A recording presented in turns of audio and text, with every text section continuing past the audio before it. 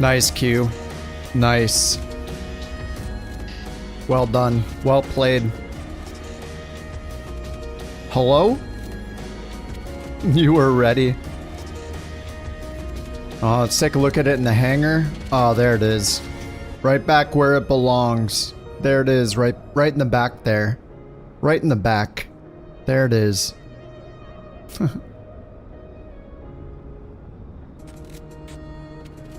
What's up, T-Bone Steaky? Hey, Grim, Jay, Vibes, John, Raccoon, the 5-time. I don't know if you guys saw, but Raccoon's the 5-time screenshot champion.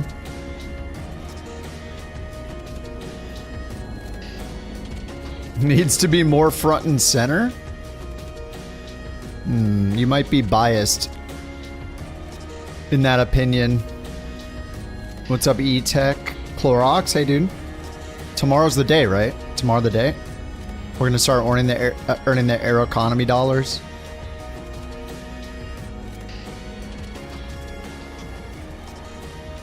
What's up, Braxton? You're loving the new Blackhawk? Yeah, I will not be buying the Blackhawk. I don't do the helicopters. We got a couch livery for the Citation. Rich made one. Speaking of Rich, there he is. It's in the liveries folder. The couch VIP. And if you look at it like this, you can kind of get ketchup and mustard. A little hot dog. It reminds me of a perfect hot dog. A little ketchup and mustard action there.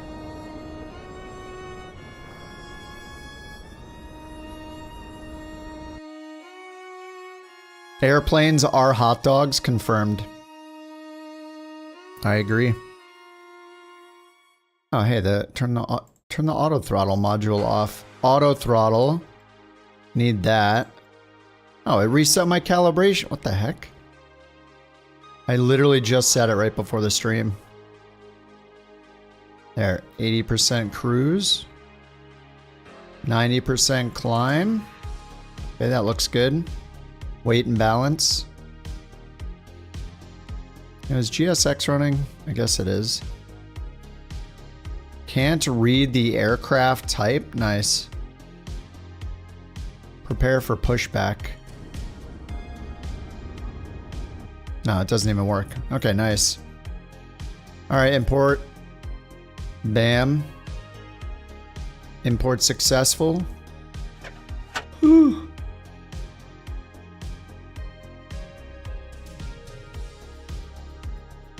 Oh, you reinstalled your sim? Yeah, Sim Update 3 has such bad performance, I don't even use it. The beta, I'm really worried about it. It's really bad. If they release Sim Update 3 and I keep having that bad performance, I don't know what I'm gonna do. Because I don't know what the point of having good hardware is anymore.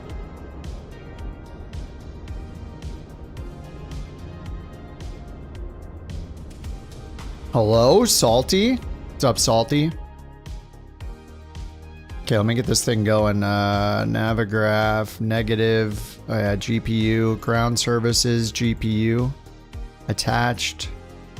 Get rid of those. The heck? Why can't I? What? Why can't I attach the GPU? The heck? Ooh. Q's already got it. Oh yeah.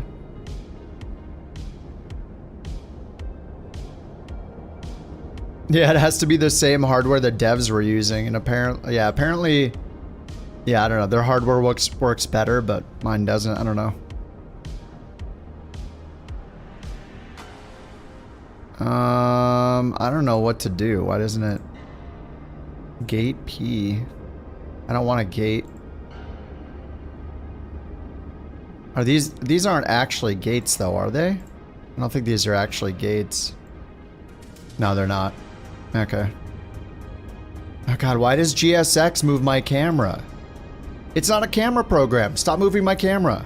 I don't want you moving my camera. Doesn't make any sense. I don't know why I don't have a GPU. Now I have a GPU. Okay, it's parking spot dependent, I guess.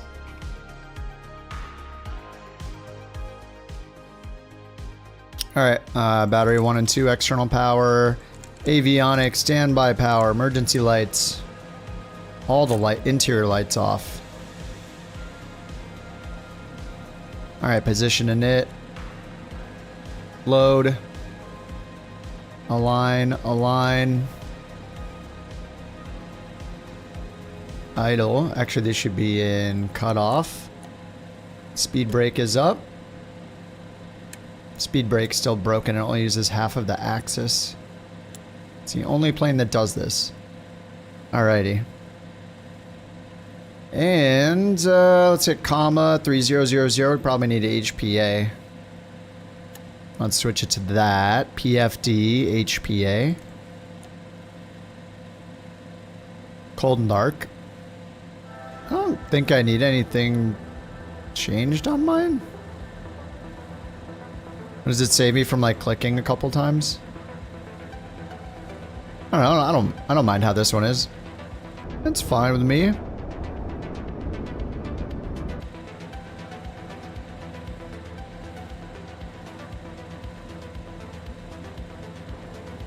You're surprised what worked the livery queue?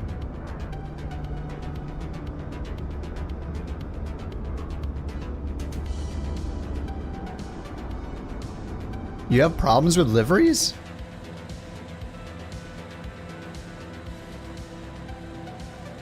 I mean, just throw it in the community folder. Should be good to go. User error.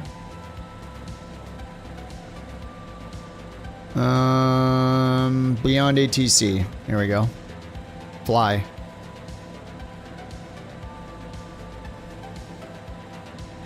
What?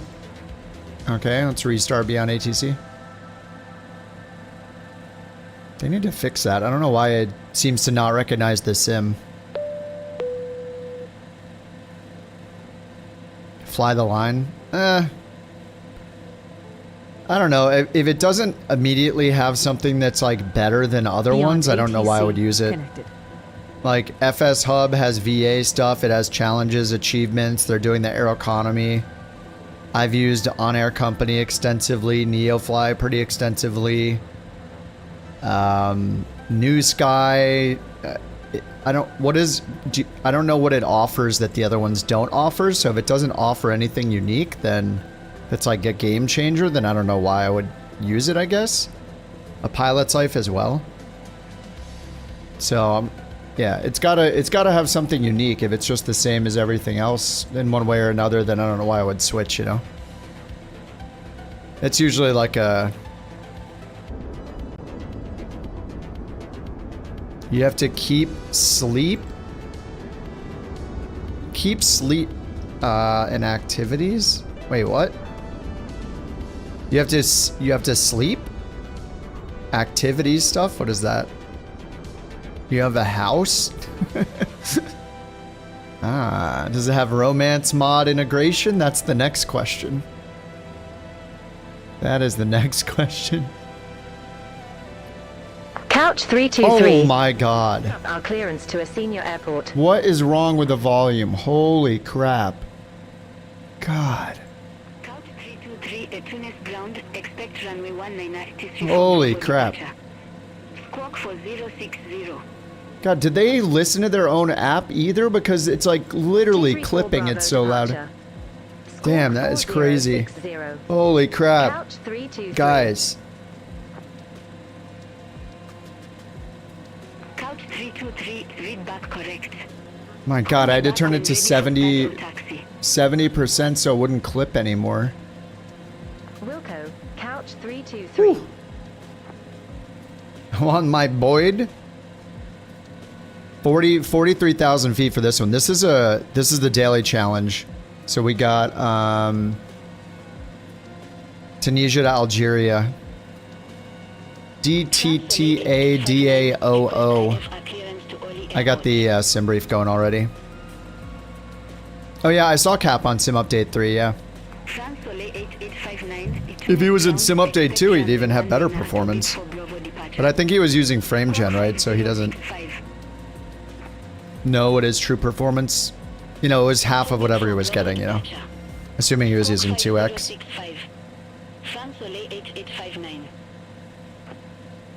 The default 787? I haven't flown it for a while. Is fly the line like APL2? I'm just so happy with FSHub, and now that the air economy stuff is coming out, like I only have room for one career mode at a time. And it's gonna take a lot to sway me away from FSHub, especially with the air economy stuff coming out tomorrow. Like the beginnings of it is gonna be really fun, so.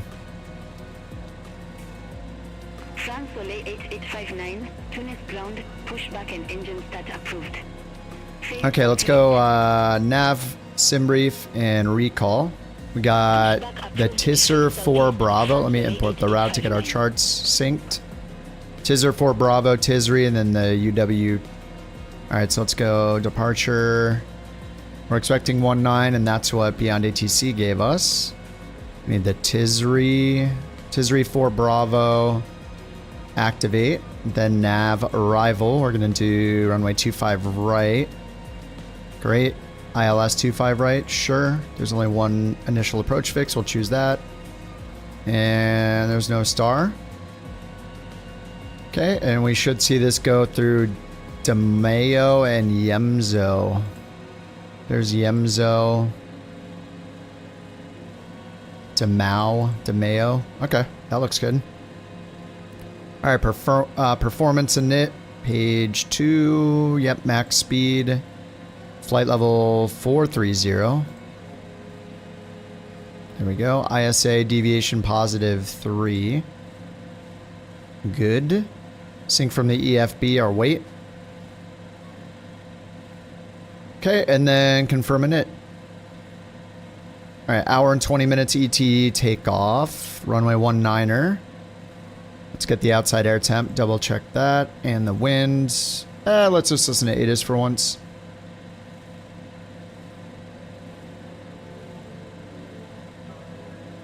Transition level 060. Numerous cranes in operation around Carthage. Advise on initial contact you have information kilo. Information kilo. You spent 3 hours going to the DMV to get a real ID to find out you already had one? 0459er Zulu. Wind 210 at 5. Visibility 10 miles or more. 2105. Few clouds at 2,600. Temperature 2 tree. Dew point 16. 23 liars. QNH 1016. VFR conditions. Landing runways 19er, 29er. Oh, you can't do the pressure altitude there. 1016. Sorry, 1016, which is 3000. Nice, and it translated automatically. Carthage Airport information. All right, back to the other. We'll go back to ground here. 121.9er. And 19er's up there to the north.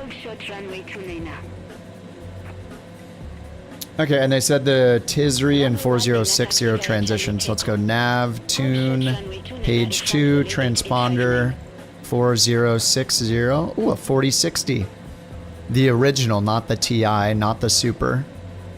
The original 4060. Okay, I'll go to Prague, page 2. Cowtown was on the Miltech Mission Hub. Miltech Mission Hub for Xbox. Wait, does that go along with the new? Does that go along with the new Blackhawk? It's a Miltech one. Are they the ones that made the Chinook that had like the cool little like cargo hauling missions and stuff built in?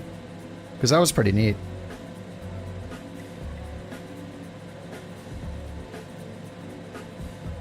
What's up, Will?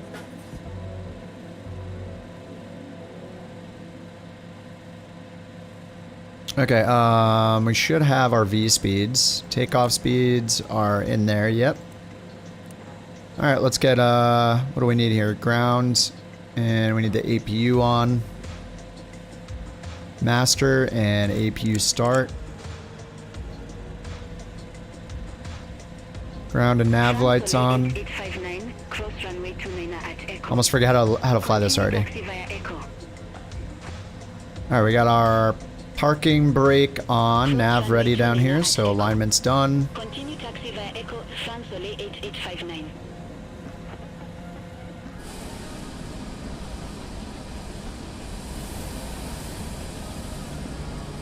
The CH-60, is that the Blackhawk?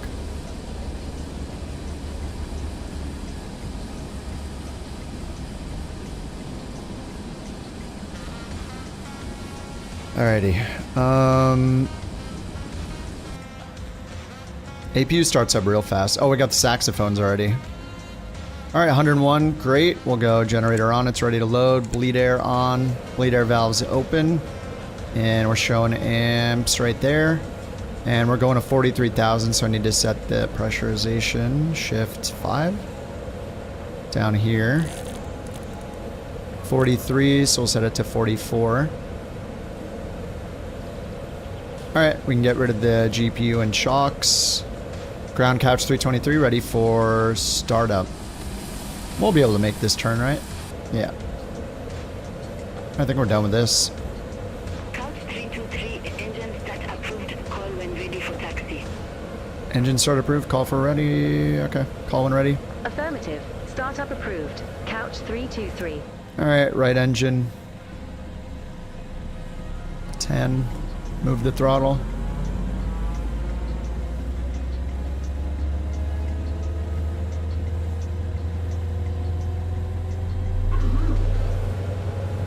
It's not a Bork, don't even think about it. Not a Bork. Don't do it. You're gonna get banned. Don't do it. Engine 1 at the same time. 10. Wow. Wow.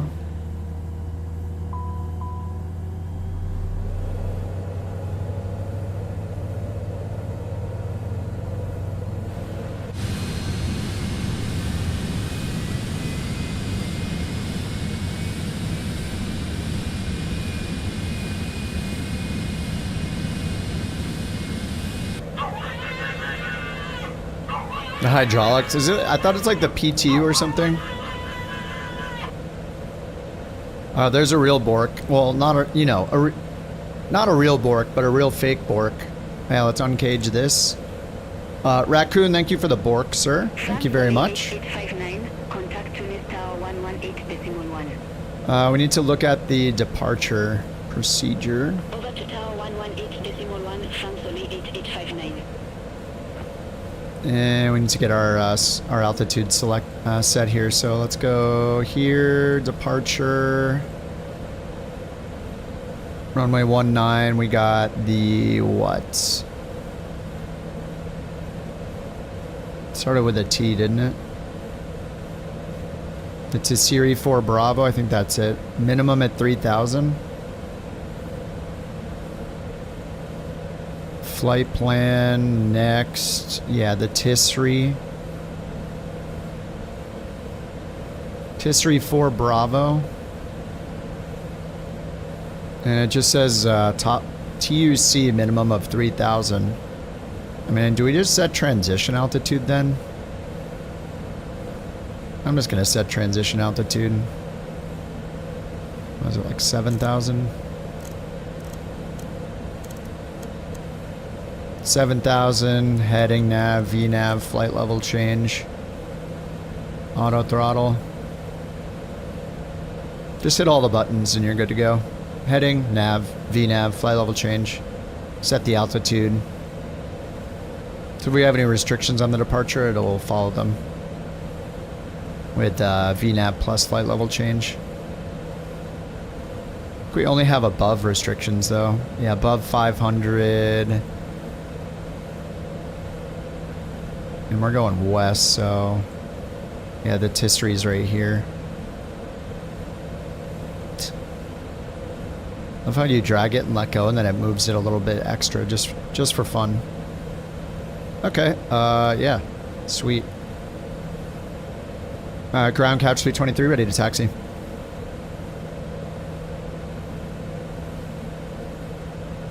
Aircraft calling for taxi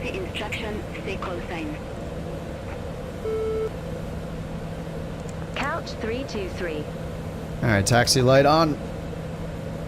Parking brake off. 323, runway 19, taxi via hotel, Foxtrot Echo. Hold short runway 19. Runway 19. Alright, we need to turn it taxi via around. Hotel, Foxtrot Echo. Music. Hold short runway 19. I'm back. Couch 323.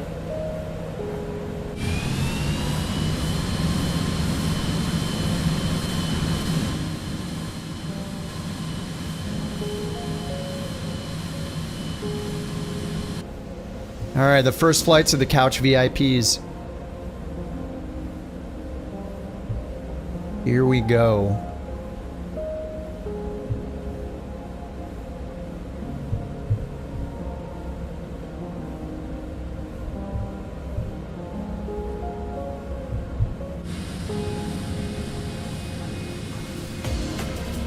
Woo.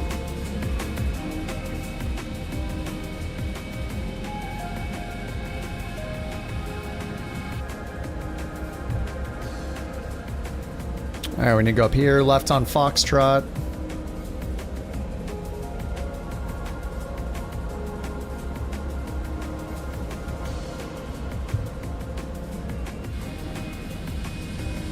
This is a Richo special.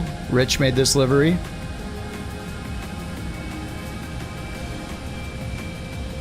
There was another one in progress by Dan that I'm sure we'll see at some point too. We're gonna have a bunch of Citation liveries.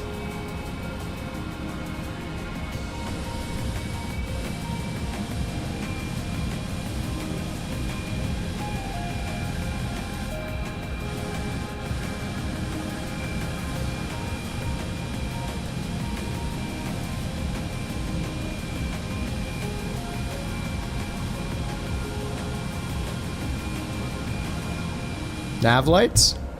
Like the switch is right over here. I should get pack safety on. Nah, the lights you need like for ground and stuff are over here, and then for takeoff and taxiing are down here.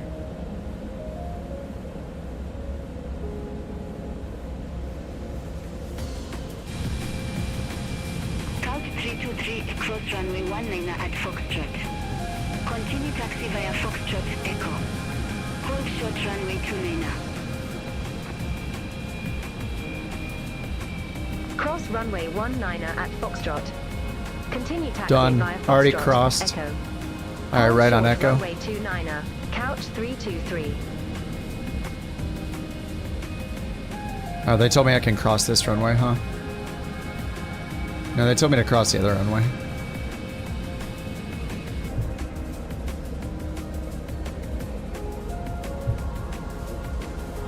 They didn't tell me I can cross, I'm just going. What are they gonna do about it? Yell at me?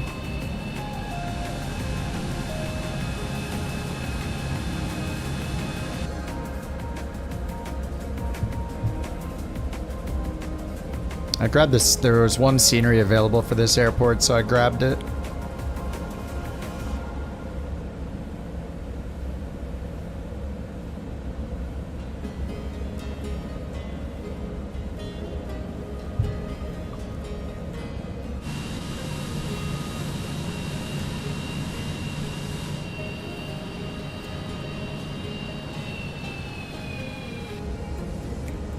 I should probably get the flaps set. Get the trim set. Hello? Pedostatic.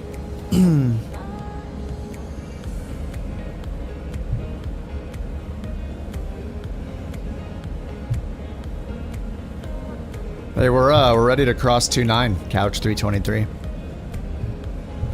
Flightsim.to? No, I just get them from the marketplace. I don't want to update 8,000 sceneries. I like the marketplace. I don't like having to hunt for updates or wait for emails and open 20 different apps and go to different websites and unzip stuff. And I kind of made the commitment to use the marketplace as soon as it was a thing. As soon as good planes started coming to the marketplace, I was just like, yeah, I'm using the marketplace 100 as much as possible.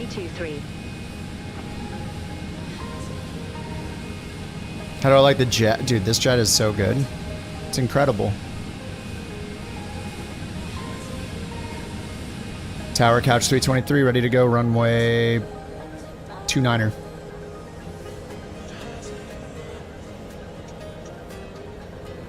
Couch 323 at Tunis Tower, wind 210 at 5 runway 19 cleared for takeoff.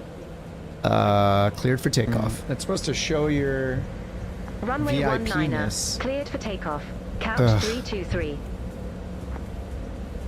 No, it's not. Oh, somebody's spoilers are up. Q, your spoilers are up.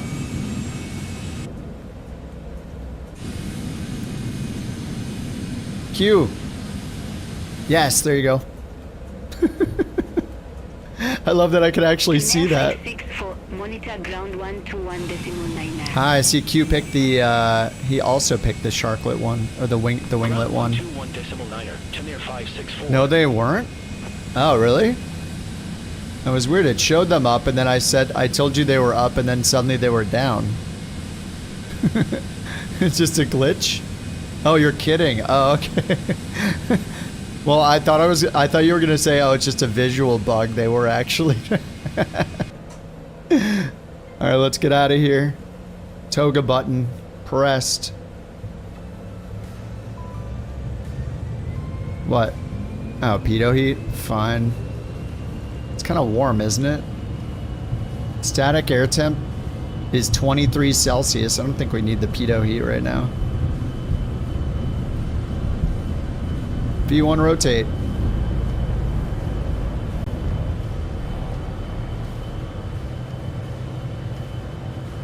Alright, gear up. Ooh, who's going there? Nice. Holy crap! Was this an air show? Dude, that was... That looked great. Alright, we're over 170 knots. Let's get the flaps up.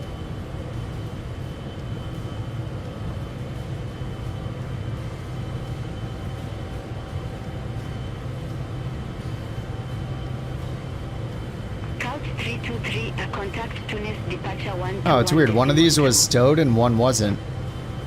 Anyway, where's my flight director? Contact Tunis departure 121.2, couch 323. Let's go back to flight level Tunis change. departure, couch 323. Good morning, 2,000 feet. Okay, I think we're good. Couch 323, Tunis departure. Good morning. Identified. Climb to flight level 190. LNAV? Is it going to turn left? Level 190, couch 323.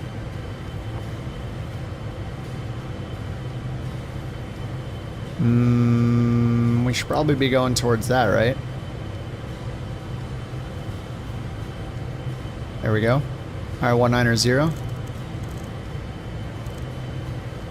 190.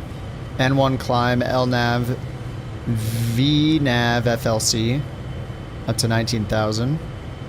250 knots. Trim's good, flaps and slats are retracted, gear is up.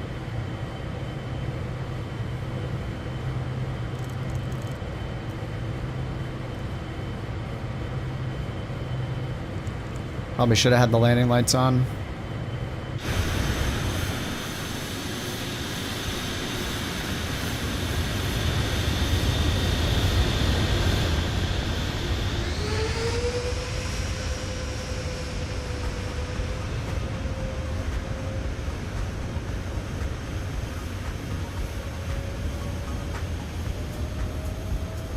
Yeah, you had to do direct to the next waypoint. Yeah, I've had that happen a couple times, I think. Unless that's...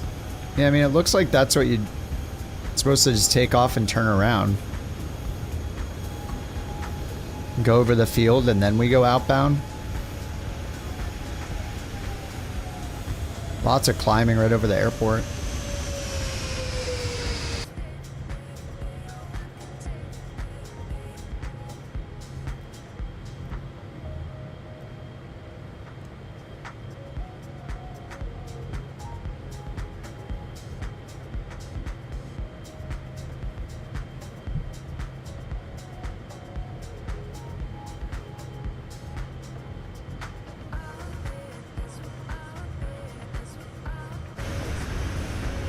Yeah, I was like too close to the airport. The first, like the first waypoint doesn't work or something. Yeah, something like that. What's up, Bird?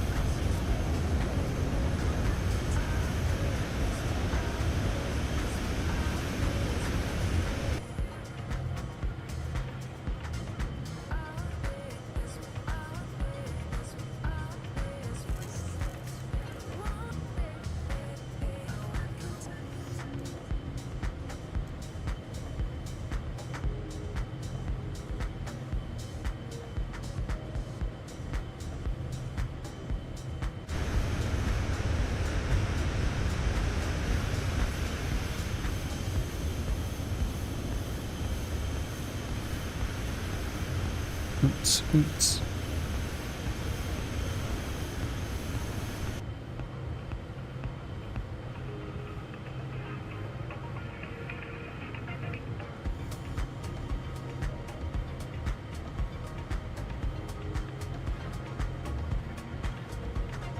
And turn off VNav just because they just told us to climb to 190. I don't think there are any restrictions though. Top of climb 200 miles, top of descent 367. Static air temp 1.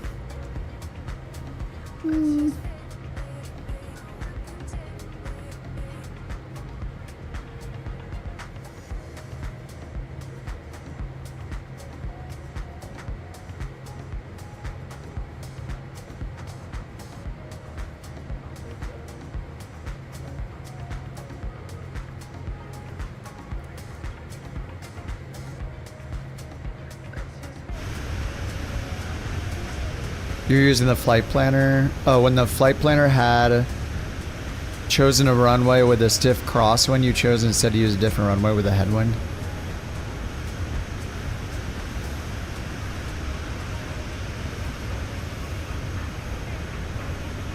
Yeah, maybe it just gave you the longest runway.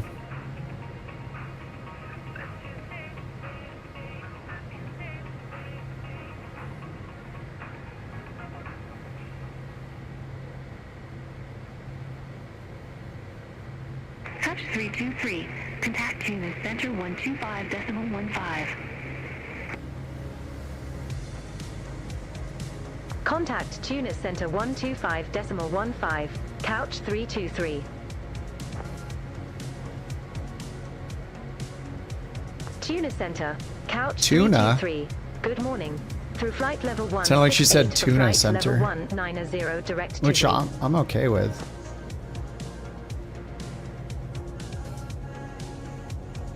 Couch 323, Tunis Center. Radar contact. Climb to flight level 430. Tunis Center. Climb to flight level 430. Couch 323.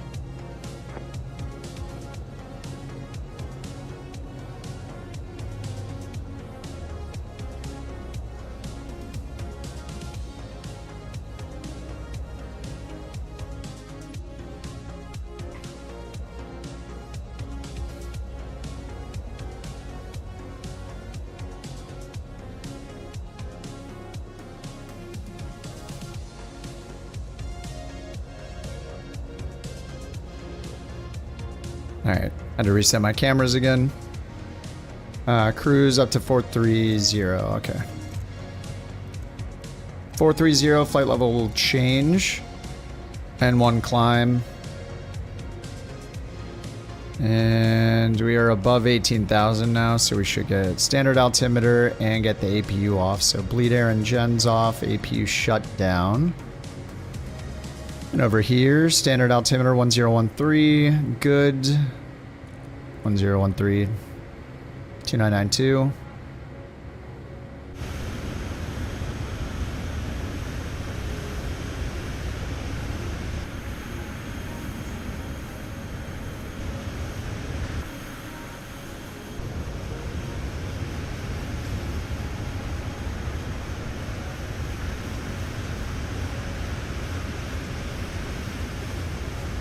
Feels like it's been a while since I've been in this thing. I think it's only been like 4 days or something.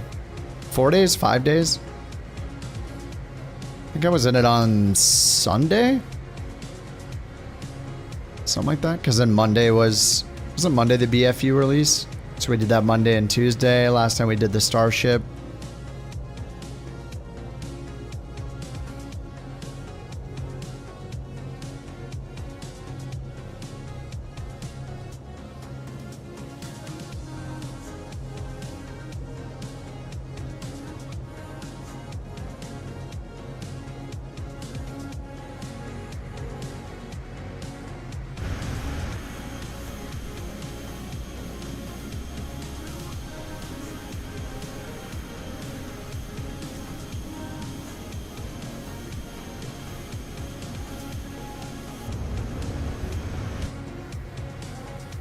.3D scan people. Yeah, I don't know why the Copilot doesn't show up. Wait, did I turn the Copilot off? Maybe I turned it off.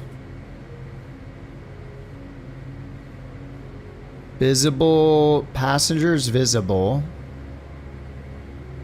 Yeah, and this is a two pilot operation.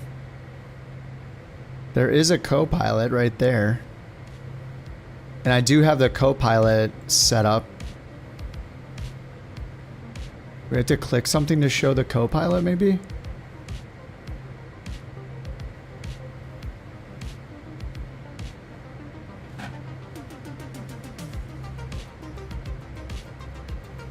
Yeah, I don't know.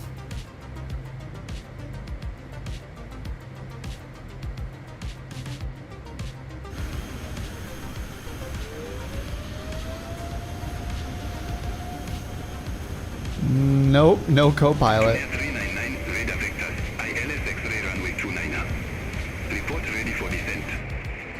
Oops, landing lights.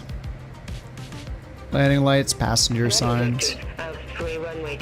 Oops, strobes. Good thing I'm not playing New Sky.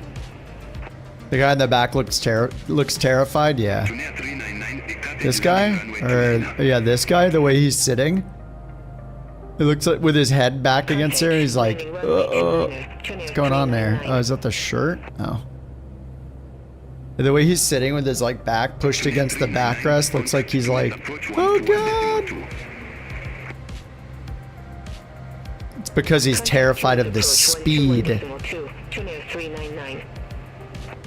You got the Phoenix working speed for anyone having an issue. Turn off display sync and the one above it in the Phoenix app.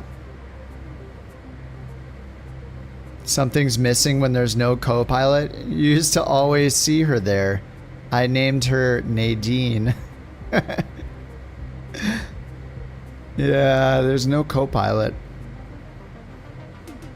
I double checked earlier and I do have the Copilot chosen in the avatar selection or whatever. So I don't know. Flight level 160 for flight level 190 direct Uzma. You think he's holding it in? France Soleil 8859, Tunis Center. Good morning. Identified. Climb to flight level 380. Climb to flight level 380 of France Soleil. Yeah, having no ATC is a little weird. I pretty much... I'd say like whenever I'm flying a jet, I turn on ATC. If I'm doing a short flight, I won't turn it on, but yeah, just having something in the background makes a lot of sense.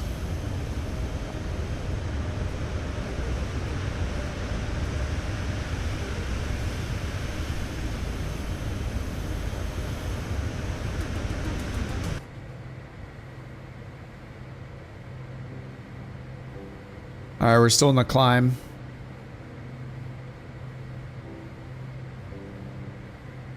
$45 miles to the climb and then 300 till the TOD. We're definitely going to use some 2X here. Oh, that reminds me. I didn't re-download the sim rate. What was it called? Sim rate display or something? Sim rate display. This one. Sim rate display. Alright. Let's re-download that. I love it. All it does is show the sim rate. And it even says in it, that's it. It just shows the sim rate. That's the app. That's what you get. That's what you asked for. It's what you got.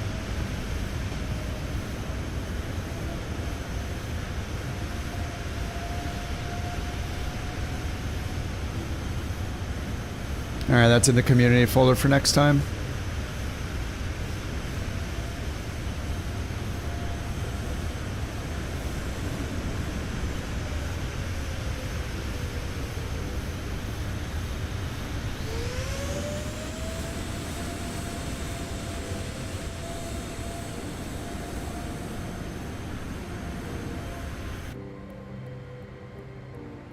Dude, I have the F-22 enabled.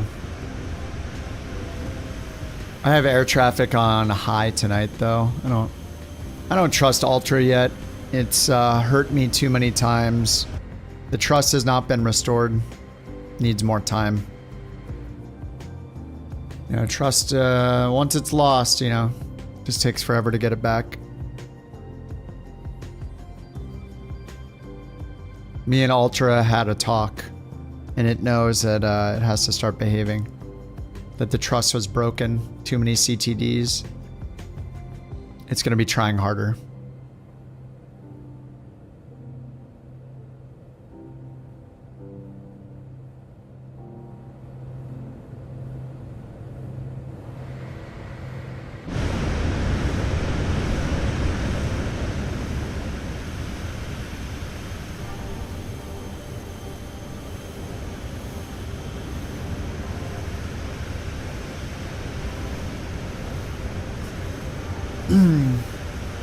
It's funny because it looks like this is supposed to be Cessna Citation X, and that was in their trailer video.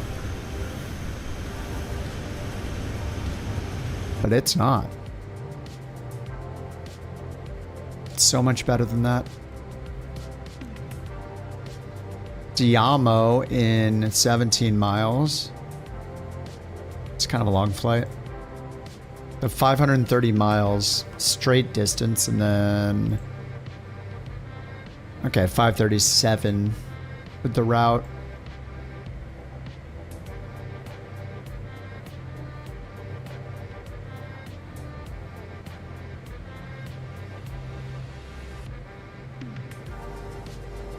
A little moderate turbulence up to 320. All right, on the way in and the descent. Expecting some turbulence. Should I turn turbulence back to realistic? I've had it on medium for a while now, and I feel like I haven't been complaining about it, so... Gotta turn on realistic so I can get angry at it again. More than usual.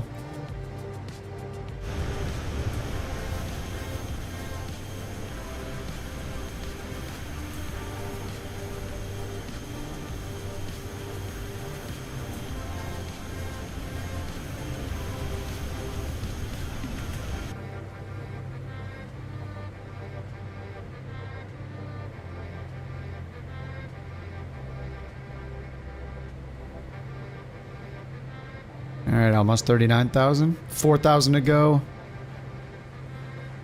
Half bank mode is on.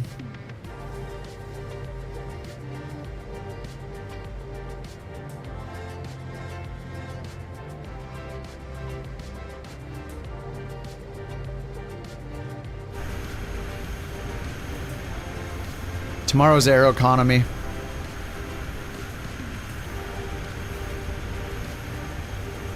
I don't think they said anything about not being able to stream it, so...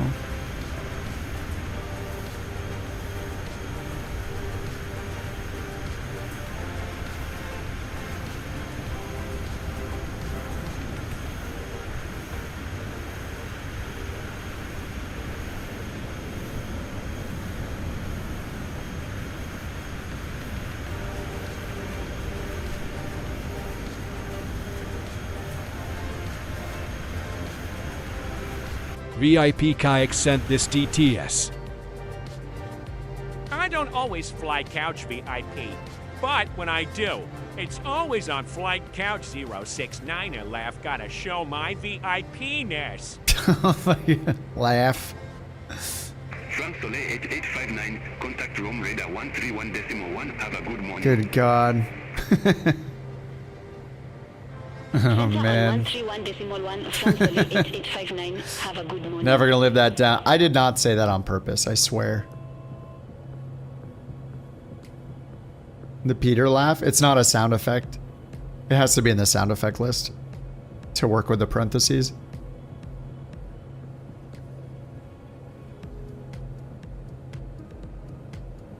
There are rules, man.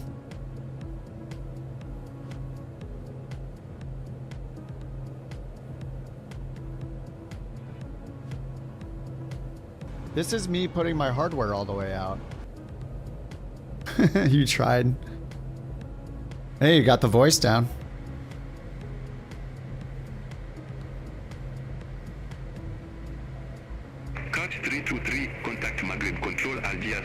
Actually, this is only with our hardware at 94.8%.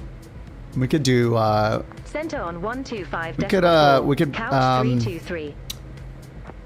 increase Margaret control the number. Ortiz. Couch 323. The number Good that's being morning. measured. Flight level 430.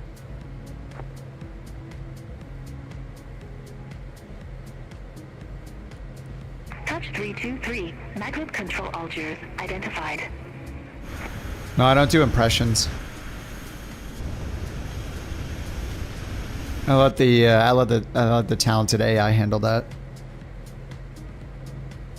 I just pretend to know about 42% of each thing about each plane and nothing more.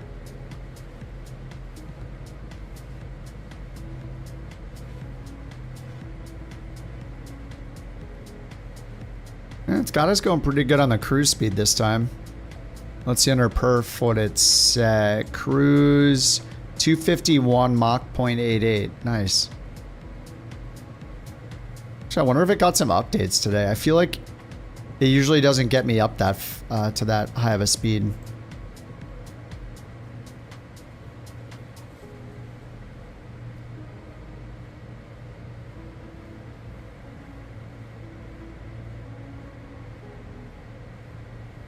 All right, 260 miles till TOD. It's time for the sim rate.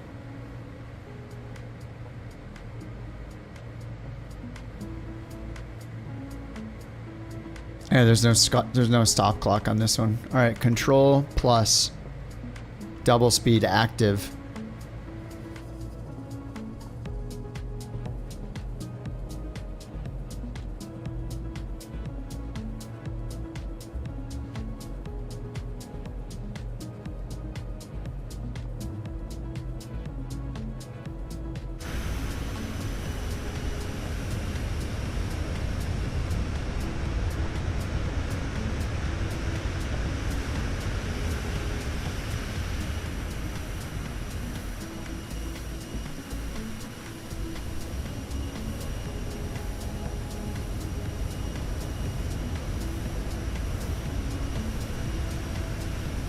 Thank you. This is a Richo livery. Richo special.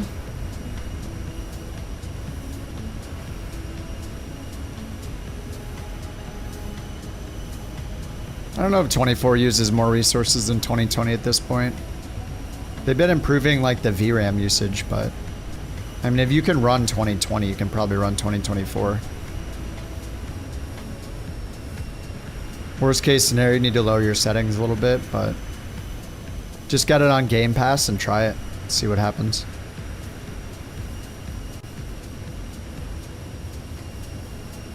I mean, I think on paper, if you look at their requirements, I'm guessing it does.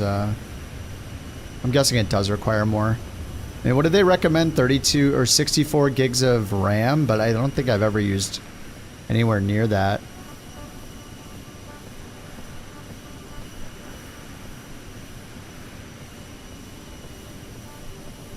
I mean, this is what it's using right now. Yeah, it's only using 10 gigs of memory right now, roughly. So it seems like 64 is kind of overkill. I think 32 is a good idea. And then, I mean, CPU, it's always going to use as much of its CPU and GPU as it can.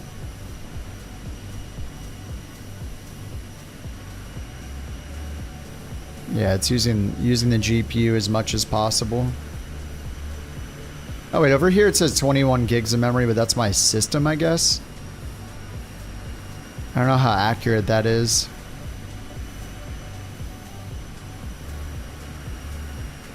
Compared to this. This says it's only using 10 gigs. This is probably wrong, huh? That must be wrong. Because I'm not really running much of anything else. There's no way other programs are using 10 gigs. So maybe 32. I think they recommended 64 ideally, but... You can run it in Ultra? I mean, yeah, I mean, it's... If you can run 2020 in Ultra, you can run this in high-end or Ultra, probably. But I still recommend... But I recommend just getting it on Game Pass and trying it. Like, instead of paying for it outright, like, if you're that worried about it. But, I mean, yeah, I don't know. If I had to say yes or no, can you run it? I would say yes, because you're running 2020 in Ultra.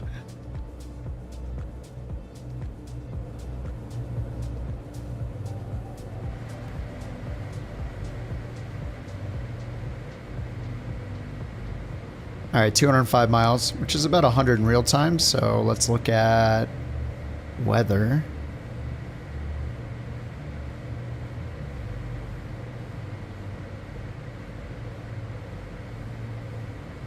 Elevation's 300 feet, so we'll put it about 800 when we change the pressurization. We do not have a arrival, no star.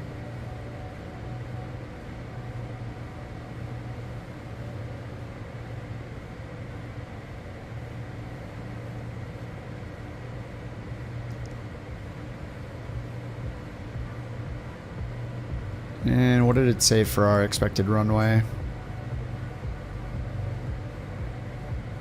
Expecting 25 right, and looks like there's an ILS for both.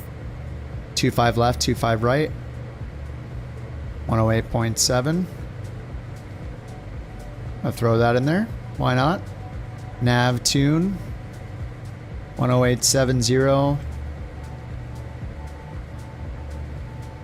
And it's got DME.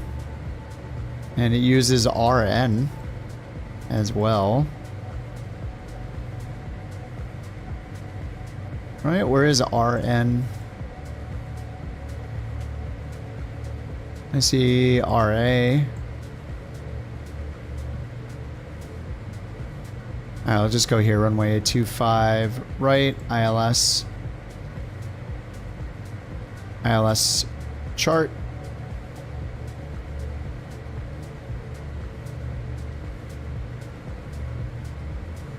Yeah, there's RN. DME 1.2 from RN. There's... Oh, here's RN right here. Wait, what is RN? Is that an NDB? If so, where is it? DME 6.4 RN.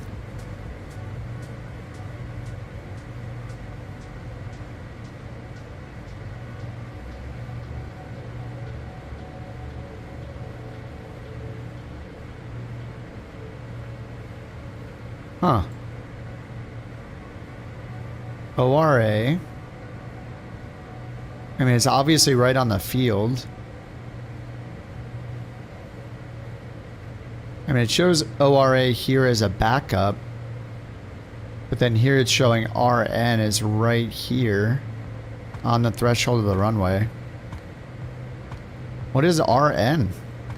Touch 323. Contact backup control Algiers 122. Oh, it's the localizer. I would not expect the localizer to have a two-letter identifier. Okay, I'm looking for an NDB. Okay, RN is just the localizer. Okay. Margaret control Algiers. Couch 323. Alright, so one up down at 3250. Minimums for Cat 1 DME are 520, 530. They're 520. Couch 323, Margaret Control Algiers, identified.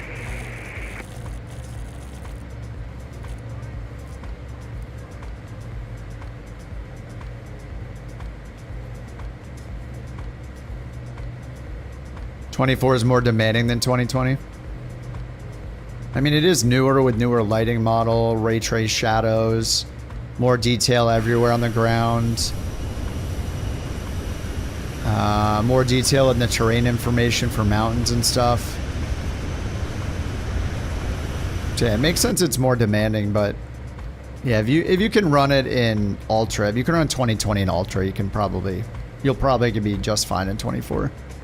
Maybe not necessarily on Ultra everything, but stop holding on to the past. Just use 24.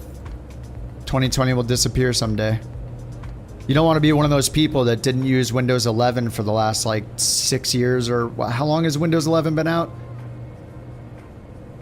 5 years, 4 or 5 years, and now all of a sudden you're like ripping the band-aid off. You're like, oh no, I have to switch to Windows 11, and you're like grabbing and clawing not to do it. Like, that's what happens if you just don't adopt the new thing. Like, just adopt the new thing. The old thing's going away. Adopt the new thing. Don't delay the pain. Just get it over with, you know? Plus, there are going to be things that the new thing does better than the old thing, so just get the new thing, you know?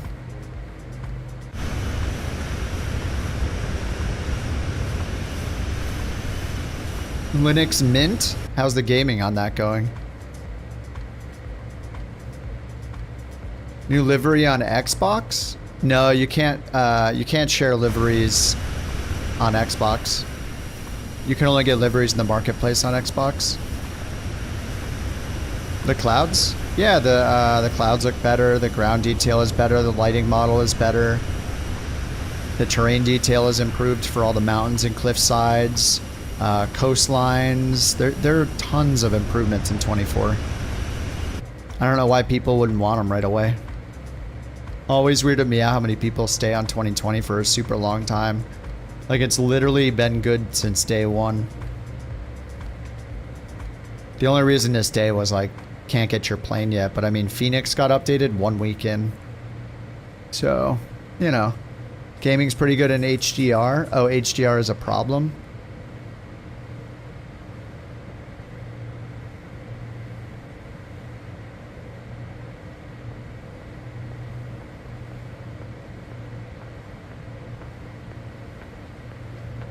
The roads are better? No, the roads still suck. That's a lie. They run into one bug, crying, but yeah, because 2020 is perfect. Couch 323, contact Mugwort Control Algiers. We don't know our approach yet, Johnny. Have a good morning. Do not know. Center on 124.9er, couch 323. We don't know the approach till we get close. But I set up for ILS 25 right. Couch 323. There was only one Flight transition, so I picked it. 430. I mean, they'll probably end up vectoring us. We'll see. Gaming's pretty good. HDR's a problem. 24 runs out of the box. Wait, it does? Huh.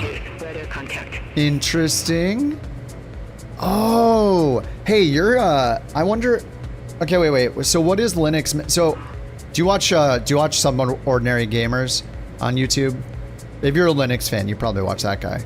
But anyway, I mean, I don't think anybody would scoff at using Linux if it had the support it needed, right? If we could play all the games we play now, if I could use OBS, if I could launch little landing rate monitor, all that stuff, like, I would totally switch over. Like, everybody hates Windows, right? Everybody's always hated Windows.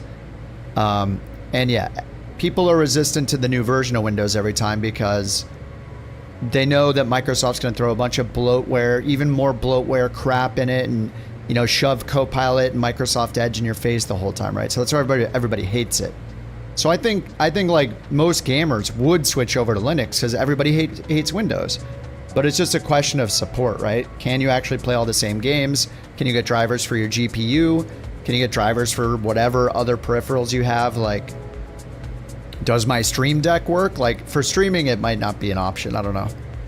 But, I mean, now that I have this little mini PC I'm using for the stream, I wonder if my mini PC could do the stream on Linux.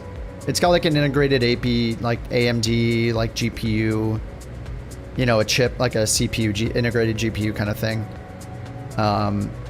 But all I run on the streaming machine is OBS, the bot software, Discord, and the chat program. Like, that's about it, which is in the bot software. So I run like 4 programs on it and use a capture card. All right, I'll have to look it up. I'm curious. Mint? Is it like a new thing? Linux Mint?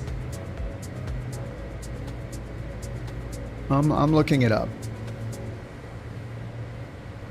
You spent configuring Win 11, making it look like Win 10. Oh, I don't care how it looks. I think it's fine. I mean, you can just left align the start bar if you want to. It's in the options. Like, you don't really need to do much. Linux Mint. The latest version of the friendly operating system is here, installed on your computer today.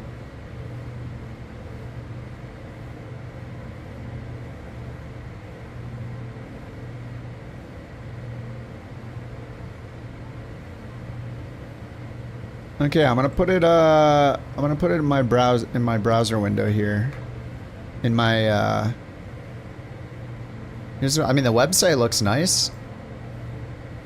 Download, what is it? Productivity, multimedia, gaming. More than 7,800 games with Steam. Right, because Steam has Linux compatible games on it, but there's probably not that many of them, right? So like OBS Studio, for example, I believe has a Linux. Yep, there's a Linux distro for this. I use a capture card. Yeah, SteamOS. Yeah, SteamOS. Yeah, runs off Linux. Yeah. The center start bar, you can just move it to the left. Just go in the options. Just right click on it, go to taskbar settings, and choose left. Taskbar behavior. Taskbar alignment, left. That's it. It's got all the options in there. You can hide I hide the search, I hide the stupid widgets and task view. Just right click on the taskbar, go into settings. You can hide all that crap.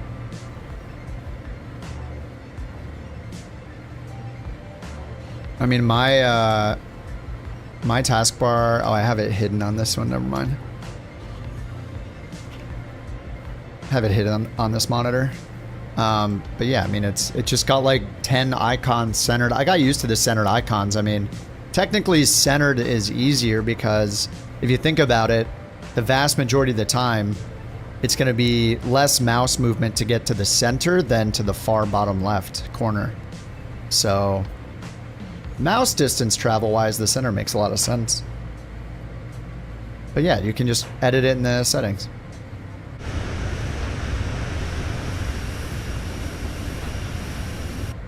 The road traffic at night on X-Plane? Yeah, I agree. That's one of the few things that, and X-Plane 12, it looks good too. But X-Plane 12, the few things that I always say are better in it, the list is very short, but the road traffic is one of them. The way roads look, the traffic of the cars, the traffic lights changing look really good. And in general, anything that Microsoft has, anything city-wise, like buildings and all that stuff that are generated with photogrammetry look like garbage. It's all horrible. It was a mistake. Photogrammetry was a mistake for buildings. But so I prefer how X-Plane looks as far as the cities and stuff, because I'd rather see templatized buildings and like very straight vectorized roads than relying on bumpy guesses on the roads, and you just can't drive on them. They're never straight. They have stuff on them all the time. They're bumpy as hell because it's basically being treated like the ground and not a road. So yeah, it doesn't make any sense. Choose the FSS or the 777. I haven't used the 727, so I don't have enough information. But I love the 777s. I mean, PMDG is awesome. Yeah, I've disabled photogrammetry, but then the building colors look really stupid. It's a trade-off. And also photogrammetry is used for terrain and stuff like that too, not just buildings. So I want the photogrammetry that's used to enhance the terrain, but I don't want it for the buildings. And it also like discolors the buildings. You gotta pick like one. They both suck. Both options are bad in one way. So yeah.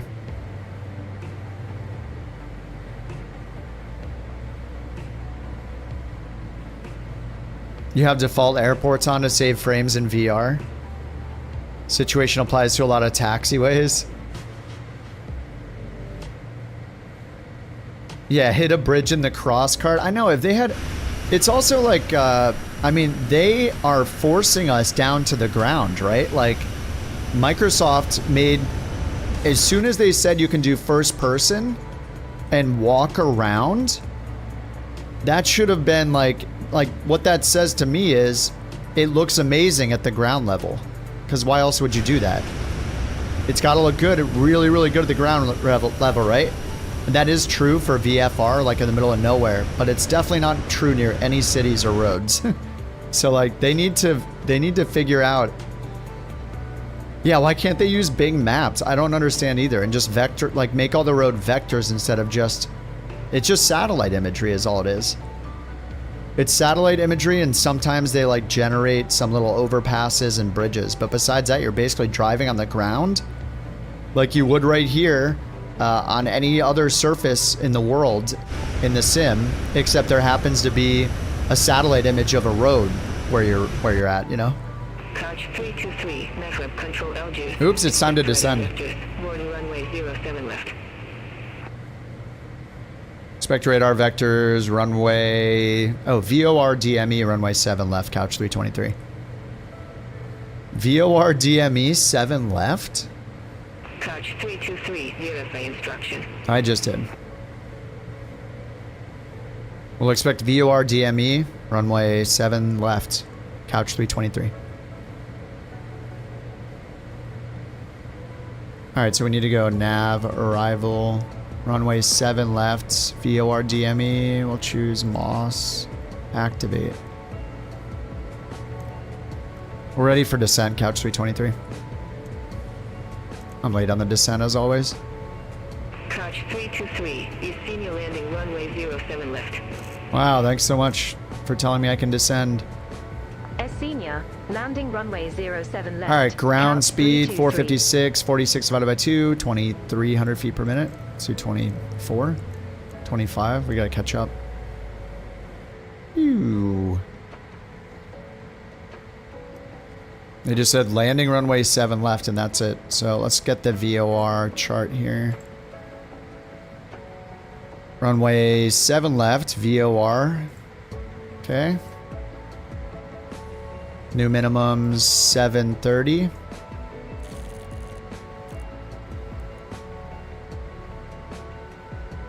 What's up, Shadow?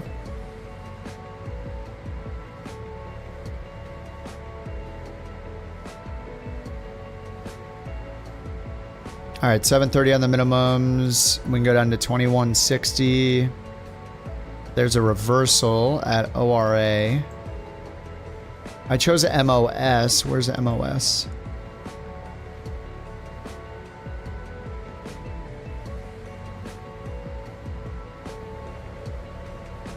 Oh, it's over here. That's the way we're coming from anyway. Alright, MOS, and we need to do the reversal. So 3250. Let's just set in 32. Or 3300. Alright, 3300.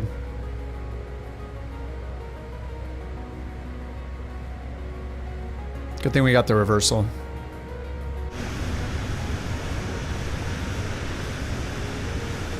You're at 65,000 feet? Yeah, I turn photogrammetry off every now and then too. I just sometimes, like, I'll have it off and then we'll be flying in somewhere and I'll see a bunch of like really like bright colored, weird looking buildings, and then I will like not regret having it on, but then I'll turn it on and then I'll see melting buildings, and then I'll regret having it on. I'm at 1x.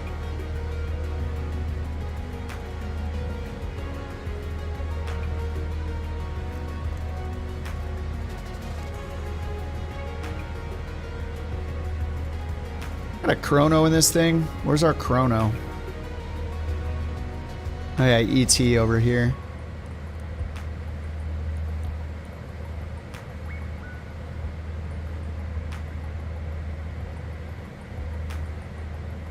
Let me double check.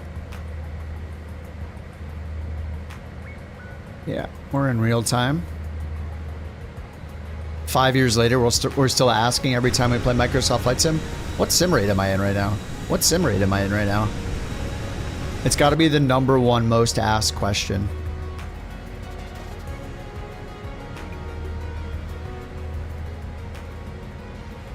The scoops come out. I don't think it's normal, but you can go up here and stow them. It happens to me too. I stow them.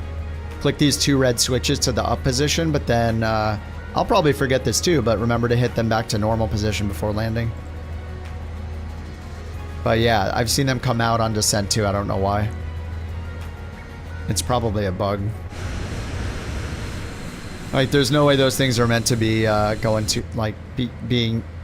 They're not meant to be used when you're going almost max speed. Going 270 knots indicated. Mach 0.8. We got the reverser scoops open. They probably just tear off the plane.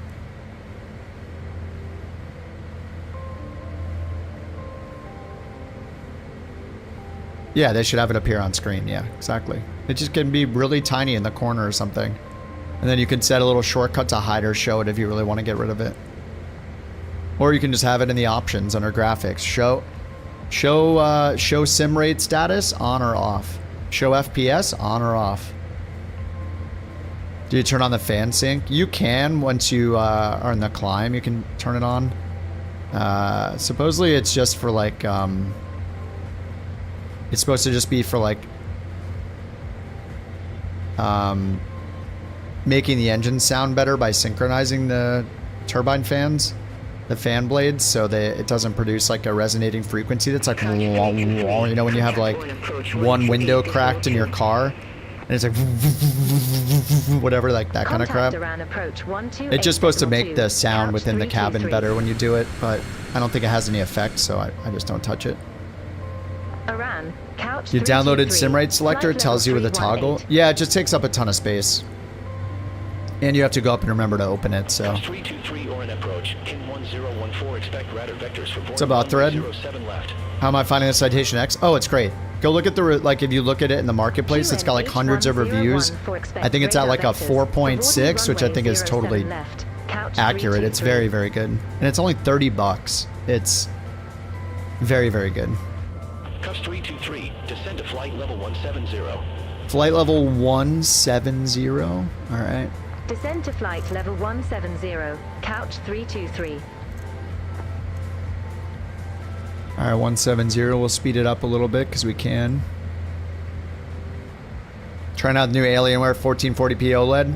Nice. Anything special you have to set up?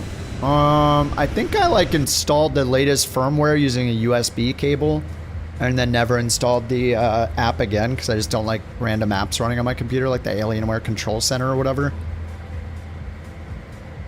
But no, it's pretty much plug and play, and this is the first OLED I've ever had too, and every now and then when you turn it off, it'll have a green light flashing, and that's when it's doing a self-cleaning kind of thing. So just leave it on when it's got the green light. I usually will like turn it off, get ready for bed, and then by the time I'm done, the green light's gone, and then I can power the... I usually just turn off my power strip every night. But yeah, not a bad idea to install the software and see if there's a firmware update right away, kind of like you do with BIOS. And update it, and then, I don't know, I uninstalled the software. I turned all the lights, all the OLED lights, or sorry, the LCD lights off the back, but you can do that in the regular menus. But yeah, OLED is awesome, man. It is game-changing. It looks so good. I don't even use HDR because HDR messes up streaming. It makes everything look washed out and weird. Maybe someday we'll have HDR streaming. I don't even know if it's possible, though, because you'd have to send, like... I don't even know how that would work. Like, shouldn't the display just do HDR on the user's end? Like, I don't know. It's kind of weird.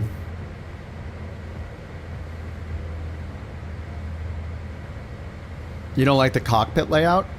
I actually like it a lot because a lot of the knobs are right where you need them. So like the baro knob, standard baro, and setting your minimums are all those knobs are right here. On this one you have all the options you need to change the screen here, and then you have the zoom right on top of it, which is nice. And then the one thing that sucks is down here, the knobs, course, heading, altitude are all down here. But what they did in this plane is they made 3 little secret screws here that act like those knobs. So while you're looking at this, you can use course, altitude, and heading. So it's actually really convenient how they did it. And then you can optionally install the auto throttle, which is awesome. You can land with auto throttle, which is so nice. It'll bring the, it'll automatically bring the throttles to idle when you get to like 20 feet AGL. It's like cheating. It's pretty amazing. And then it's cool, like the CRT screens are cool. You can change it for the LCD screens if you want them to look a little cleaner, but you know, you can see like all the little like little scan lines on it or whatever. Yeah, I think they're pretty awesome.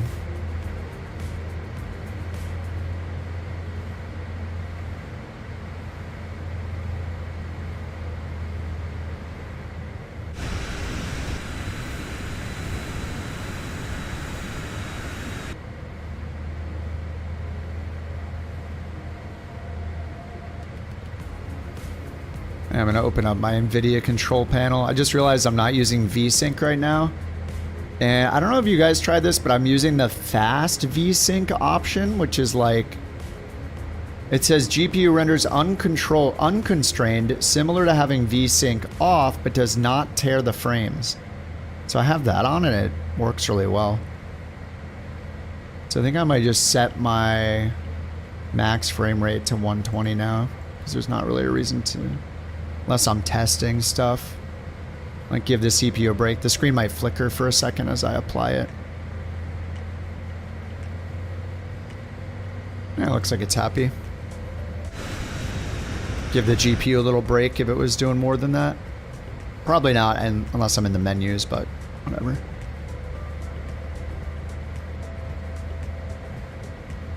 Yeah, I think we're going to retire this song. We've heard that too many times. Goodbye. Next song.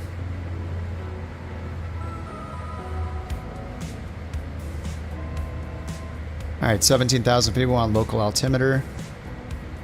Let's see what we got, and let's also put in the weather down there. Actually, let's just use the ATIS. VOR. We'll go nav 2, or sorry, com 2. There's tower. Where's the ATIS? No ATIS. SIDS, airport facility chart, approach, and tower.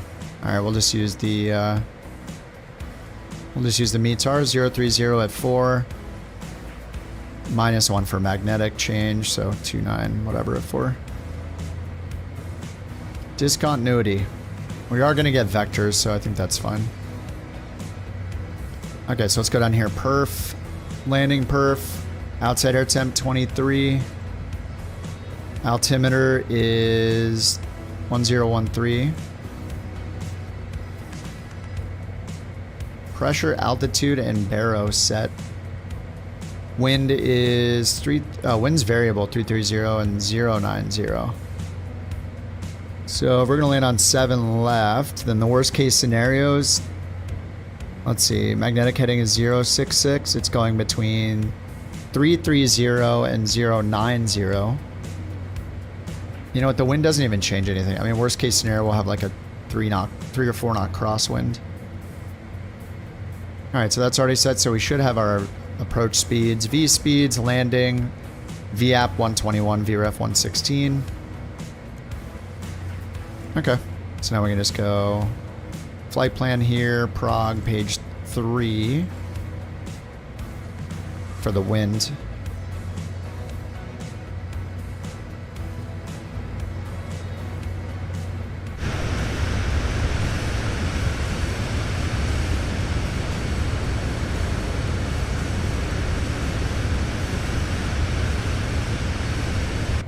Flight Sim EFB. It has LIDO charts and FAA charts. So Navigraph gives you Jeppesen charts, so it is possible that you don't have charts where you're going if it's a smaller airport. But if it's a commercial airport that's covered by LIDO charts, like an airport with lots of commercial traffic, then you'll probably have LIDO charts. If you're flying in the US, you can also get FAA charts if you're in the US. But yeah, I don't really use Navigraph that much anymore.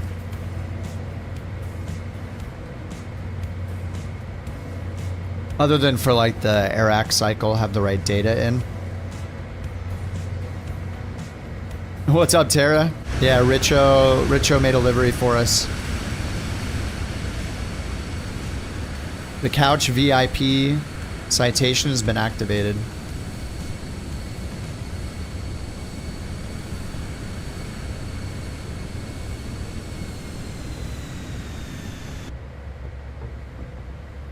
All right, they told us to descend to 170. That's where we're at. We need to go around here and turn around for runway 7. So they gave us the localizer. Let me put in the localizer frequency and final approach course. We'll see if they put it in already. So we'll go to nav, tune.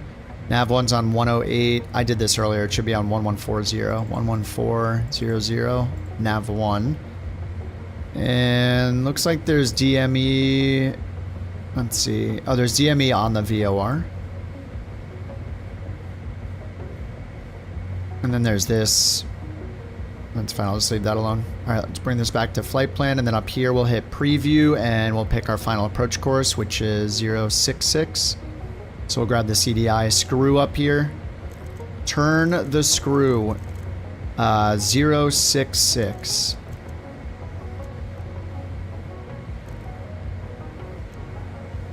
There's 066. Alright, so we're ready to switch over to nav we do that just by hitting nav here to switch to our nav radio for guidance. You ended up redoing the normal subscription? Oh, relied too much. You used it too much to just do the Iraq? Yeah, I think that's fair. Yeah. I mean, if you use it a lot and you got the money, give them your business. For sure. Yeah, the new livery is on the Google Drive, yep. I think we might have some more colors of this. We'll see. There may be more color variations of this one coming. And Dan was also working on one that looked a bit different than this. So we may even have more options. He was just like traveling or something. Yeah, the plane looks nice. Citation X is one of your favorites in FSX. Yeah, this is really fun to fly. I don't even fly the business jets much at all, and I think this plane's really, really nice. It being $30 it makes it just a steal. It's awesome. And you can look at the reviews on the marketplace. I just looked at them before I started the stream, and it's at like 4.6 stars or like 200 something reviews, something like that. It's really good.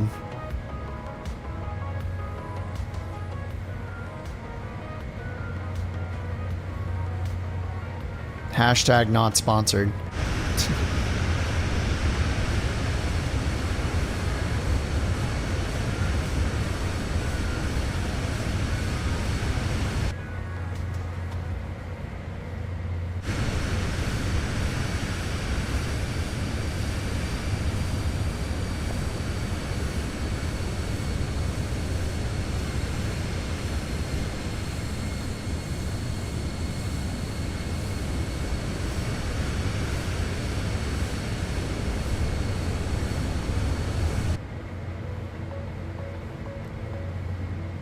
Alright, we need to, yeah, we're just going a ways and then turning around. I should choose vectors because we're not doing Moss. So let me go to nav, arrival, approach, VOR, vectors, arrival, activate. There we go. Discontinuity, discontinuity.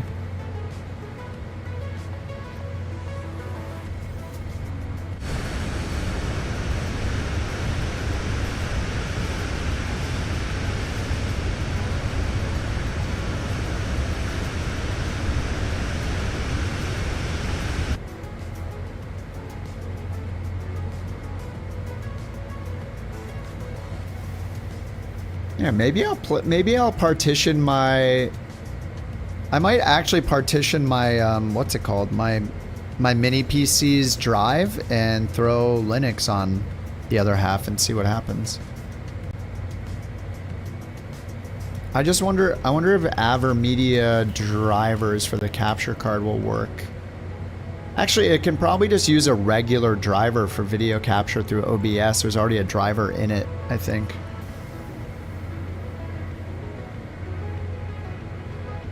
Yeah, that sounds like a fun little project to try out. Free and open source, community-centric, fun, helpful, and so. Project, sponsors, partners, installation instructions. Man, this sounds kind of fun. I haven't tried a Linux distro in a long time. Linux Mint. How new is this? There's a new BATC update? Ooh! Where?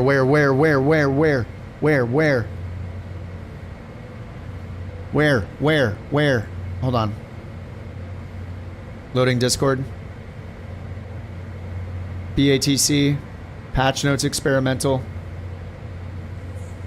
Ooh.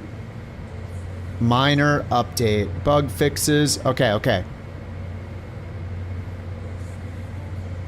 let's bring it over. Let's read through. How am I in the descent? Doesn't matter. Historic weather synchronization for Flight Sim 24 can be toggled. Wait, they already did that. That was in the last one, right? During backtrack departures, prevent the next aircraft from entering until takeoff's completed. Okay, rocket ship calls. When wanting to change altitude now based on ceiling of the aircraft up to 510. Okay, nice. So they put support in for this plane.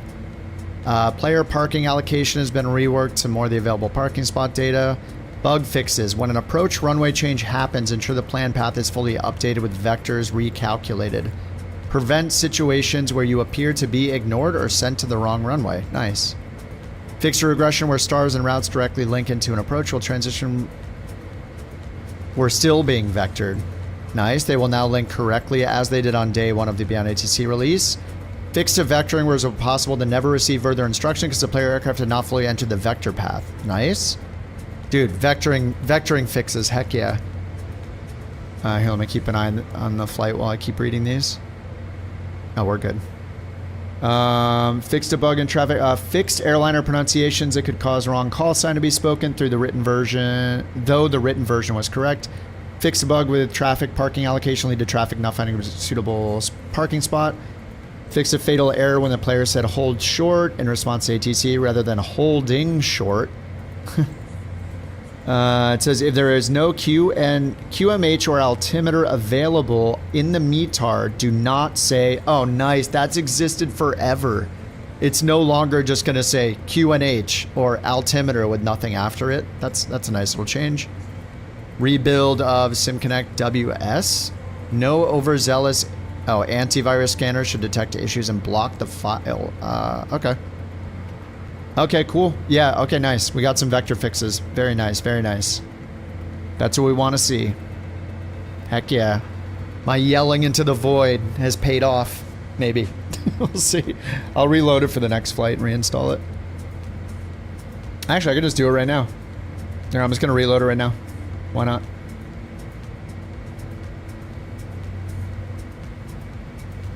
Alright, restarting.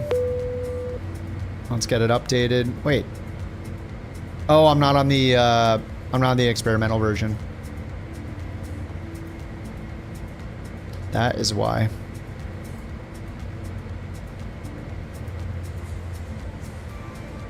Dude, yeah, I mean that's like what, 3 or 4 vector fixes?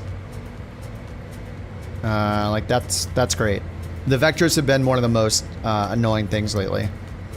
I mean, for months, really. So, we'll see how it goes. I mean, right now we're waiting for vectors to final, so... we'll see how it goes. Did I mention we'll see how it goes? I think I just said that 4 times. We will see how it goes.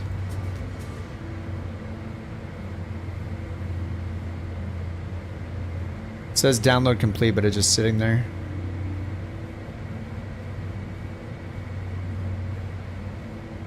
Just closed itself. There we go. Beyond ATC setup. Yes. Next, install. Okay, it's installing. Sorry it wasn't too big. No, no, no, dude. Every bug fix I want immediately. No. We'll see how it goes, Pete? Yeah, we'll see how it goes.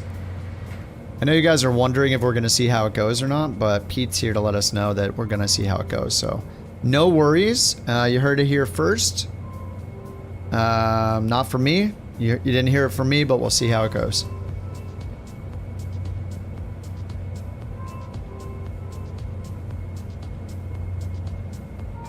It's still installing.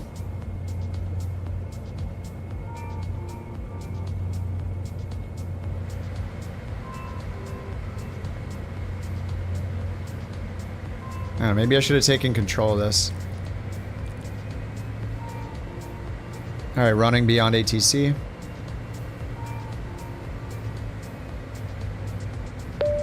Oh, it's huge! I'll reset the window size in a second. Right down here. Restore window size. Good.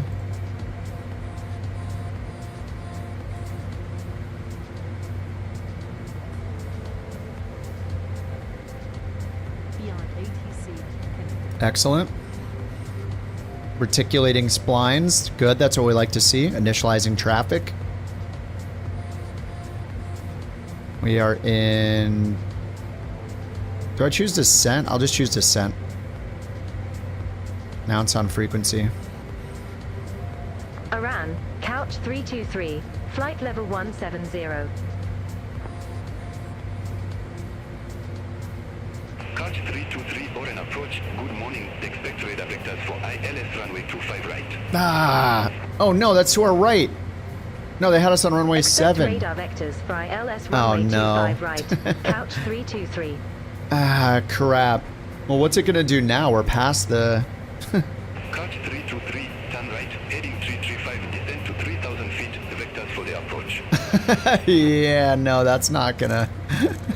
Turn right, heading 335, descend to 3,000 feet, couch 323. Why is Wire hesitant? This is beyond ATC. What? 2,000 feet.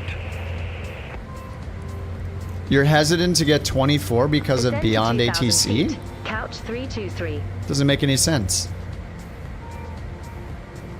That's like, I'm really hesitant to get that hamburger because of this sushi restaurant across the street, and I don't want sushi. Like, wait, what? You reticulated your spline the other day, it didn't go well? Yeah, I'm gonna do 2.5, right? I'm going for it. Speed brake, out. Flight level change, descent. Let's do 250 knots in the descent.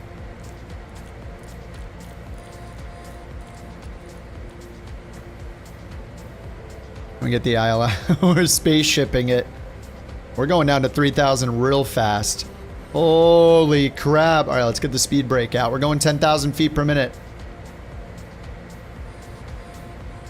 All right, this is fine. All we need is the ILS approach now.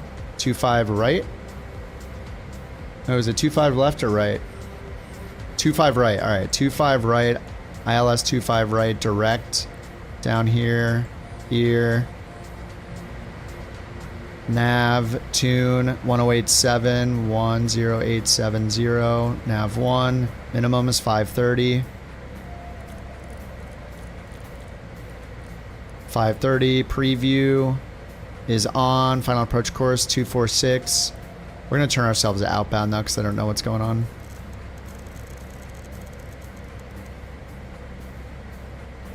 Alright, 246 on the final approach course. 24. 246. Okay, good. And we'll switch to nav. Down to 3,000 feet. Yep, 3250 is what it should be. We'll do 3,000 though, because they said to. We're descending at 2,600 feet per minute. Idle. And we're doing Citation X things, okay? This is fine.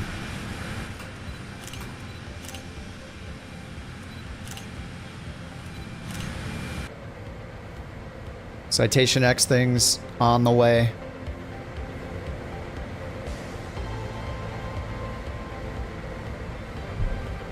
Now we're gonna retire this song too. Goodbye. Retiring that song. Out with the old, in with the new songs.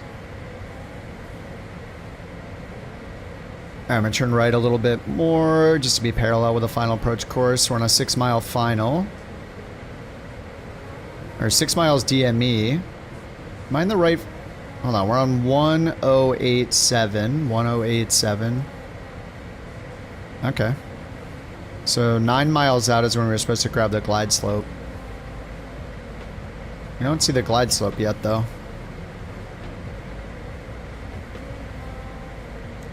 Couch 323, turn left, heading 285. Do we trust him? No, we're gonna wait for the glide slope to get above us. Heading 285. Couch 323. Soon, though. Left turn 285. What is that? 24? 285 right here. Yeah, that's a good angle, I guess. Almost at 3,000, but we need to be at 9 DME.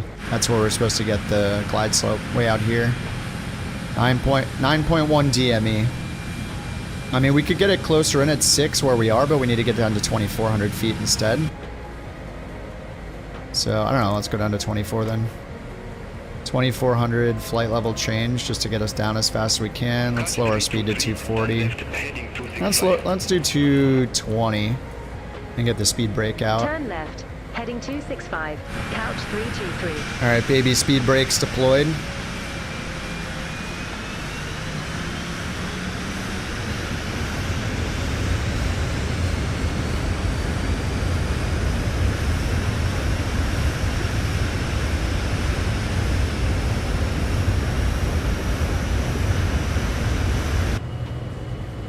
Alright, how are we looking? 8 miles out. Alright, glide slope's above us. Okay, let's slow down to... Actually, let's just hit FMS. And get flaps 1 out, so it will slow our speed down. Actually, I need to get flaps 5. There, 210. Alright, 210's commanded, so we'll do... this. And we'll do this. Approach mode.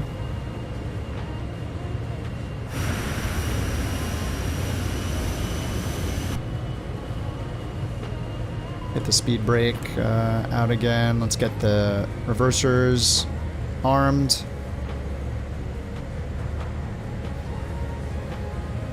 Alright, predictions open.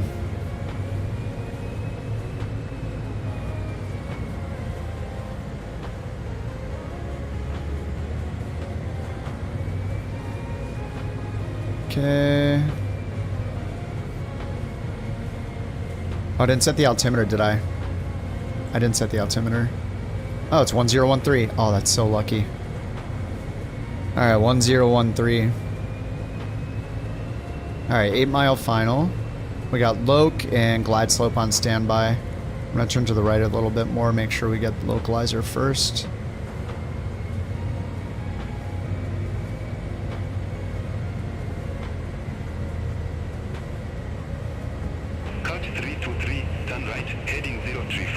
Right? Oh, 035. Turn right. Heading 035. Wait. Couch 323. No. That's over here. Yeah, I'm not going to do that. We're going to intercept the localizer. How about that? Alright, let's get gear and flaps 15. That brings us to 170 knots. Runway's right there. Okay, waiting for Loc. Needle should be coming in, so I'm going to turn us to the left a bit more so we can intercept it more easily. Glide slope's below us, so I need to start descending with vertical speed to catch up to it.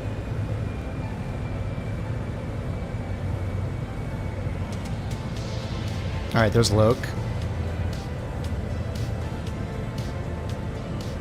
Music, get out of here.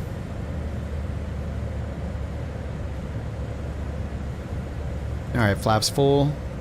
It's taking us down to 119. And that'll help us intercept this. Roll pitch is on. No, we don't need that. Alright, we'll just hand fly it. Auto throttle is still on. Re-intercept the glide slope. Let's hit approach. Loke pitch.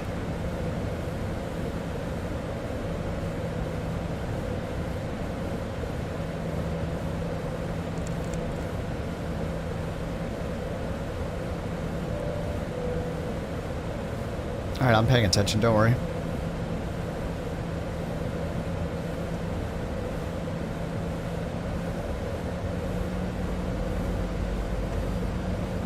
Auto throttle will save me. Fuel level low, left engine. Nice, left tank.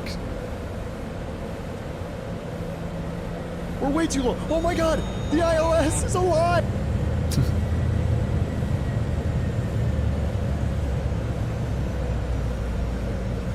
Went from way too high to way too low. We're good. No problem. I don't know why I haven't had a flight director this entire time, though. That's been weird. God, I'm so bad at this game. Yeah, why is this on standby still? Standby? Approach?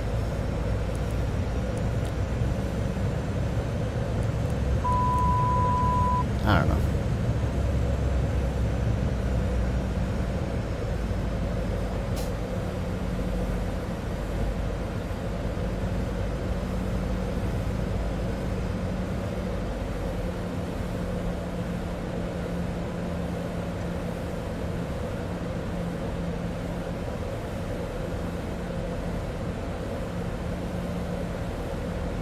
Just slip it in. Oh, no slipping here. No slipping required.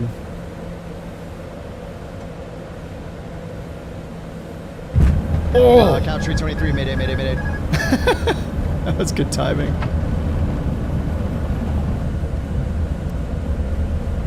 $301. Boo.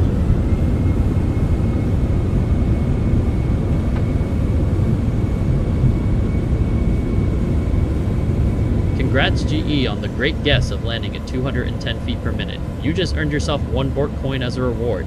Maybe Kip will finally learn to fly after this. Congratulations, thank you for the prediction. Hey, wait, what'd he say? Did he say maybe I'll learn to fly after this? What the hell, Conti?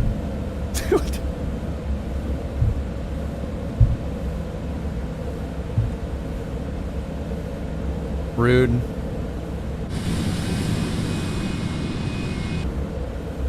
That's extremely rude.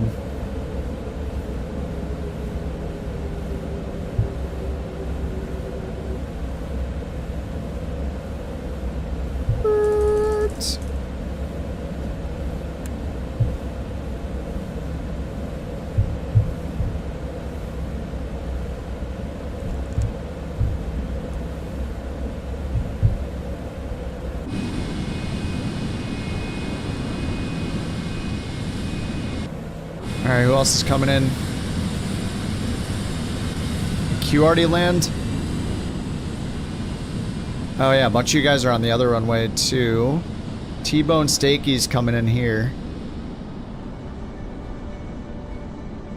How far out? T-Bone Stakey's invisible, so they must be like 50 plus miles out, right? I can't even see them. I mean, it's an entire airplane. It must be really far away. Oh, 1.9 miles. Never mind.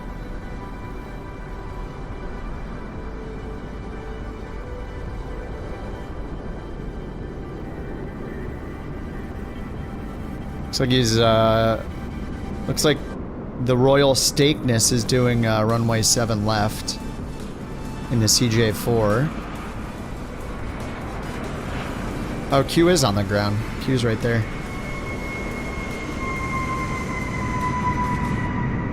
Seller's coming in right now on the other side. 727. Uh-oh. We got a problem here.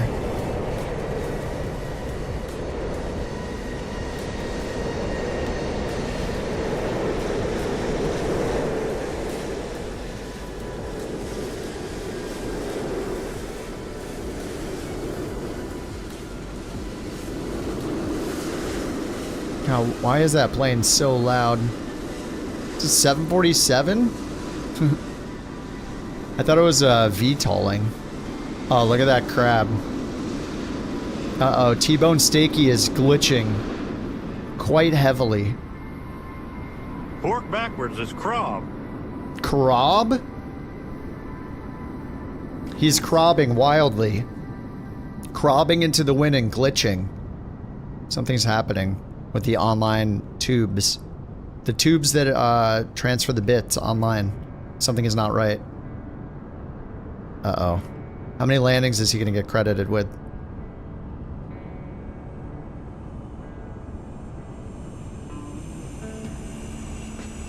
One, 2, 3, 4, 19.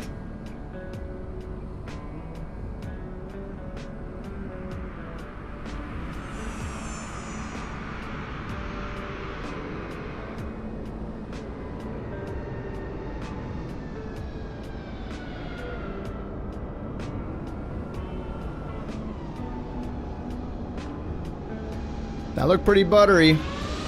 Star Wars.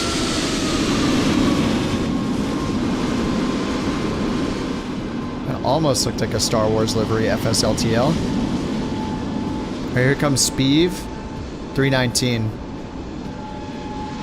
Generic.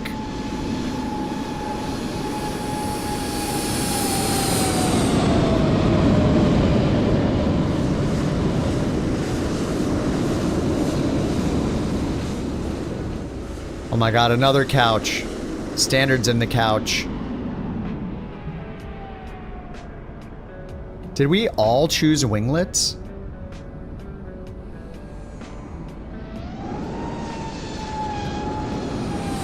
Winglets, winglets. Yeah. Winglets, winglets. All 4 of us chose a winglets.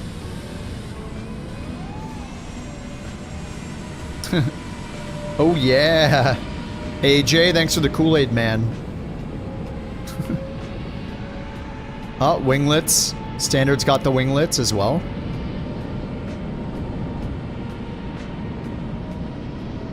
Alright, Squirrel and Bite Me are still coming in. Let me see if I got credit for the daily over here. Yep, green message. Looks good.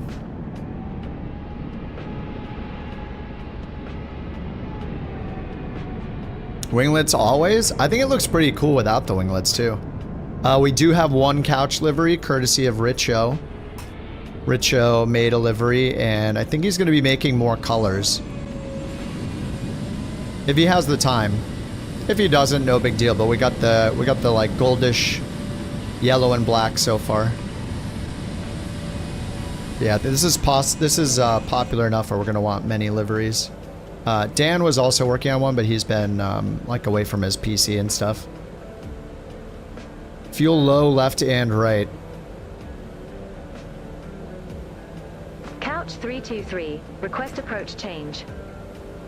Winglets for the win. I like both with and without. Yeah, oh, it's kind of a hard choice. Without looks like super aggressive. Looks kind of cool.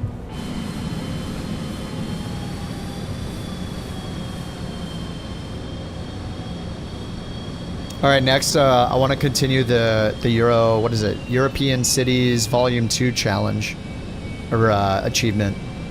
I think we have 4 more in that one to do. Couch 323, Roger, say approach. Approach? All right, yeah, I probably messed it up doing it on landing, so we'll do it again for the next flight. Oh, black and red.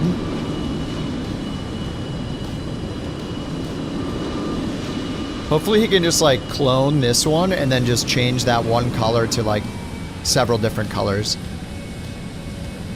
He could invert it too, might be cool. I don't know how much work it is.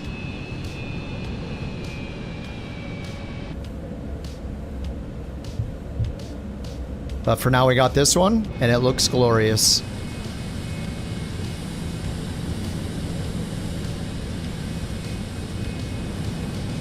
Wouldn't it be cool if the VIP looked a little different on each one? I'm gonna make even more work for him. Like this one's got couch like gold VIP, and then one's like got a blocky font, one's got like an 8-bit font. Like just a little bit different. But like the couch stays the same.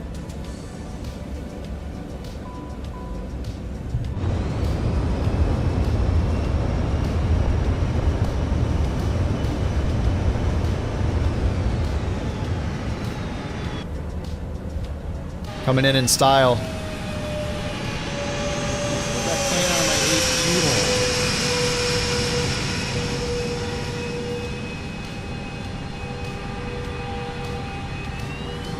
Oh God. Oh. All right. Let's continue with Clear for takeoff. Clear for takeoff. Continue with Euro 2. The Euro Cities Volume 2 tour. We have to go to Gothenburg, Sweden. I'm gonna leave this Linux Mint here and see. I'm gonna be up so late tonight playing with this. Who recommended this again? Whoever recommended this. Thank you, and also, I'm a little worried I'll be up till 4 in the morning testing it and seeing if OBS and everything will run on the streaming PC. A dual boot. I just want to play with this on, not on my gaming PC, but I have the streaming, the little mic, the mini PC doing the stream. And I guess the big question is if Streamer Bot can run on Linux. If it can't, then I can't use it. I wouldn't be surprised if it was Windows only, actually. So it might already be, I might already not be able to do it.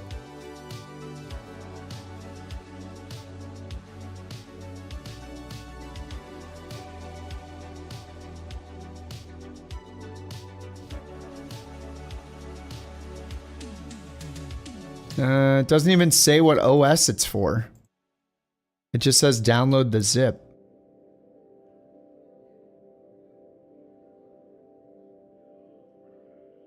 There's DLLs and EXEs, so I'm guessing it's only for Windows. You're on Mint on your laptop?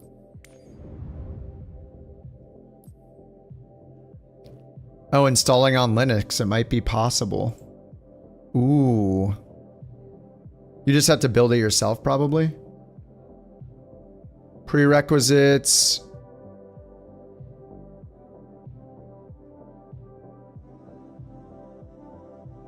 Oh, get started installation Linux. Oh, heck yeah. All right, I'm going to make a new Linux folder now.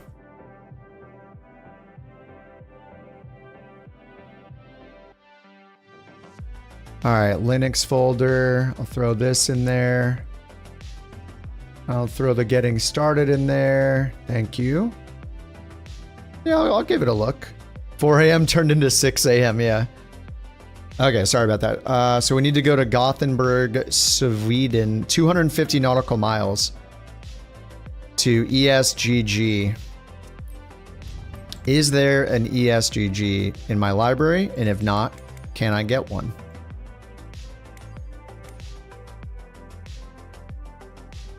There is not. What challenge? This is the Euro Cities Volume 2. We did number 1. Well, actually, a lot of you guys did number 1. I failed the 200 foot per minute requirement on one of them, so I have to redo it at some point, but... Okay, so ESGG, Landvetter.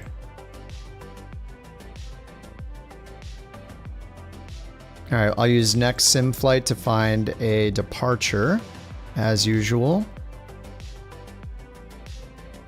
There's no ESGG available.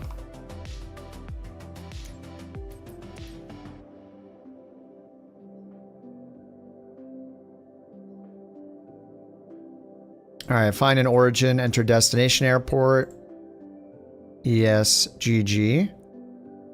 We're gonna fly the Citation X. And we'll say 45 minutes to an hour 15 for the flight time. Any airport size. Oh, they updated this. Any weather conditions. Ooh, low IFR for the departure over here. 871 miles. I think we only need to go... 250 miles is 400. We only need 400.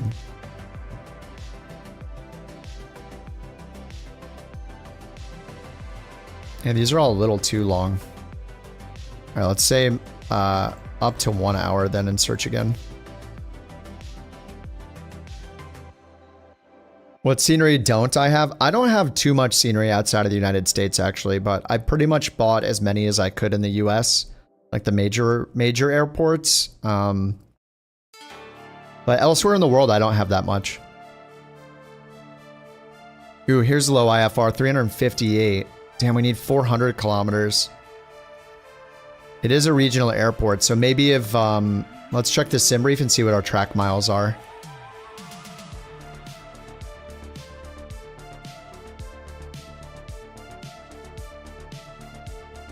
And then C750.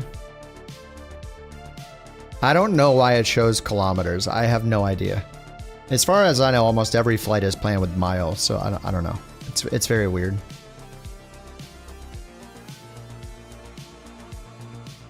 All right, generate. As long as it's over 250 nautical miles, we're good. 205. Nah, let's not risk it. I don't want to get there and realize we needed one more mile. I'm gonna go back and find a new one.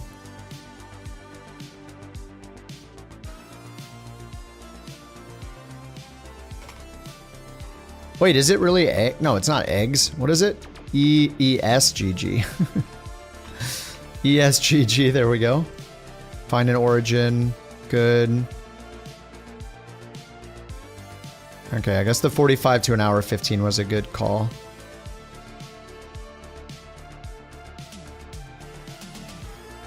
$670, 845, 846, 762, 687, 687 or 670. Is this Sweden? I think it is. Hour and 11 minutes versus an hour and 13 minutes. Oh, here's 55 minutes. I want to take off an IFR though. Hour 19. Yeah, I'll just do this one. ESNK. E-Snake. ESNK.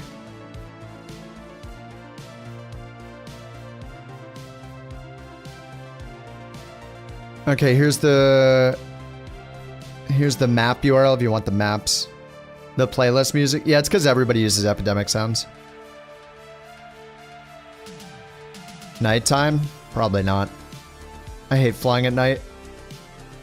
Okay, so ESNK.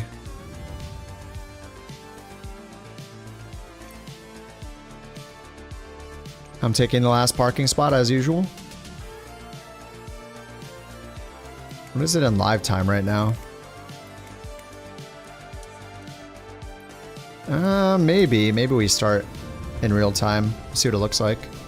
Let's get this Simbri flight plan going.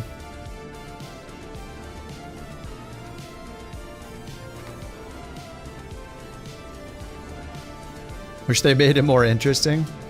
Like UFOs and stuff. Agreed.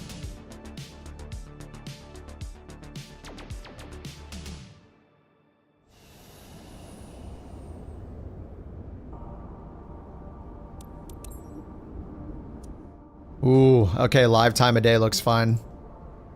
I mean, it doesn't look good, but it's light enough.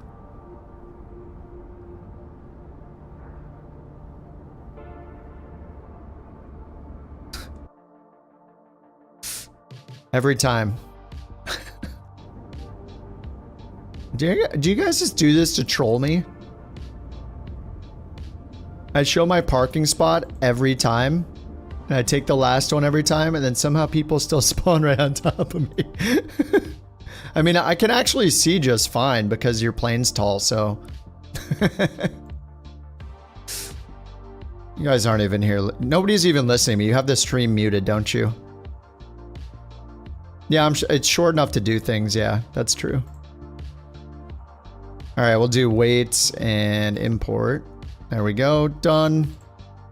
Ground services, covers off, GPU on, shift 8, emergency lights, standby power, batteries, external power, avionics, lights off, position init, load, align. And we'll see how ATC. The mic's muted. So let's see how ATC does. You can't fool me. I got audio meters all over the place. Like too many of them.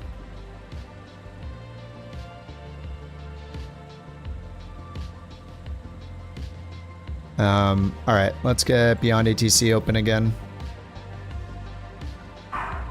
Uh-oh.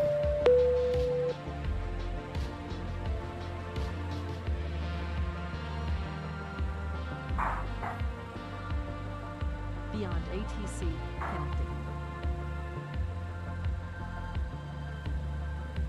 connected. The splines were reticulated. Okay, there we go. Frequency does not exist. There's only a center frequency, I guess. Alright, center frequency. Let's just grab our sim brief here. Refresh.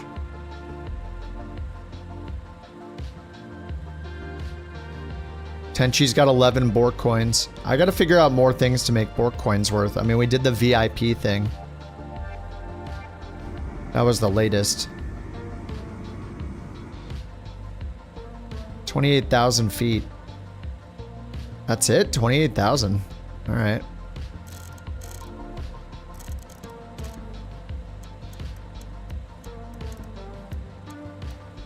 $28,000. We'll hit comma. We'll go to PFD setup, HPA. 1018 on the altimeter. Let's get our weather. So I'm going to go sim brief, import route.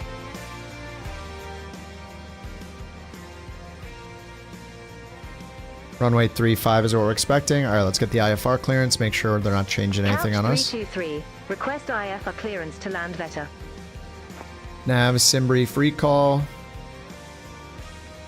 Couch 323, Sweden Control. Expect runway 35. Cool. Climb flight level 060 on runway centerline. Then expect radar vectors Sundsville.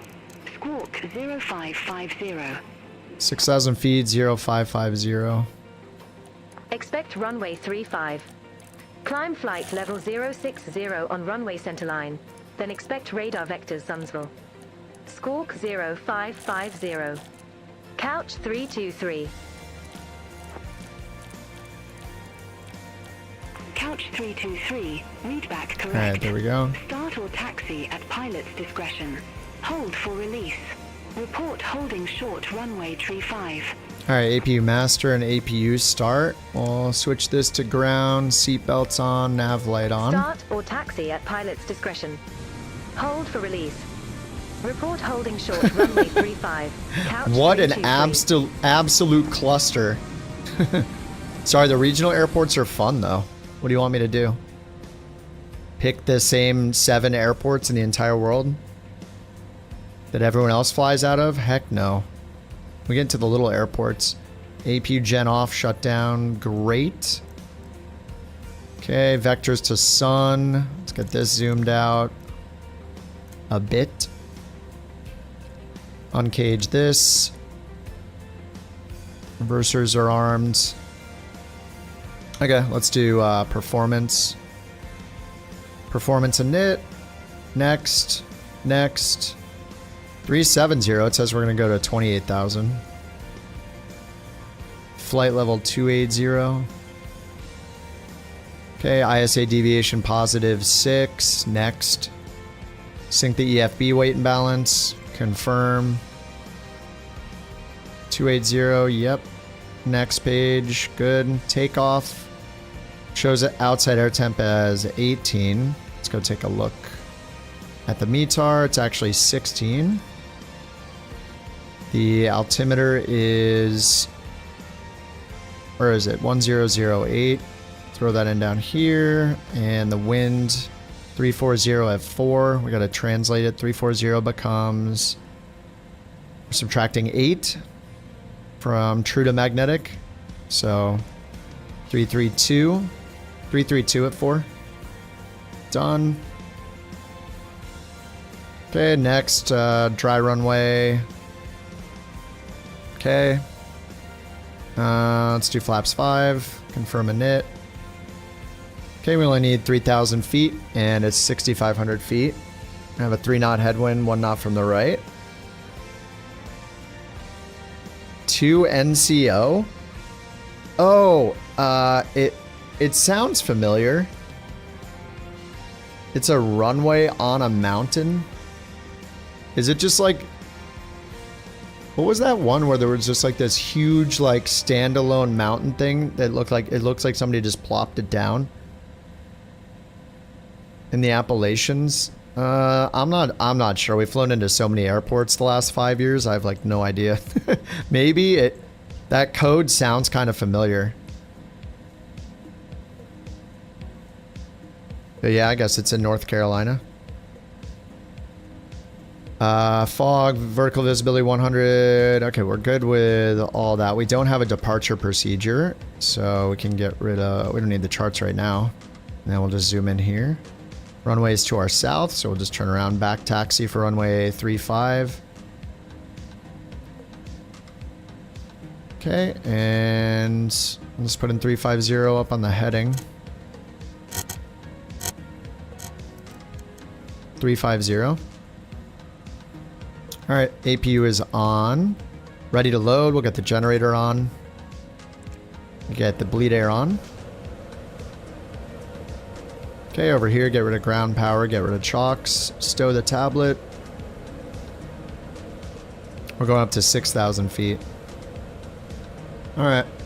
And they said start and taxi at our discretion and hold for release. Report holding short runway 35. So let's get the engines going. We'll hit. We already have the beacon on, seat belts on, so we'll just hit right engine start. Wait for 10 N2. Flick the throttle forward. And then on autopilot, we're going to use, what, heading mode, flight level change mode, auto throttle armed.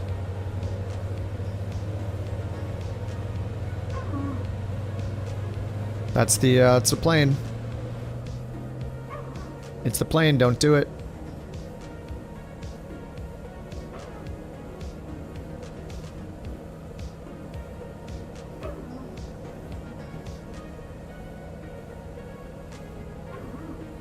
Fog at twilight? I have real time on, don't I? Wait, what the heck? Oh, it's even brighter. Oh. God, that's so loud. That's other aircraft at 30% volume, by the way.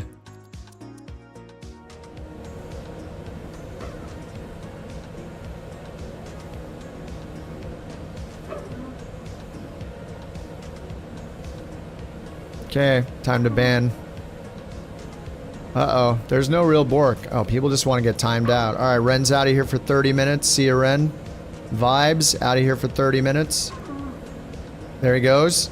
Okay, we'll see you guys in 30 minutes. That's not a Bork. It's not a Bork. 07. And Ren Games is the winner. Let me go ahead and take 5 Bork coins away from him. Man, you guys are making all this work for me. If I gotta go in and do this manually every time, I'm gonna make it punishing. I gotta get my other keyboard. It's on YouTube. Alright, Ren had 1 coin. Now he's got negative... It'll be a little nice. She'll give him -2. And who followed suit there? Who was it? Vibes? It was Vibes, alright. Let's go in here. Vibes had how many coins? 2. Ooh. Ooh. Oh no. Alright, he's down to 1 because he didn't start it. Okay. Alright, now that you guys have paid your tolls. Now that they paid their tolls, I'll go ahead and unban them if it'll let me. Oh, it won't let me, will it? Dang it. I was trying to unban them. I forgot banning or timing people out isn't that effective, but taking their coins is good. Okay, engine 1 has started. Engine 2 has started. Engine 1. Sorry, those are the rules. You try to blame this little cute puppy, act like she did something wrong. Very rude.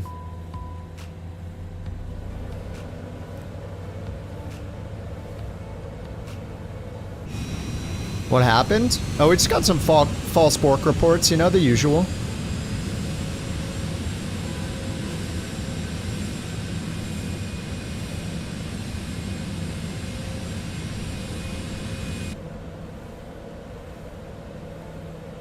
Yeah, I should make it so it bans them automatically, but it's usually pretty rare that we get a fake Bork report, so I don't have to do that often. People know the consequences, supposedly.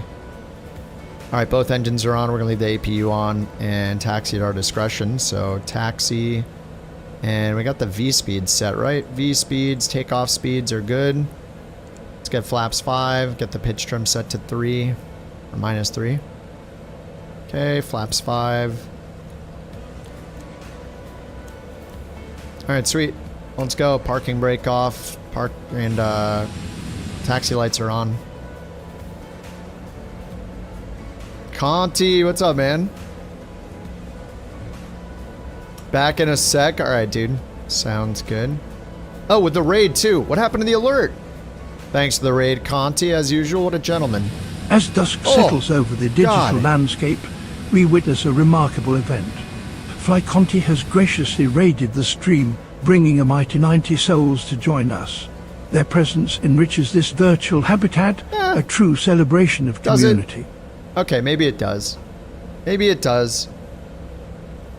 Dude, I love Conti's emotes so much. I use them all the time in any channel. They're great. Conti Creeper, Conti Eyebrows, Conti Cheers. They're wonderful. Sweden Control, Couch, 323, holding short runway, 35.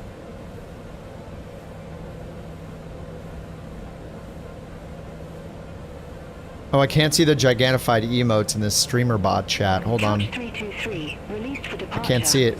Was it one of Conti's? I hope. Where is it? How do I get to it? We're doing a flight in Sweden for FSHub achievement, as always. Dashboard, where's the chat? I want to see it. I gotta get it on my tablet over here. Released for departure. Couch 323. Oh, it doesn't show the gigantic one.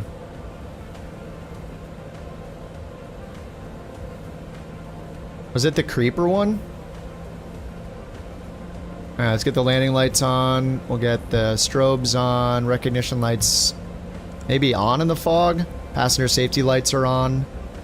And pedo static, it's gonna yell at us if we don't get that on, so. Alright, let's go. The check oil and walk around works? Doesn't show the check mark. What does it show? Like a... Oh, are you... Now that you can make overlays, are you gonna make one for licking your finger and sticking it in the wind? And you just... It holds up a finger and you see it glistening in the sunlight, and then little wind animations on it. You feel a slight breeze on the right side of your index finger. Don't do that, actually. That would be too hard to use. Which finger should we use? Index. Index finger. You have a decent setup, but the image doesn't look like mine when looking down.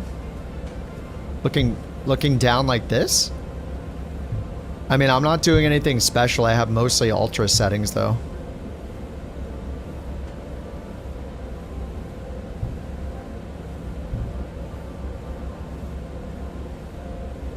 Yours looks like cartoon? A cartoon? I think I have my exposure comp pulled down. You can try turning this down. Usually things during the day are way too bright, so try turning this down to like between like -5 and -1. -0.5 and -1. See if that helps.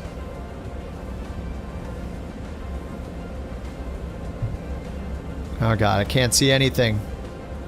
Guys? Guys, are you out here? What is that? Creatures in the fog. What is it? Oh, what are you guys doing on the grass?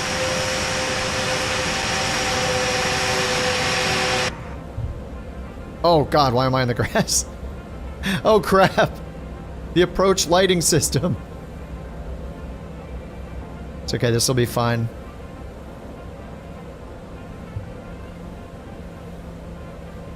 Who's sitting here on the threshold clogging up the works? Always somebody. The person whose turn it is to take off should take off. Let's go. Why are we always clogging up the works here?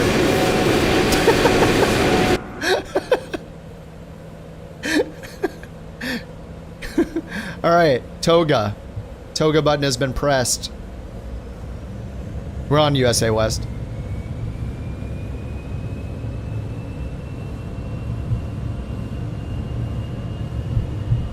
Alright, 60 knots, 80 knots, 90, 100.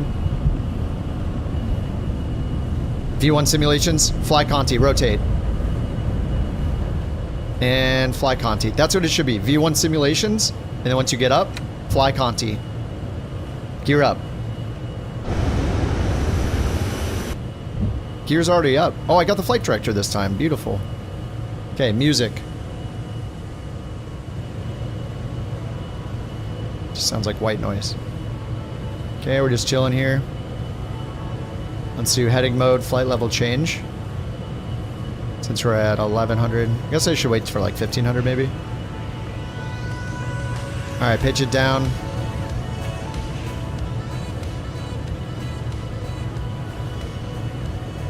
Flaps are still up.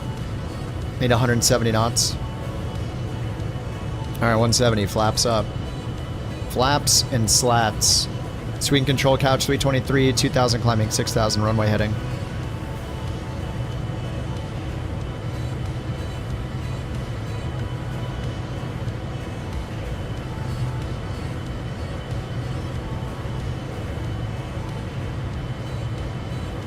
Swing control couch 323, 2300 climbing, 6000. It didn't hear me for some reason.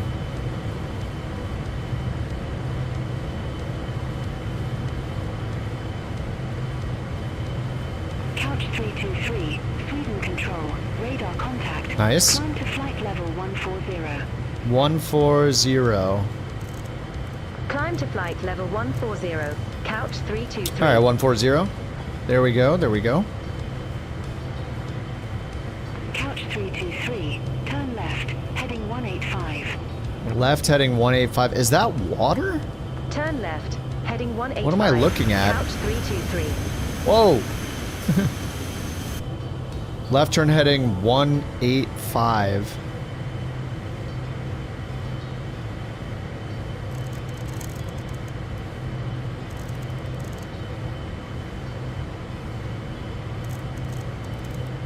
Alright, 185. Let's get the lights off here. Taxi lights off. Recognition lights off. APU is still on.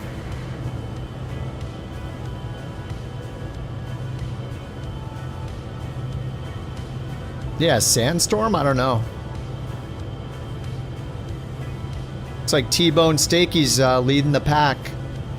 No, I can't tell actually. I just like saying T-Bone Steaky. You have wake turbulence on, but somehow, suddenly, and someone... Oh, you have it on somehow, suddenly. It's on, and someone yeeted you 40 degrees left. Yep, yep. Wake turbulence is really fun. It just, after a little bit, especially in a larger group, it just starts wrecking your performance and everything starts stuttering like crazy. So I've had it off since like the first week it became available. But it's really fun to play with. I like it a lot. It's just, the performance just dies. Alright, there's 10,000 feet. Get our landing lights off. Seatbelt signs off. And, I don't know, vectors. This vector is fine.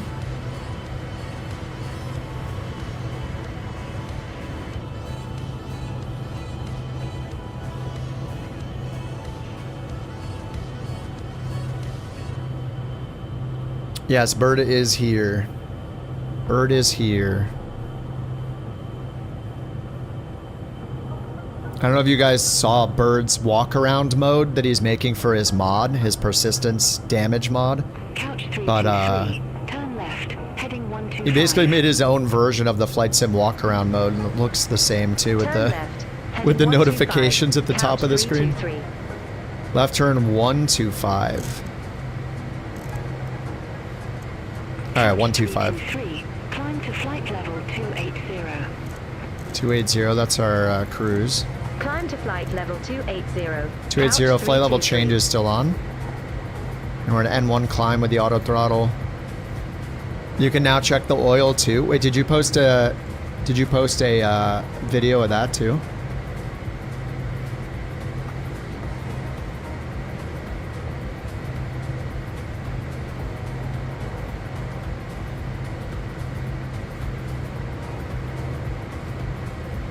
Not yet. Oh, okay. Very nice. Well, the vectors, so far the vectors are fine. There was a Beyond ATC update like less than an hour ago, so we're trying that with some vector fixes on the experimental branch. Cleared direct sunfall. Resume own navigation. Clear direct sun. Cleared direct Sunsville. Resume own navigation. Wait. Couch 323. Oh god, did I not put in the flight plan? I didn't put the flight plan in. Oh crap. Simbri flight plan. Wait. No, I did, didn't I? Maybe I didn't. I don't think I picked the runways. No, I did pick the runway. Wait, I remember doing that. Hold on, what didn't I pick? Arrival? Maybe it messed up because I didn't pick the arrival. Runway 3. I'll just pick runway 3 for now. Activate flight plan. Direct sun. Okay, direct sun, and then we'll get the LNAV on. Alright, LNAV flight level change. 23 miles to sun. Turning right. Okay, we're good. Yeah, I didn't hit direct, but I think you can also just grab and move it to the top. Maybe it's because, like, I could take Foxa and move it up here like you do on a Boeing to do direct. Maybe it didn't work because that yellow waypoint was the active one. That could be it. Anyway, looks like we're good. We are on our way. Crisis averted. There is a difference though, I think. Like, I remember I've tried direct before and it hasn't worked. And then I've tried moving it like Boeing style and then it has worked, and vice versa. I'm not sure. I don't know the rule specifically when to do one and when to do the other. But yeah, in this case, it looks like I was supposed to hit direct too. I think it's because like the departure airport and runway was the top waypoint in yellow.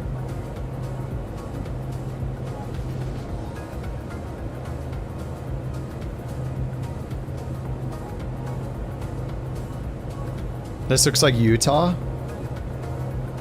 during the winter. Yeah, that was kind of intense. It's just like this pocket of fog and like a perfect circle around the airport. Maybe not a perfect circle, but you know, like maybe a circle drawn with a crayon. It's close enough. Only a matter of time before Bird hits us with a, I found a little loophole in the fabric holding together reality that made the code that puts you in the game. It's a free update, it works great. Yeah. I'm ready for it. I don't want VR, but I would use a, I'd use Bird mod. Inserts you into the sim. Where you can forever be forgetting to start your top of descent. First romance mod. Dude, if you actually make romance mod, it'll be the best day. It will be the best day in the history of flight simulation. The mod we didn't know we needed. Well, we kind of knew, but we kind of knew we needed it on an emotional level. But we never knew it'd make its way into flight sim. You will this fall? Make it, what you should do is make it an extension for FSHub and the Aero Economy and use their API.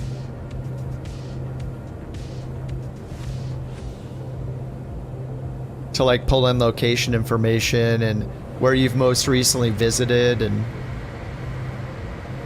passenger multiplayer mode. Well, there is shared cockpit that's existed, or what's it called?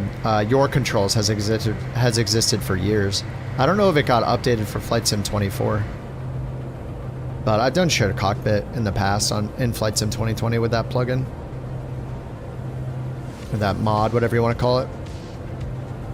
It worked okay. I mean, supposedly Microsoft is going to make it. Isn't there some code in their API that says shared cockpit or something?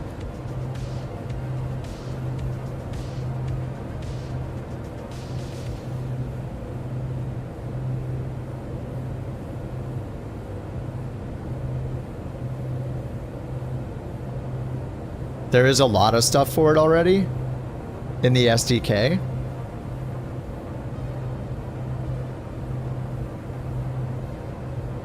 I don't know. I'm a little skeptical about how much shared cockpit and passenger mode would actually change the sim, because I mean, I think it would be used every now and then, but I don't know. I'm probably going to be totally wrong, because whenever I have an opinion on something like this, it's wrong. But I think most people at the end of the day want to fly their own airplane. I'd be surprised if it changed a ton. I mean, it's also going to be kind of rough at the beginning. It'll probably only support like 1 or 2 planes, right? That they're going to have to keep doing it in every single plane. It's going to be the same thing with career mode. It's going to be a compatibility thing. Like, oh, we can't fly that plane. There's no shared cockpit support yet. We could all crowd the cockpit with our avatars, and I can try to land in a clown car. It just puts in all the weight up to max takeoff weight, max landing weight. Skydiving, yeah.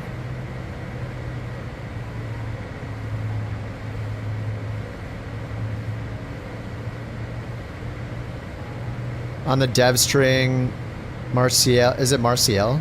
I don't know how to pronounce his name, sorry. He made direct reference to the support already there for some shared cockpit integration.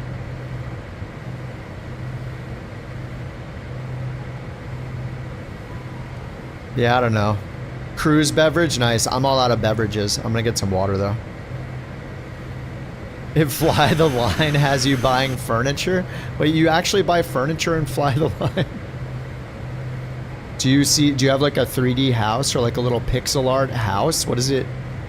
I haven't watched anybody use it yet. But I don't know. I've just used so many career modes that I'm not sure if I want to try another one. All right, let's go to progress page 2. TOD 254 miles. It's a 3D house, really? No way.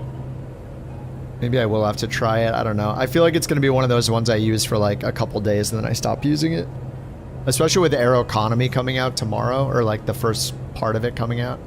Two-Tone used it today. I might have to go watch his stream replay then.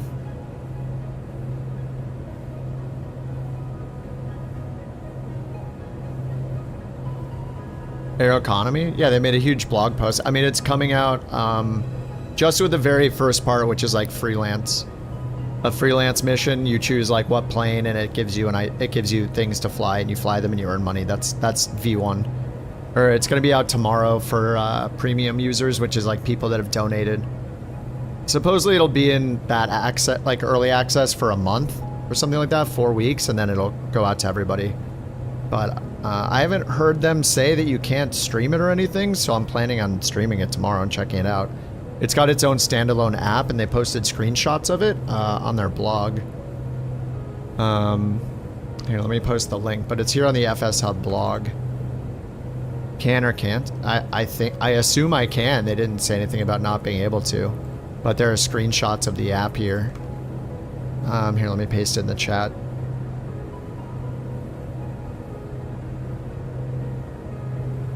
There's the URL. Yeah, there's screenshots of it, and it looks a lot like Next Sim Flight. Looks very similar to this actually. But yeah, it looks good.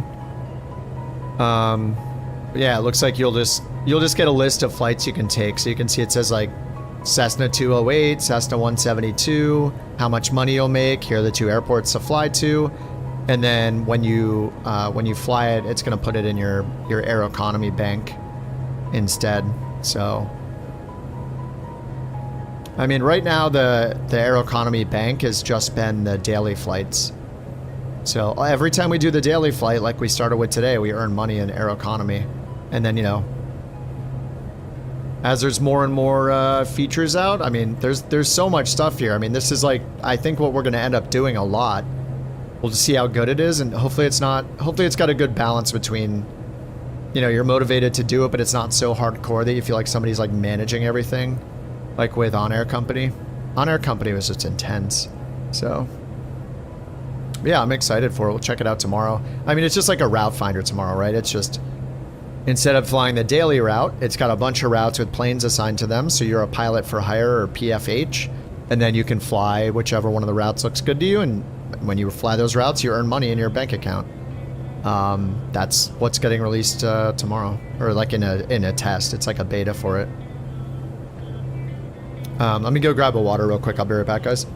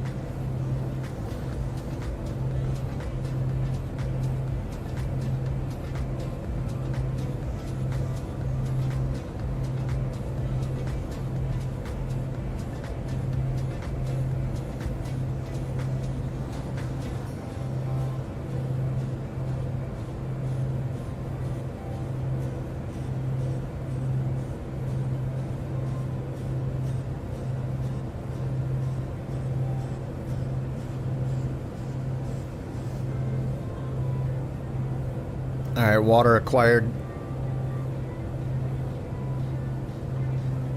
You like how it's simple? Oh, FSHub, yeah. Not a huge additional program. Yeah, I mean, I assume that it's still going to use LRM, but for some reason, they said they needed to make it a separate program. I don't know, maybe they're deprecating LRM? I have no idea. I'm not sure. They did say they basically said, like, we know people won't be happy that it's its own program, but there's many reasons we did it or something.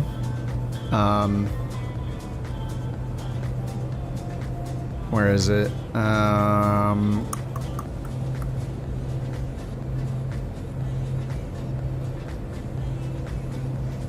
Yeah, it says we built a dedicated desktop app available for Windows, Mac, and Linux.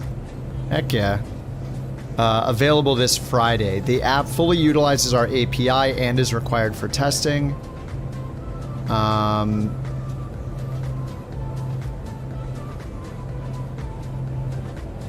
Wait, where's the part? I thought it said something like, please don't give us crap for making a... It said something like, maybe they edited it. Maybe it's up higher?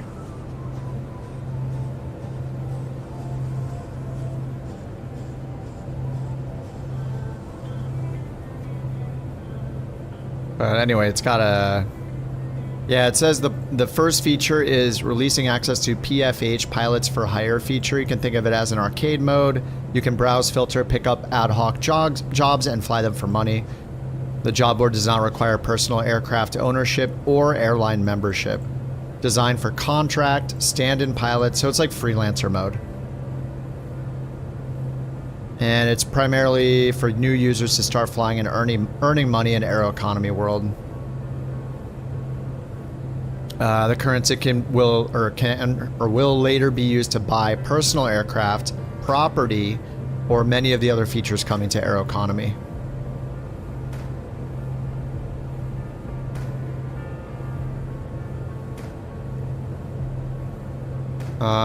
Yeah, and then it said the app fully utilizes our API. Blah, blah, blah. They must have edited. I swear it said something like, there was something about like, don't give us grief. We built a dedicated desktop app for good reasons or something like that.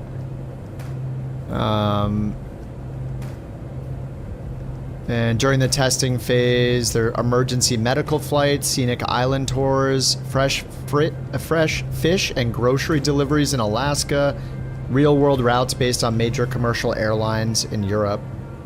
I don't know if they're all default planes. I mean, they have that whole database of so many planes, so I guess we'll find out tomorrow what's in the database to start for those jobs.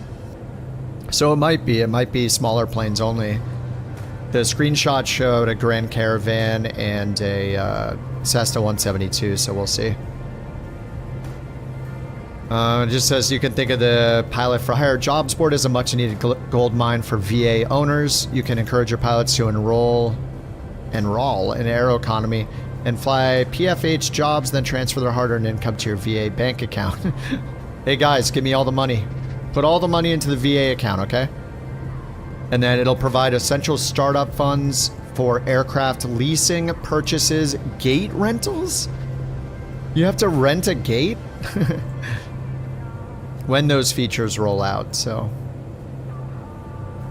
Or you get to hear your ideas if you have any suggestions for themed Pilot for Hire job packs. Oh, okay, so they're not just like randomly chosen, they are themed like they showed up here. Medical transfer, scenic island tours, deliveries in Alaska, and real-world Europe routes so far. And then it says, submit your concepts through our contact page. We would love a business name, the example job types like cargo, general geographic region, a list of valid aircraft codes for the airports. Oh, a list of valid aircraft codes, not airport codes. So the type designator codes, I guess, for which aircraft are eligible for that job type. But yeah, I don't know, it's cool. I was worried that this wouldn't come out anytime soon because it looked like they've been working on it for like a year or two or something like that, 2.5 years, I don't know. At least when they first announced it, when I read the original blog post, it's been a couple of years, I think. But this is, yeah, this is awesome. Oh, here it is. Yeah, this is where it is. We understand some of you might not be thrilled about the idea of a dedicated desktop app. Please don't moan at us about it, but I cannot stress enough how much easier it's going to make the testing phase. It's really important to us and to me. Access to the web version will be available after the initial testing phase. Okay. Interesting. Okay, so the board that's on the web version is less feature rich.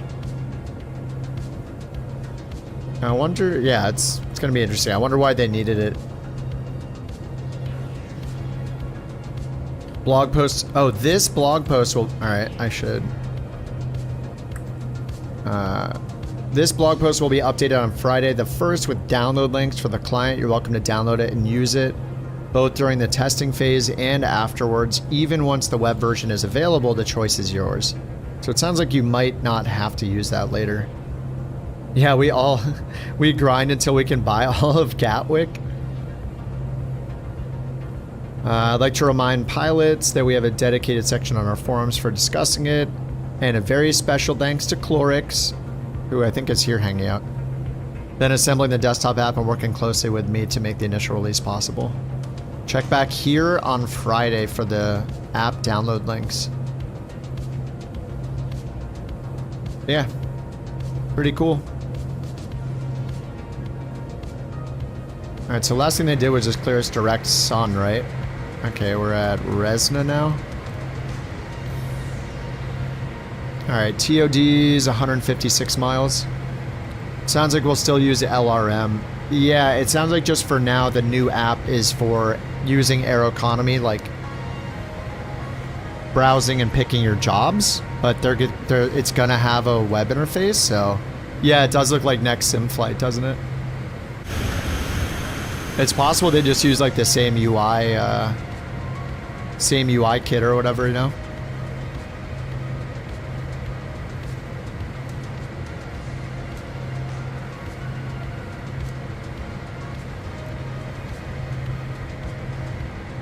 Oh crap, I didn't get the APU off.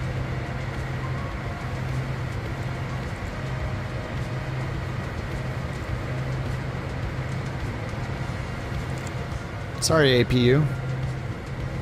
At least we weren't above 30, what is it? 32,000 or 38,000 you have to get it off? Something like that. It'll start yelling at you.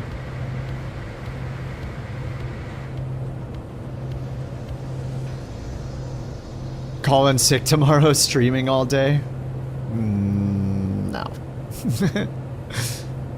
Nah.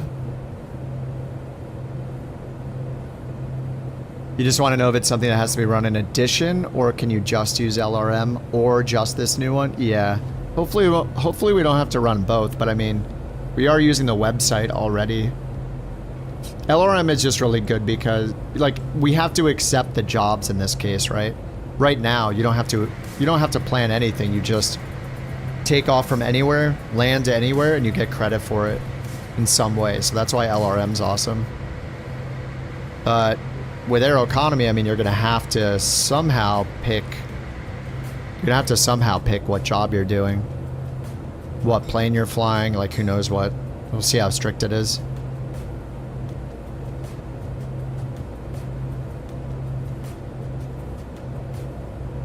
Yep, gotta pay them bills.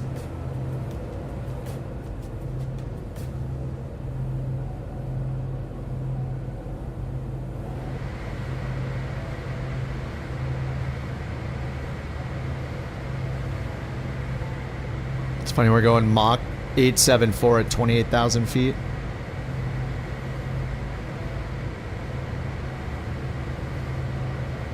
Should probably get these stowed, so they don't come out accidentally on descent again.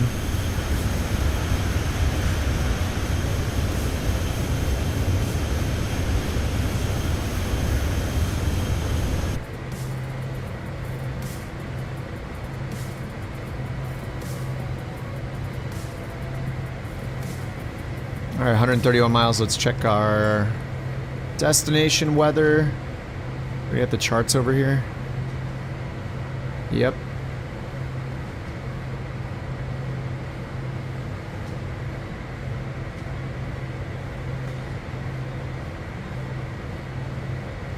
Alright, VFR.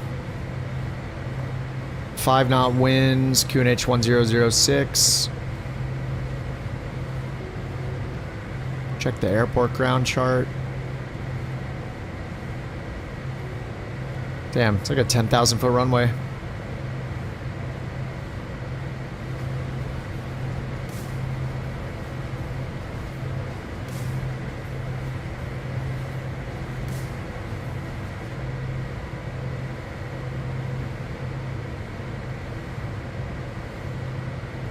Alright, might as well tune in the ATIS in advance.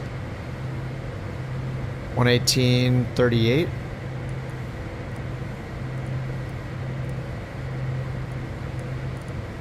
Oh, whoops, that's nav.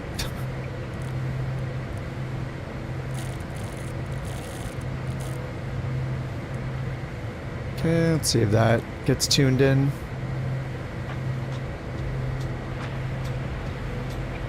Yep, you hear the static, that's good.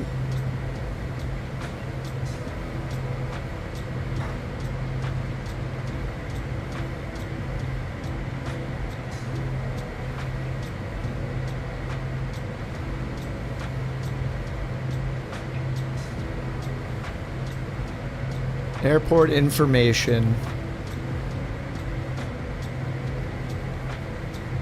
Noise abatement. Avoid overflying central parts of Göteborg.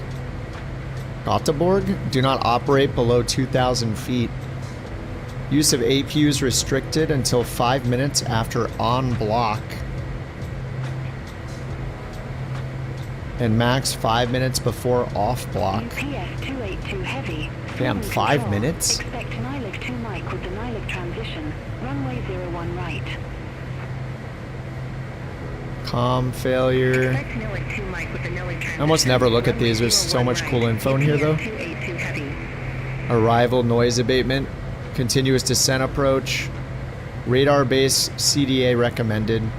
Do not use more than idle reverse if possible. UPS 282 heavy, Lilac 2 mic with the Lilac transition, runway 01 right.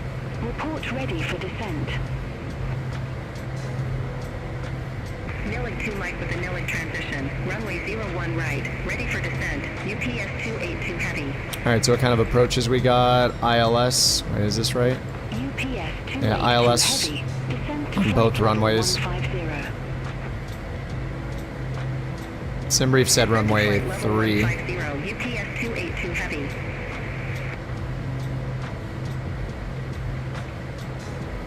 Alright, let's just assume we'll get the ILS for now. Just dial all this in. 110.3.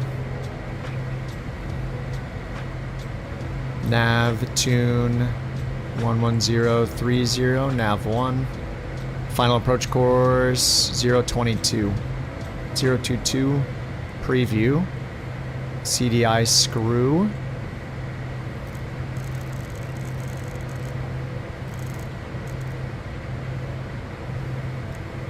It's 020 and 2 more clicks, 022.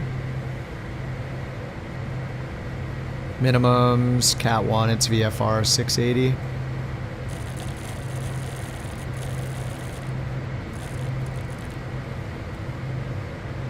Alright, 680. 3-degree glide path.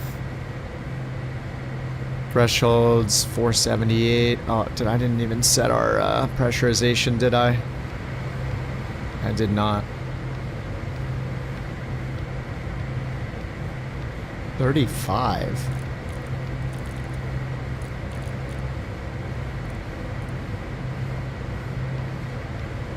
Yeah, it didn't need to be that high. Gotta wake up early tomorrow, sim raid time? Yeah, go for it. That is the way. Let's watch out, don't tell anybody on Reddit. You know the drill. 88 miles till TOD.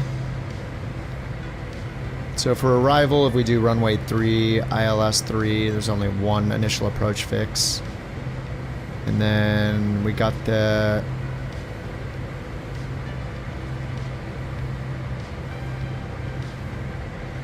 Got the Nigel.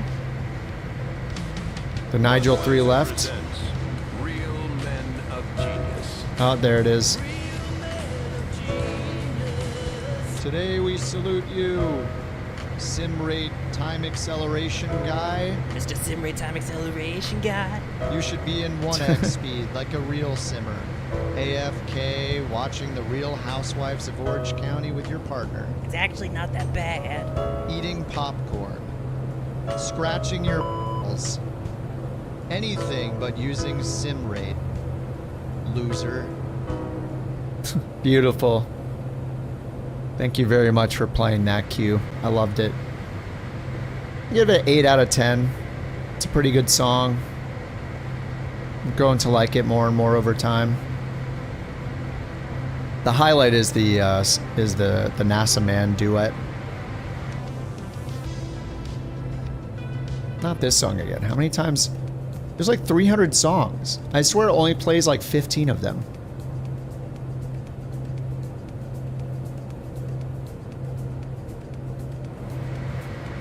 Whoa, lag. Whoa. Holy crap. Has it been lagging like that? Oh, that's a new thing, isn't it? It just suddenly started lagging, didn't it?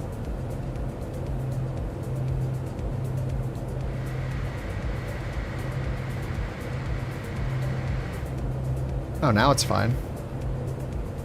That wasn't my sim, though. I think it was just the stream.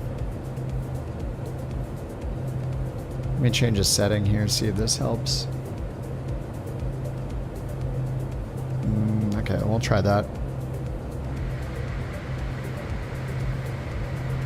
Yours isn't running great? What, the stream? Oh, how long has that been happening for? Hopefully it's okay now. Oh, the sim, okay. I thought the stream was messed up. Well, the stream did look messed up for a minute. Seems okay now. Man, it's so quiet on the frequency. I have en route density set to 4.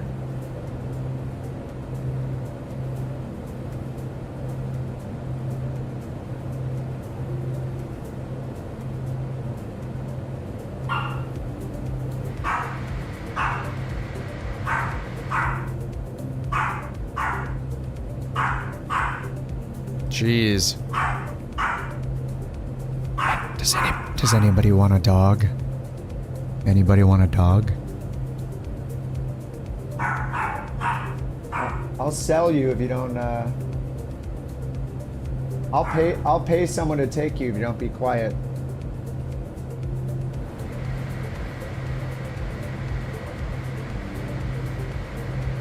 Mrs. Bird said she would take her. She's very cute. Nope, I got my own little shits over here. Yep. Damn, Toxic has 10 Bork coins? What is going on? He's hoarding. He's the new bird. I don't know if these passengers are worth it. They're just back there animating the entire time, right? Alright, let's just get rid of them. There. Now we got the whole plane to ourselves. Where'd the passengers go, you ask? Don't even worry about it. We're good.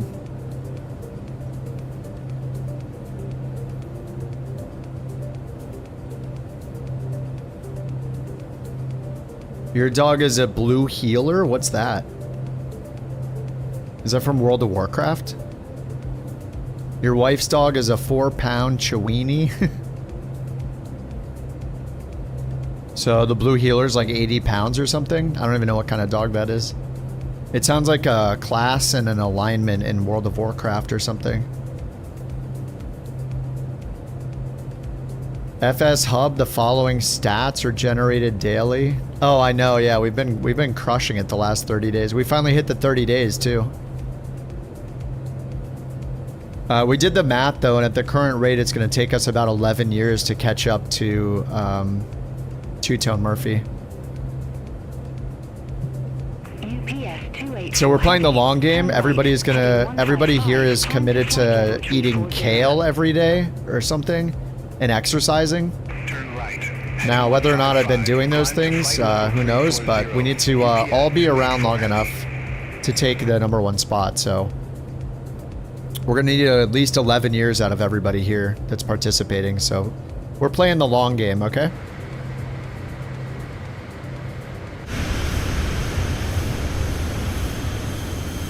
Yeah, we're gonna need some couch medical insurance so everybody can get their checkups. We're gonna need some couch supplement delivery. They'll never see it coming. It's the long game, yeah. They'll never know it's happening. You just tripled the number of flights you do daily? A blue healer is a herding dog? Hold on, let me look this up. Blue healer. Oh, they're kind of cute. Pros and cons. An Australian cattle dog. Australian cattle dog.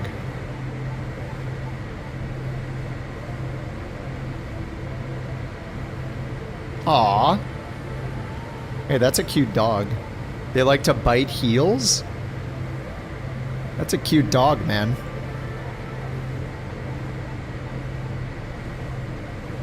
That's him? Which one? This one? This is him? That's your dog? Or this one? Your dog's famous. Smart like a border collie? Couch 323, Sweden control. Which one looks like him? The one with the black on the eye or the... This one. This one looks like him. This is Q's dog. He's on Wikipedia. The Bentley mark shows the breed's typical alert expression. I don't know. That one looks kind of sleepy. The last one? This one? What do you mean? You mean the first one? Couch 323, Sweden Control. Expect Negel Tree Lima with the Negel transition. Runway 03. Let the AI say that one. What the hell? Expect Negel Tree Lima with the Negel transition. Runway 03, couch 323. You were thinking about a blue tick? It's a pretty easy landing. We got the Nigel 3 transition, runway 3.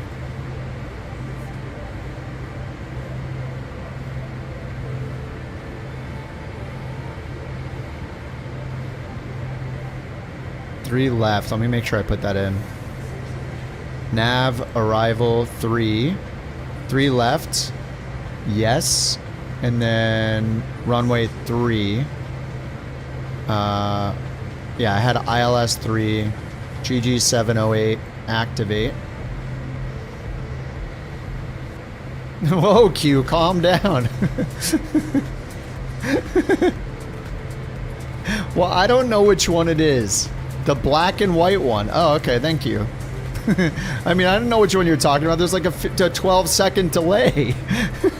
By the time I'm on this picture, you say, no, the other one.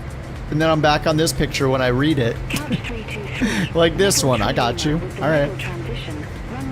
You know, it's like you got to give me absolute instructions, not relative instructions. You got to always say like you can't tell me, no, it's the airport to your left. Or it's that airport when I'm looking down here. And then by the time I see it, it gets through the encoding. And then you hear my reply. I'm already like looking over here at the coffee and the wine again.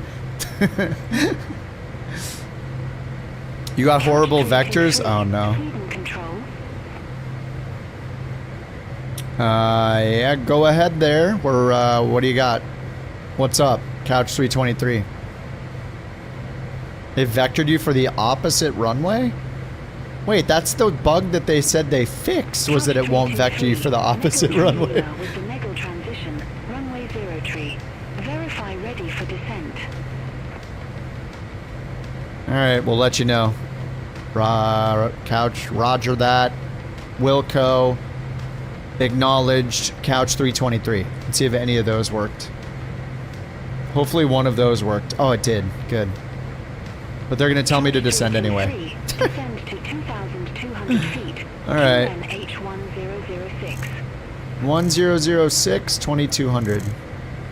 Descend to 2,200 feet, couch 323. 1006. I'll just set that now, I don't care. Alright, let's start the descent. Ground speed is 540. Well, let's go 2,000 feet per minute. We're descending too early. 2,000 will be nice. Alright, and how cold is it out? Negative 37 static air temp. This would be good for some engine anti-ice, I think. We're at negative 7 ram air temp and negative 36 static air temp, and it's going to get warmer, so yeah, we definitely need anti-ice on. Usually when it's below negative 40, I mean, in the descent, anything below 10, I think, on the Boeing, you use engine anti-ice, so we will turn it on. Wing anti-ice, cold, left to right? What does that even mean? Does it want me to turn all this on?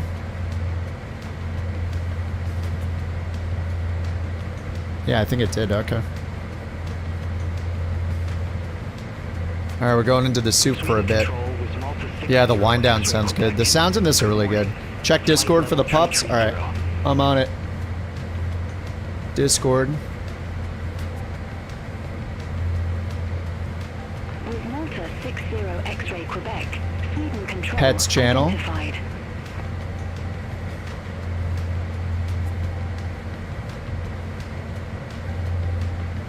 Oh my god, they're adorable. Here are cues, the his and hers.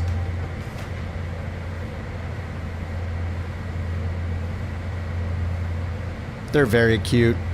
Very, very cute. 10 out of 10. 14 out of 10. Dog rating. Yeah, they match. They're like, we're ready. for our T-bone steaky.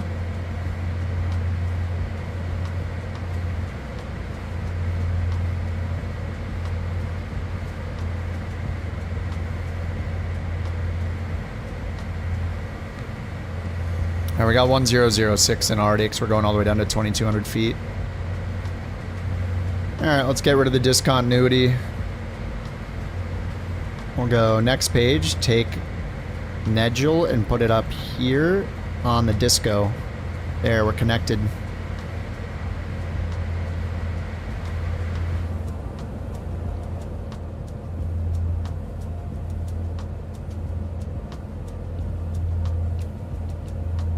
That's not a puppy, she's 3 years old. Oh, yeah, they're puppies.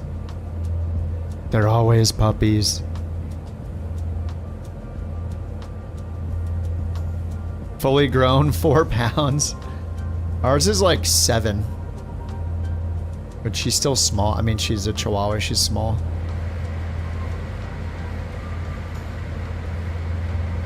She's got a little girth to her. Puppy is a state of mind. They're just all puppies all the time.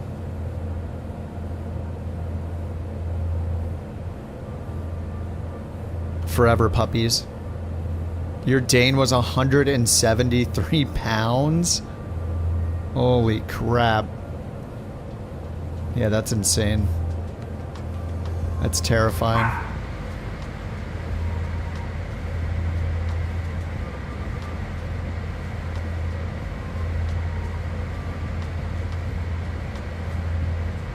Wish we had the selected altitude banana on this thing. That would be all. Oh, we have this. That's right. But it doesn't show.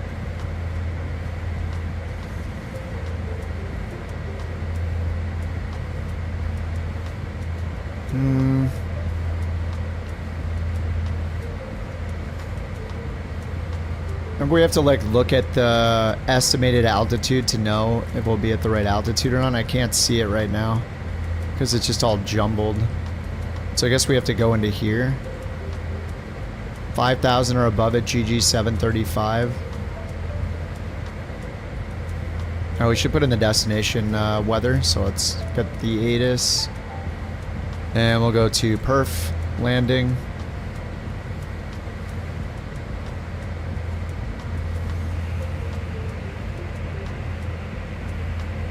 Landvetter Airport information Romeo.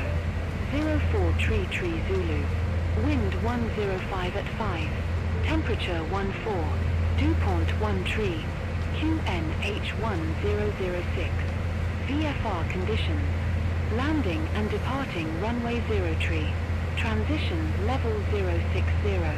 Read back all hold short instructions. Advise on initial contact you have information Romeo. Alright, we got Romeo. Okay, cool. We got the weather in there, so we should have our V-speeds here now. We can go return, V-speeds, landing speeds, 125, approach 130. Actually, out of curiosity, let's see what happens if we go and change the QNH. I just want to see if that's factored in for the landing performance or not. Because the wind doesn't appear to be. So we go V-speeds, landing speeds. It's 2971, so we put in 2992. 29.92. 2971. No, that didn't change. I don't know what it would change exactly. Anyway, we got the info in there. And then we got landing data, so we got a runway length and expected winds, 4-knot crosswind from the left and a 1-knot tailwind. And then we got our approach and VREF speeds. Alright, what's the total air temp? 8 degrees Celsius, 9 degrees. I think we can get this off now. And we're at 5,000 feet, so we should have our landing lights on. And yeah, we set up for runway 3 with the ILS, so that's all set too. Oh, sorry, we're at 14,000 feet, not 5,000 feet. Definitely feels higher than 5,000 feet.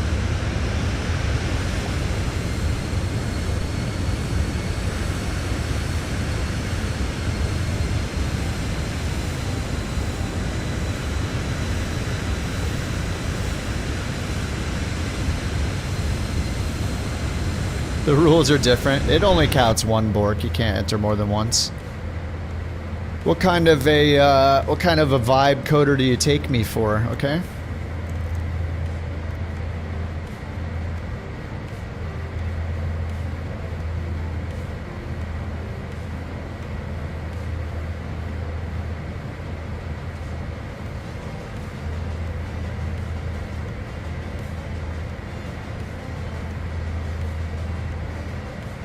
You know, I didn't run that one through AI. I think Bird helped me with that one a little bit.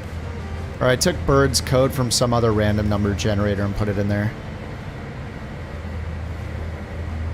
Pretty much did that one by hand, though.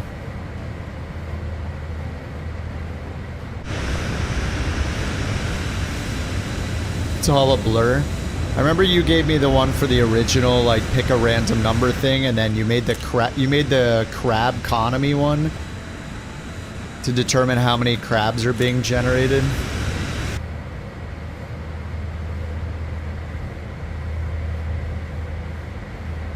$13,000 per hour. Alright, looks like it's trying to get down to 250. I'll help it out a little bit here.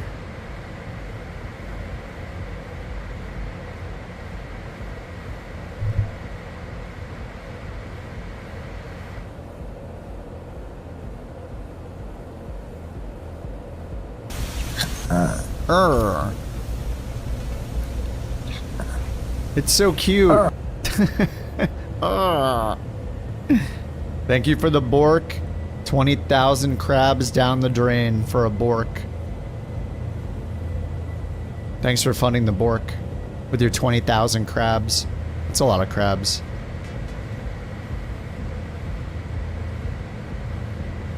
Alright, now we're under 10,000 feet. Let's get the landing lights on. Couch 323. What? Nav ready? How have we been... Every time I forget that, we do just fine with GPS. Contact Goatborg approach 124. Or do we? Couch 323.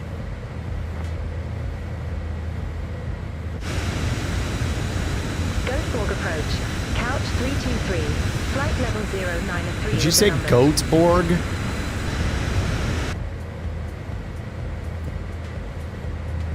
Couch 323 Goatborg approach. Good morning. QNH1006 expect radar vectors via LS runway 03. Alright, 1006 and vectors ILS. And we are ready for that. So let's sync the heading bug straight ahead. We're going down to 2,200 feet. We got the preview on. They're gonna have to turn us around.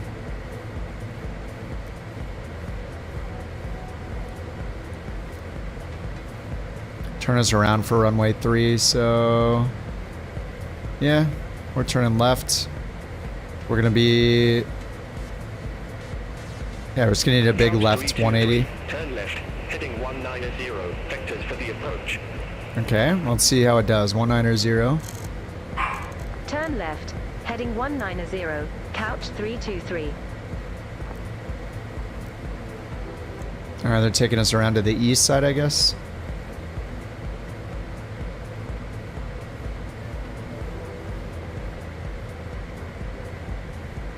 Okay, they're aiming us directly at the runway. Alright, this is the final approach course from the south going this way. And they just turned me directly towards the runway. So hopefully they turn us to the right. And now that we're doing that, we'll just switch over to nav mode so we can see the localizer. Once we get close enough, we can turn preview off. Make sure we have the right localizer frequency, which we might not. Nav tune 1103. 1103, okay, I did put that in.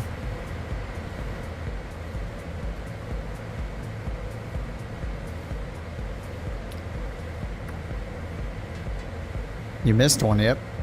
There's an artificial Bork with a little cute dog. Q spent 20,000 crabs on that. It's a lot of crabs.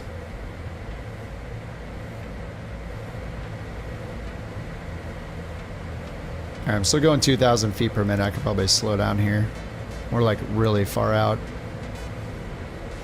It's like 30 miles to the runway, but we still got to turn all the way around. Well, let's go like 500 feet per minute. They told us to go all the way down from cruise to 2,200 feet. Definitely missing a selected altitude arc. Those are so helpful. The green banana.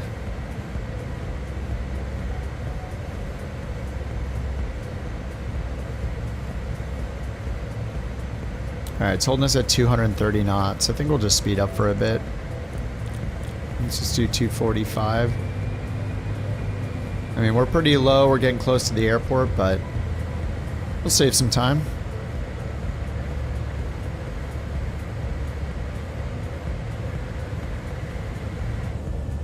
Probably save like 4.5 seconds. You saw the runway 10 feet above minimums? Wait, here? It's supposed to be... It's VFR. Oh. Wait, it's supposed to be VFR. What the heck? What happened? VFR. Ceiling and visibility okay.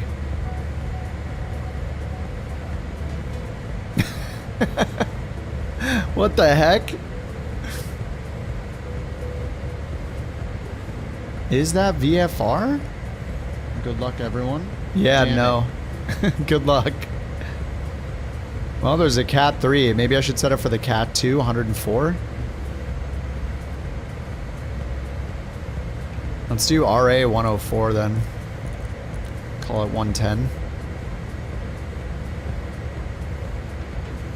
It gave you ILS. The ILS is a live flashback. There's a fire. Do I have the fire mod on? I don't have the fire mod on. Or you think this is a fire?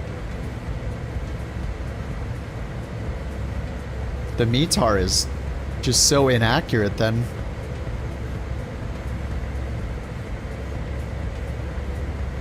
Ceiling and visibility okay. No clouds at all. No fog, mist. Someone intercepted you in NF-18? Heck yeah. I mean, what else are people that fly the military jets gonna do? It's either that or go carve some mountains, some valleys. Carve through some valleys.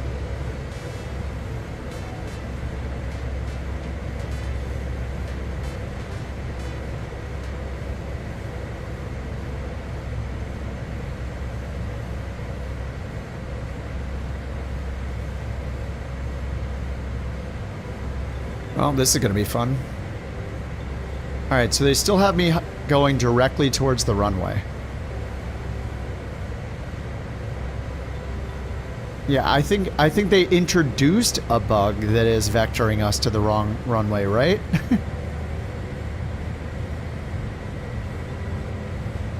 It said they fixed a bug that vectors us to the opposite runway. But now it seems to be doing that for all of us.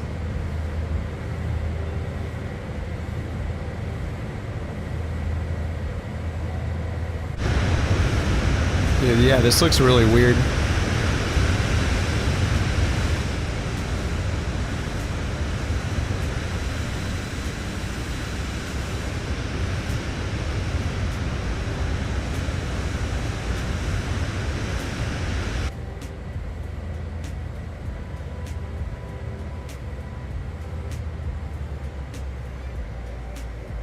The runway is camouflaged into the surrounding terrain.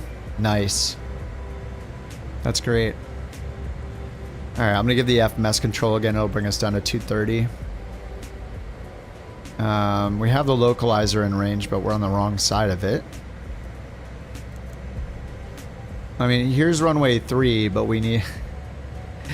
we should be over here or like over here going parallel to it and then turn around, so... Let's see what actually happens.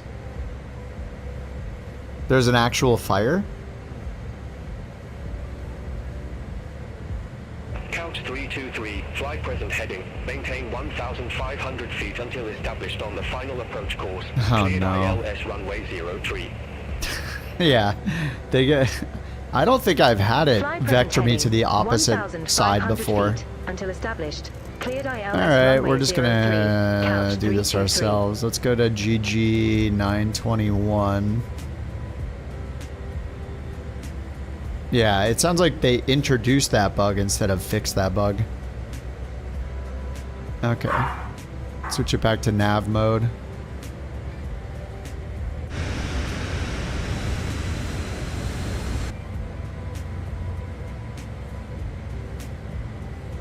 You're not gonna enter? No, it's, you got 1 minute. You got like 30 seconds. She forgets to enter. There we go. Tower 118.605. Contact tower 118.605. You left the app? How dare you? Couch 323.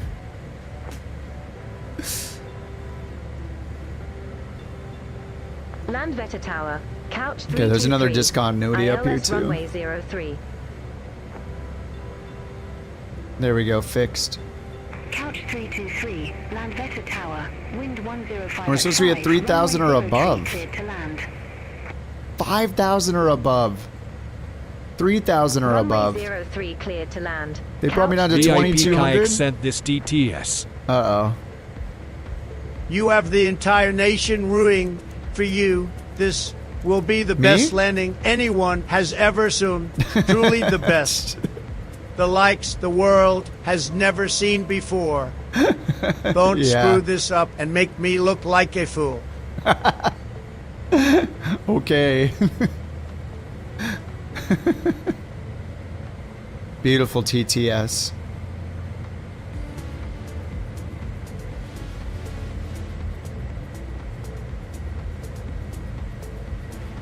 Landing rates, I gotta turn all the way around. It's gonna be a few minutes.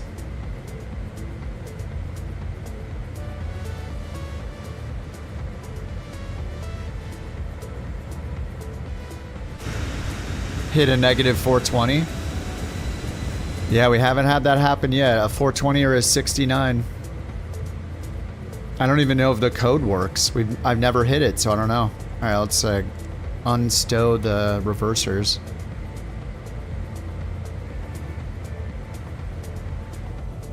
Wow, this is disgusting looking. What are we even looking at? Whoa. Not great, Bob. You saw the ground at 600 feet? Oh, nice. Okay. So we could do the cat one, I guess. This is JT's room. Just a giant cloud.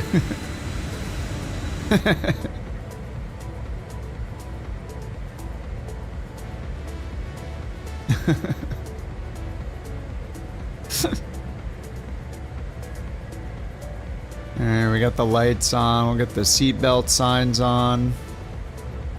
What's the elevation here? I think I already preset it. Runway's at about 500 feet, so we should set it to like 1,000, right?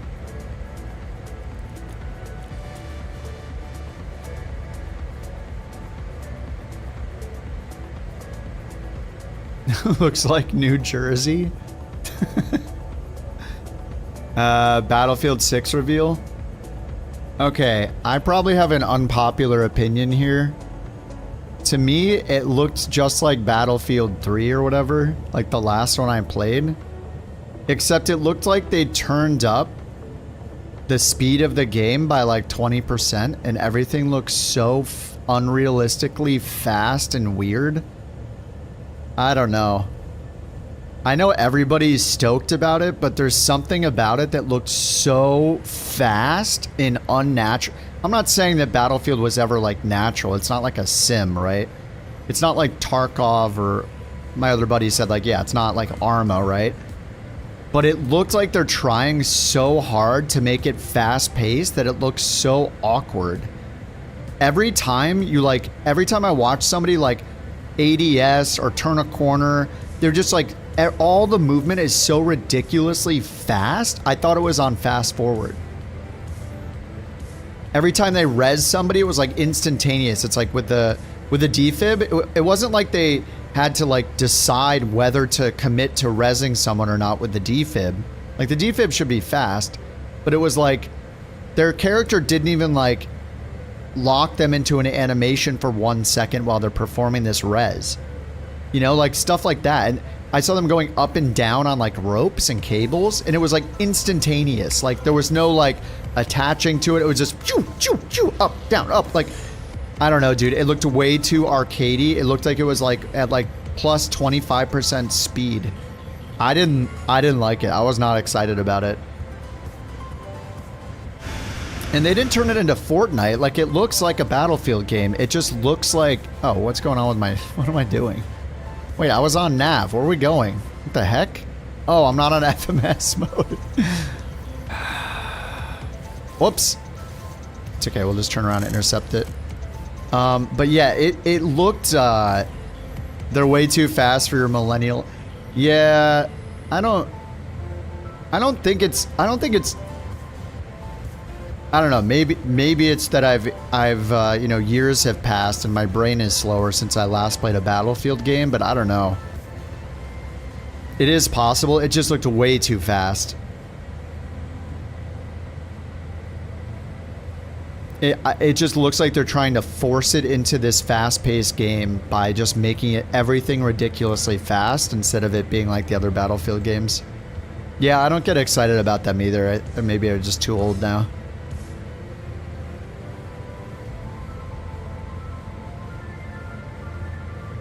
I mean, I haven't really played one since... Like, I would rather play Fortnite than play any other shooter game because Fortnite's actually, like, kind of fun. It's got like it changes all the time. There's always interesting crap to learn and it's kind of silly. It's got like, you know, it's just, I don't know, more fun. They do a good job making that game. I don't need another like military shooter type game. Like if I want to be hardcore and do that, I could play like, I'd rather play something like Takeoff that requires a lot of learning and patience and strategy than just a run and gun. It just doesn't interest me anymore. I mean, I've played those for so many years or like decades that it's just like, meh, whatever. Like, yeah, we're doing this again still? Like, alright, have fun. Have fun getting 8x prestige to earn the new skin or whatever.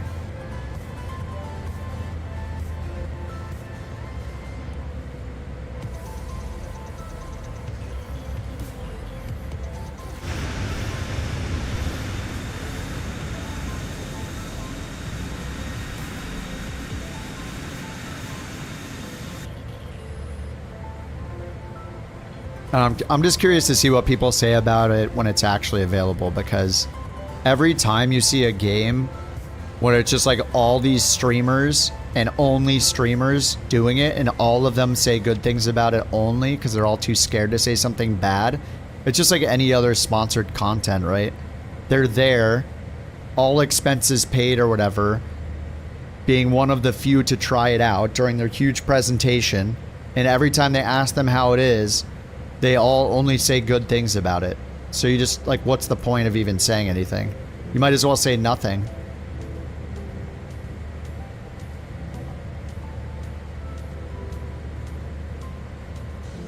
Like, I heard a few of them say something. I'm just like, I didn't hear any criticism. Maybe there was some and I didn't hear it. But I wouldn't be surprised if there was literally no criticism from any of them.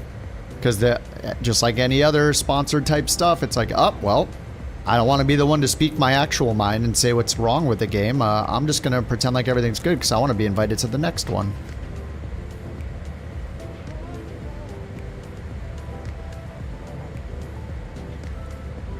Alright, I'm going to get flaps 5 so we slow down. 210. Loke.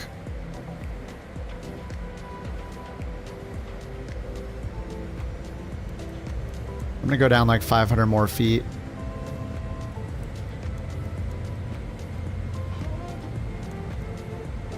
Just because we got the glide slope right there, I don't want to intercept it yet. Alright, there's Loke. Alright, slow the descent.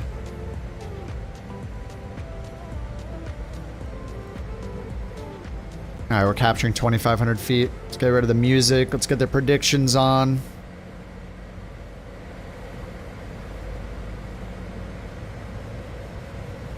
False Bork report? Hey, what the heck? Yeah, that's a false Bork report. Alright, they're gonna give him 10 minutes off. Let me take five coins from them. The heck?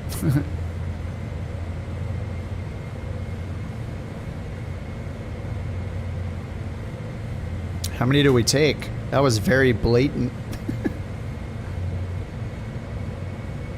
Oh, they had one Bork coin. Now they have -3. Alright, we'll see you in 10 minutes. There was no Bork.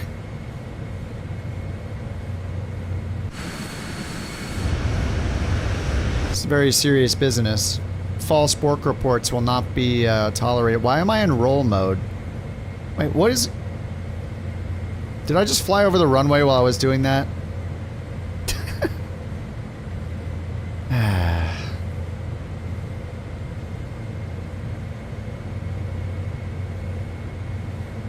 Alright.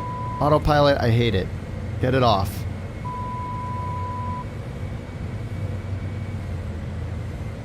Your approach was botched too? Well, unfortunately, I'm the only one that can take the coins away. I need to reinstate the shame command, I think.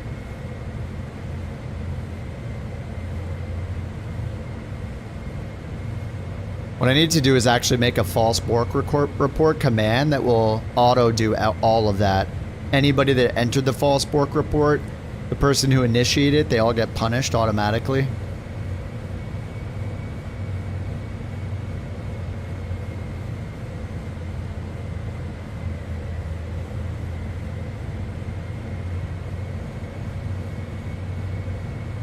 Alright, let's try this again.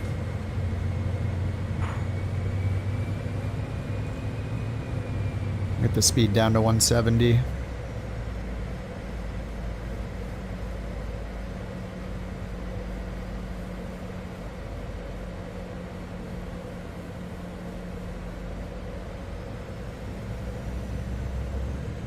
God, I'm so bad at this game.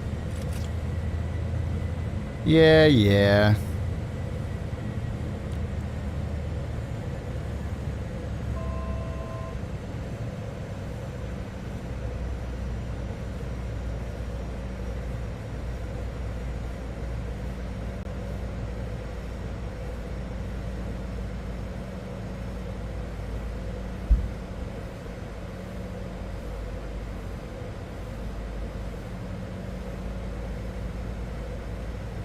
Alright, Loke.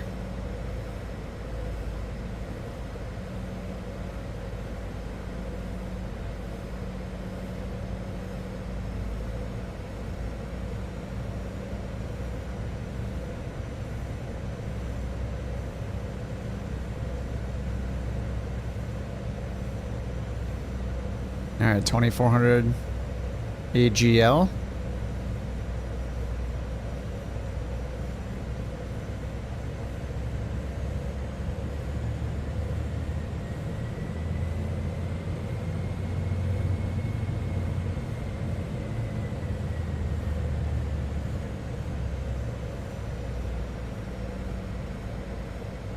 Alright, 2200 AGL.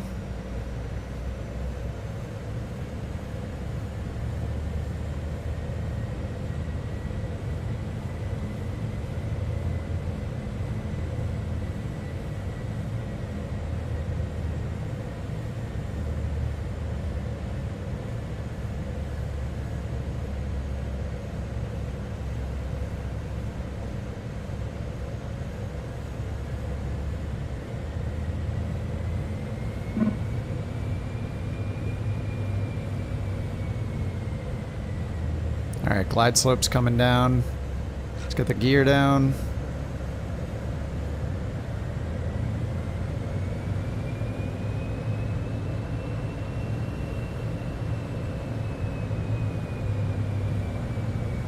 Alright, glide slope. Alright, flaps full, 130 knots for the approach speed. 5 knot headwind, 6 knots from the right. And let's see, the go around. I'll get the autopilot on for a minute.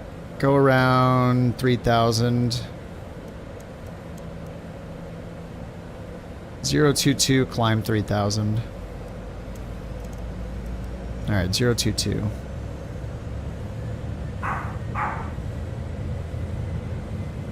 The fog doesn't show in Sim Update 3 beta, but the clouds do? Oh, there's a real Bork.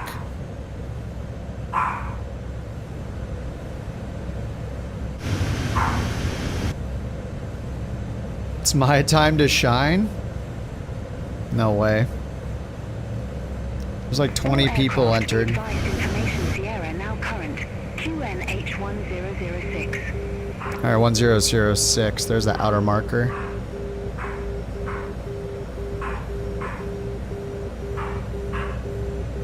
Guess the landing rate. Hey, guess your landing rate. She hasn't guessed a landing rate yet. You could win up to 3 if you guess the right landing rate.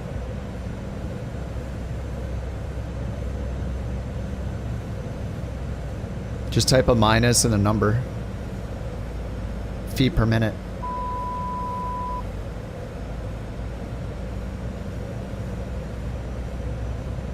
My last one was like 300, right? It wasn't that good.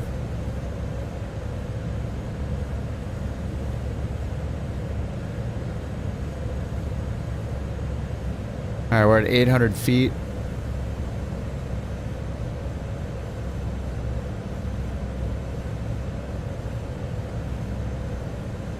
Mountain, guess a landing rate before it's closed. Oh, there's the runway.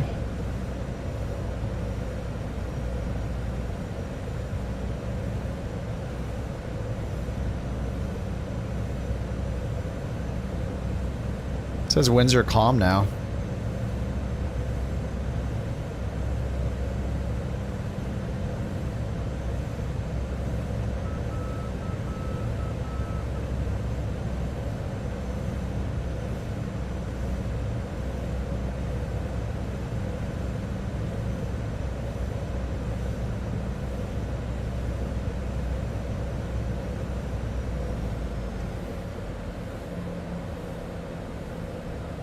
Okay, we're going for 69.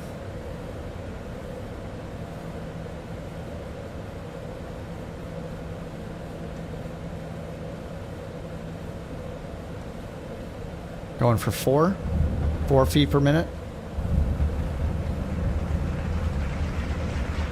Oh, why are we tilting so much? Holy crap. Oh, it was 68! Oh my god, it was off by 1. Holy crap. Damn it. That was so close. Oh my god, it couldn't be any closer. T-Bone Stakey. You guessed the landing rate perfectly at 65 feet per minute. Here's 1 BorkCoin for your amazing prediction. I mean, it wasn't Keep perfect. up the great guesses on this journey through the skies. Conti said T-Bone Stakey.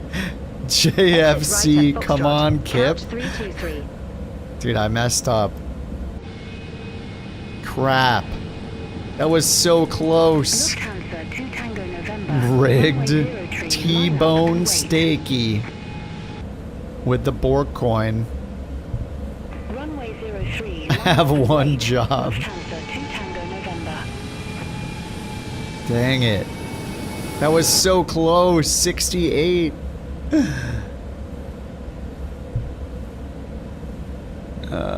Feels bad. I tried, dude. Come on. I tried.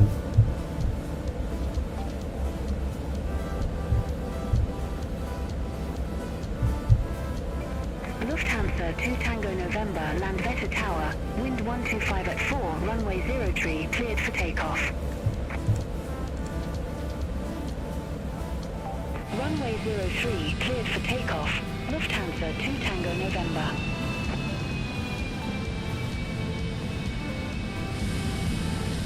Couch 323, contact ground 121.905. No need, no need. We got our own parking spot here. We're good. Ground 121.905, couch 323. Just tell them we found our parking spot. Couch 323. Request taxi to assigned ramp.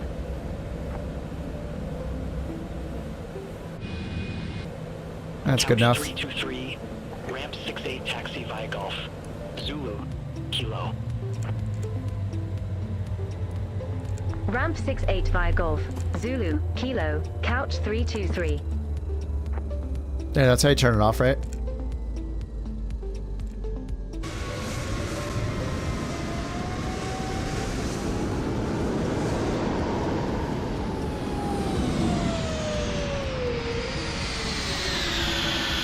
Damn, you guys beat me because I messed up the approach.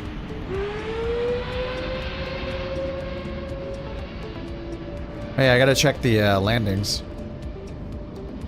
Are you the only person who got bad performance compared to usual? I don't know. What'd you get? We can check the webpage. Let us consult the justjohn12345.com for the group flight information. Oh my god, I got 68. Holy crap, Shadow got 43 in a 737?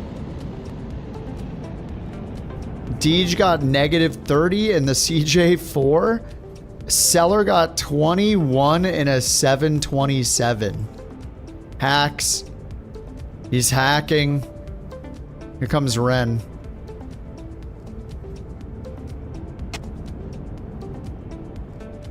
Ooh. Oh, he's going for 1 foot per minute. Damn, that's gonna beat mine for sure.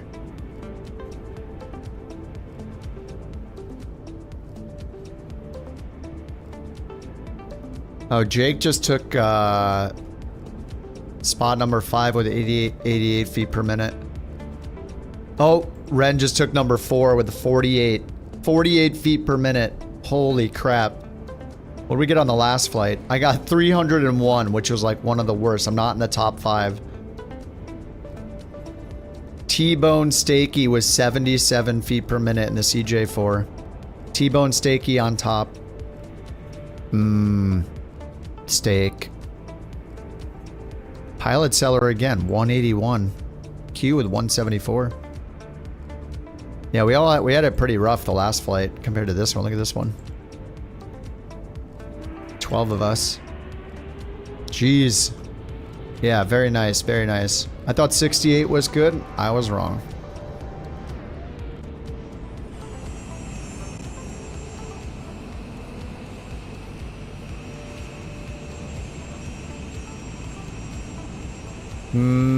Do we do another one? I think we do.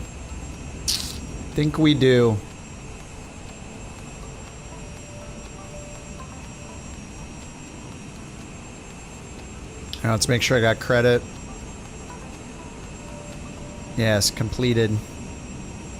Okay. 3 out of 6 completed. Next is Bulgaria. 250 nautical miles, land at LBSF.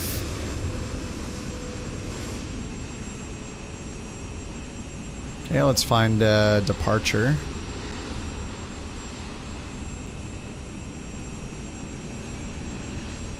Same criteria. Oh, it's marginal VFR. Alright, we need 400 miles, or 400 kilometers or so. 400 or more. Is that one 700, 900? I guess we'll take off VFR. We're going to land at marginal VFR, so we still have a little bit of action on the way in. 649, where's this? 463 kilometers. I have no idea where this is. Let's do this one.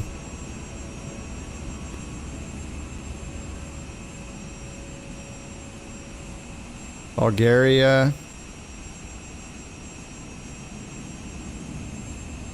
Is that in Turkey? Oh yeah, that is in Turkey, okay. Turkey to Bulgaria. Let me get the map. If you want the map,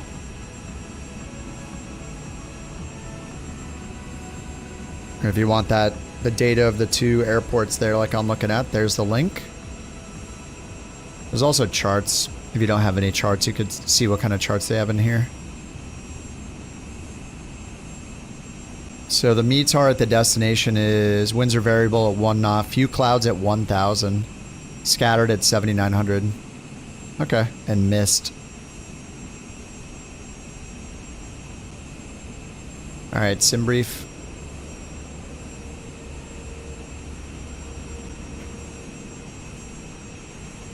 And we're gonna respawn at LTBG.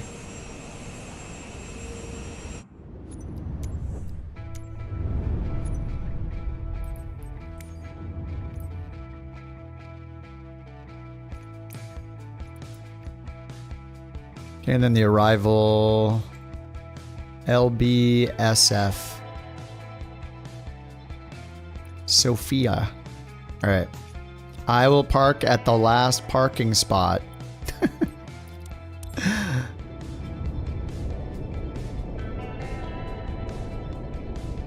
Sim update 3 is going to be great. I say it every time. Well, once they fix the performance being absolutely horrible, we'll get a... we can load in at any spot. We can all load in at the same spot and it'll be fine. Finally. We had to deal with that feature being gone for 8 months. Not working for 8 months and it was there on day 1 in the options. What the heck? What's she doing in the bathroom? She just came in here, goes in the bathroom and starts yelling. What the hell?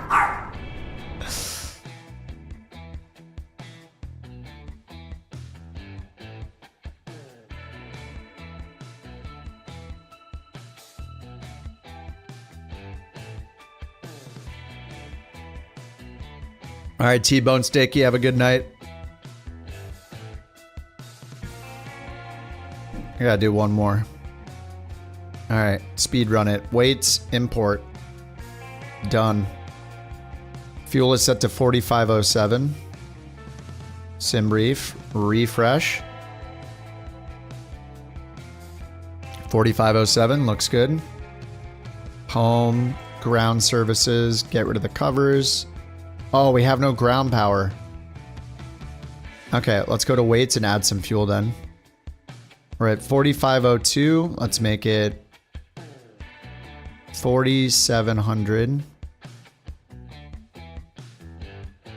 So extra fuel for our APU. And then we'll just get rid of this.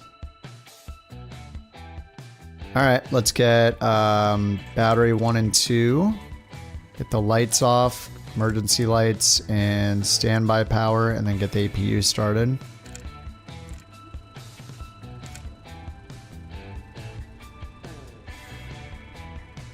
Align, and ECAS position load. Oh, GPS not active yet. Okay, well, let's load the last known position. All right. APU on the way. Oh, it's already ready? Holy crap. Generator on, bleed on. Alright, sweet. Generator, bleed. Let's get this on. External power stays off. Good, we can load our GPS position now. Nav ready? How is it ready?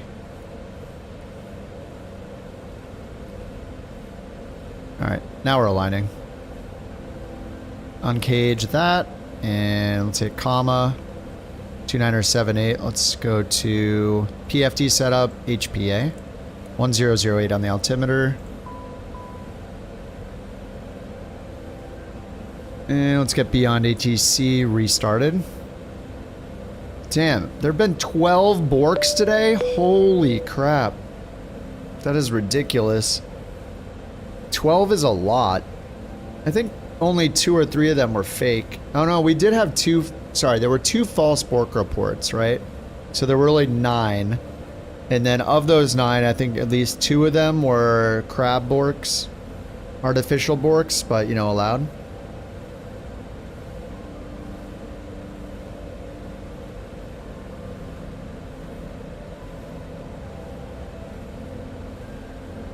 Go do a discovery flight? Yeah, I mean, that's a good way to see if you're into flying airplanes for sure. And that's where I think everybody starts, right? Or like as a passenger in a friend's little plane. Yeah, go do a discovery flight, dude.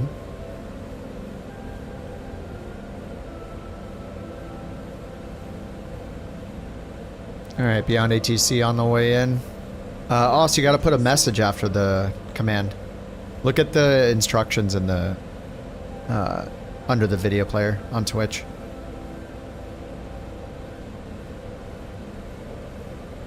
Or if you're on mobile, you have to like go to my page and hit about or something like that to find it, I think. Alright, let's get the ATIS, and we're gonna put that in for our takeoff performance anyway. So let's go to nav, sim brief, recall, perfinite. 0517 Zulu. Landing and departing runways 36 right. Advise on initial contact you have information of SCAR. What? Well, that wasn't very helpful. Banter Air Base Airport information of SCAR. 0517 Zulu. Landing and departing runways 36. Alright. Landing and departing runways 36.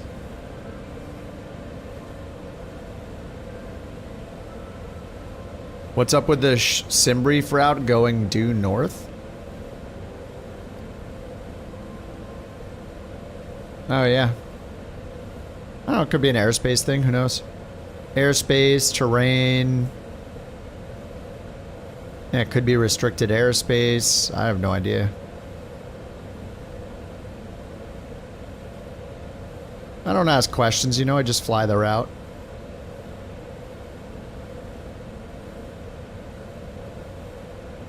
Yeah, it looks like it's just avoiding all the mountainous terrain throughout here, maybe. Congratulations. It's like going right through. Stupid Bird 26. What? 7 months as a couch captain. Truly tremendous. You've been doing a fantastic job. Folks are talking about it. Oops. Just a little wind, probably from all the burgers.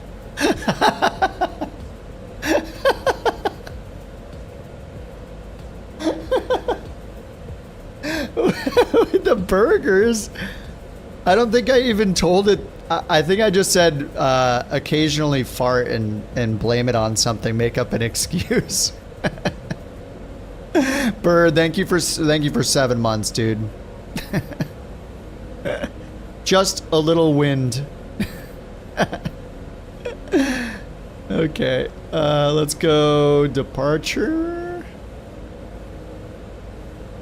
36. All right, let's get the clearance.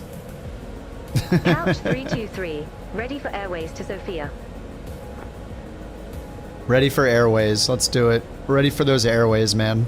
Can't wait to aviate. Ground. Expect runway 36. Climb 6,000 feet on runway centerline, then expect rotor vectors by gap. Squawk 6356. 6,000 feet, 6356. Expect runway 36. Climb 6,000 feet on runway centerline, then expect radar vectors Vega. Squawk 6356. Couch 323. 6356. Okay. That's good. Couch 323. Read back correct. Call me back when ready for start or taxi. 6,000 on runway centerline. Okay. Wilco, couch 323. Let's get the runway centerline. Sim brief, import, flight planner, up here. Here, yep. Runway 36, direct. Runway information, 36 is 355. Alright, 355 heading. APU's on, so we want to try to get out of here. Yeah, we need ground, seatbelts, nav light. We'll get permission to start up. Couch 323, ramp 28. Alright, so we got the departure in. Let's go to... we still have to do all the rest of the performance, but let's get the arrival in first. Couch 323, startup approved. Call when ready for taxi. Runway 9. It seems Javiation has recruited one new couch captain. A heartfelt thank you to them for embarking on this thrilling journey.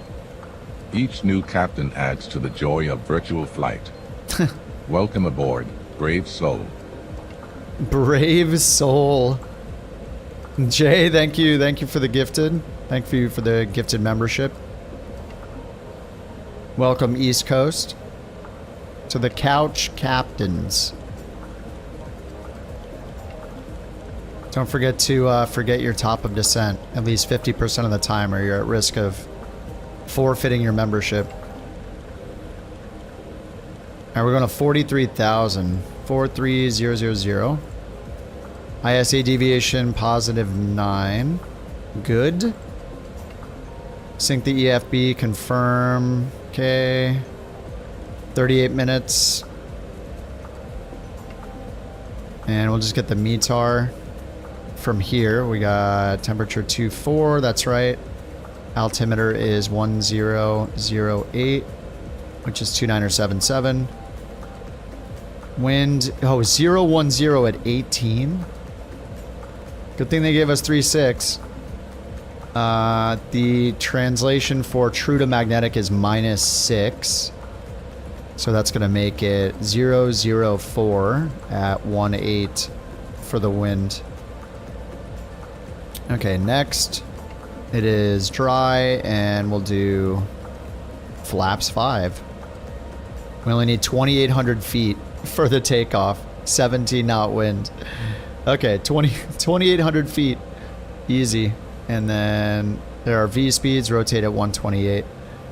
We already got the APU on, and they said we can start up, so let's just do that. Right-hand engine. 10N2. Okay, so we'll leave this on Prague, and we'll put this on Prague too. Alright, we're going to runway 36, so we'll grab the map.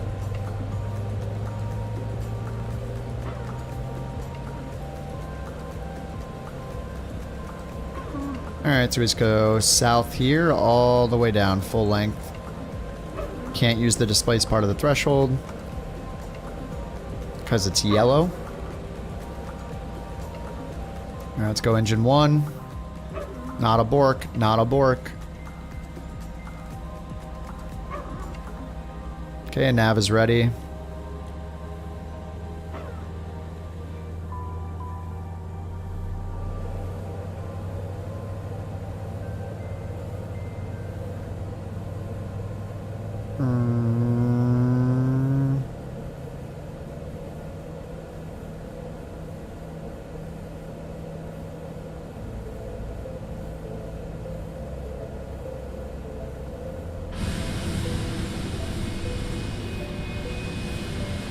Yeah, most of the YouTube chat's the bot. There's also 1, 2, 3, 4, 5, 6, 7, 8 of us that are probably normally active in chat that are flying instead. But yeah, people on Twitch are more interactive too in general. All the yappy people went over to Twitch, you know? Yappers on Twitch and the lurkers, of which I usually am, on the YouTube. Alright, both the engines are started. Let's get the flaps down. 1, 2 notches, and pitch trim, -3. Hello? -3, we're going to do heading and flight level change. And auto throttle. It's all set, 1008. We got the rotation speed, 128. Flaps 5, and slats are out.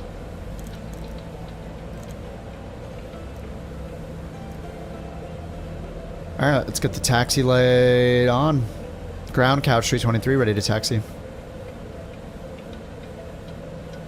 And static air temp is 25. Runway 36 taxi via Alpha. Alpha. Parking brake off. Runway 36 taxi via Alpha, couch 323.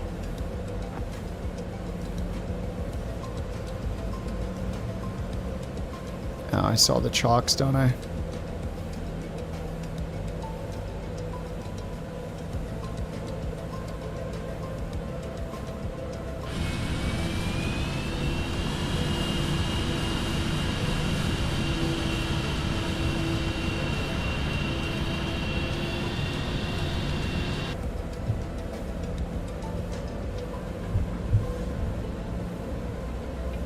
Alright, couch VIP on the taxi.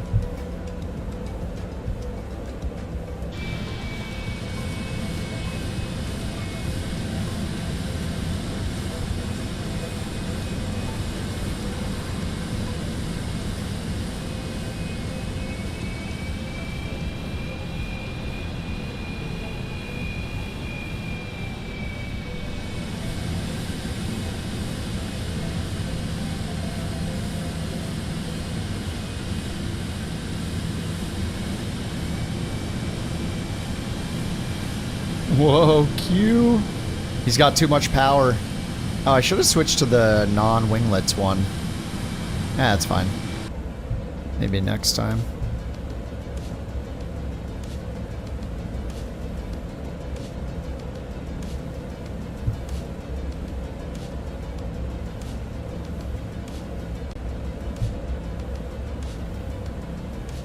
I gotta learn the fuel transfer at some point before the descent. Balance the tanks out.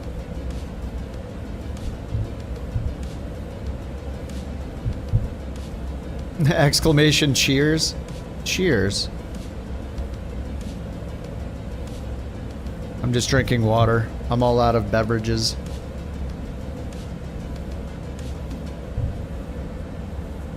It's been a beverage-free week.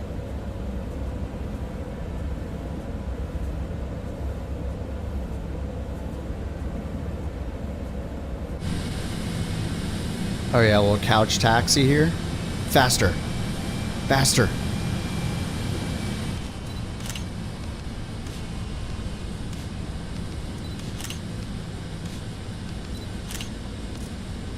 Uh-oh.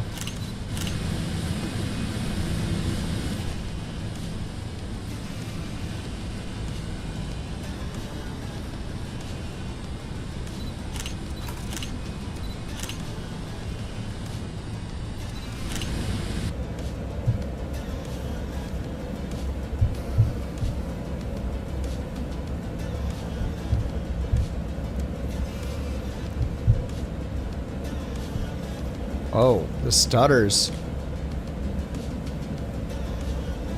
Alright, let's get the pitot heat on. We'll get the landing lights on.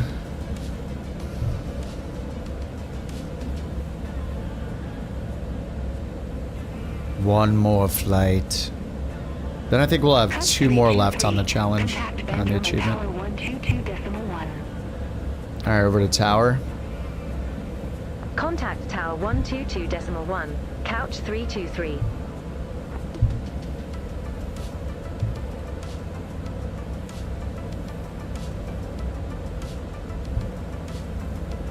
Couch 323, ready for departure, runway 36. Alright, we got a crosswind from the right. Couch 323, Bandama Tower, fly runway heading, runway 36 cleared for takeoff.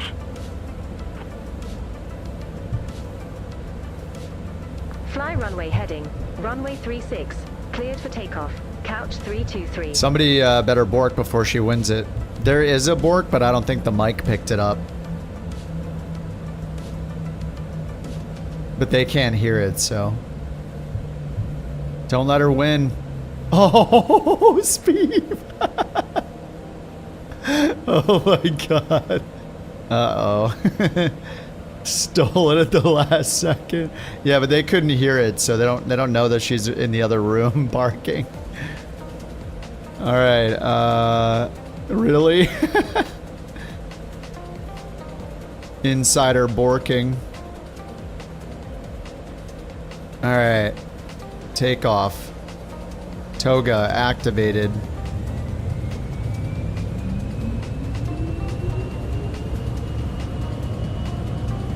Look at that windsock. It's fully horizontal. It is not limp. Oh, V1 simulations. Rotate. There we go. Positive rate. Gear up. And fly Conti.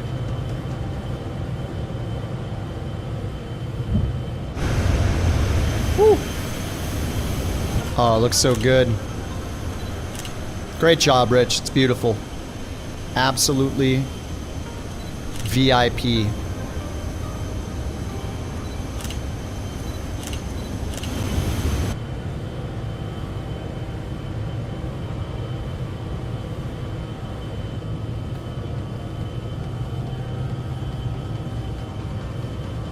Since when is it Bork proof? I think it's double doors maybe are Bork proofing it. Contact band over departure 123.3. Ooh, we're getting some stutters. Contact band Irma departure 123.3, couch 323. Alright, we're over 170 knots, Band flaps up. Irma, couch 323. Good morning. And let's switch to flight level change. I was in toga. Couch 323, band Irma departure. Identified. Climb to flight level 190. 190. Climb to flight level 190, couch 323. Okay, they'll give us a heading change. Couch 323, turn left, heading 260. Turn left. 260. Heading 260, couch 323.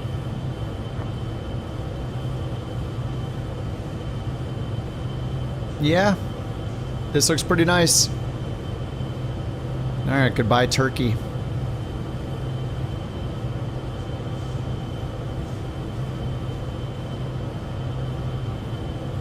Do we get a free pass if she borks but you don't hear it? Yes, I would say so. Yep. Unless she does it, unless she does a fake one, a false bork report, but...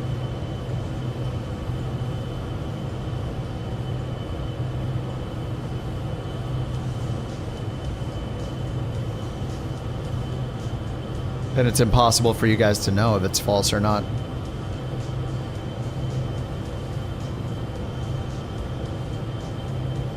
I think I just need to bring back the... if there's less than 3 Bork reports, it doesn't start the raffle logic. I should probably improve it so it doesn't start the entire thing until there's 3 exclamation Borks. That's what I need to do, is improve it to do that. Couch 323, clear direct vector underscore departure underscore 2. What? Resume own navigation. Clear direct vector underscore departure underscore Roger. 2. Heading direct vector underscore departure underscore 2, then resume own navigation, couch 323. Thanks. Alright, we'll do that. Resume own nav. Let's just go direct to, we're gonna go direct big, I guess? No, let's do direct to EKI. That's kind of long. Direct to EKI nav mode. Alright, direct EKI. And we're going up to 19,000. 43,000 is our total, our cruise altitude though. Alright, we're above 10,000, so let's get landing. I forgot taxi lights. Seatbelts off. Nav light is still on. Windshield lights off. Windshield lights are off, and ram air temp's positive 21, so no anti-ice.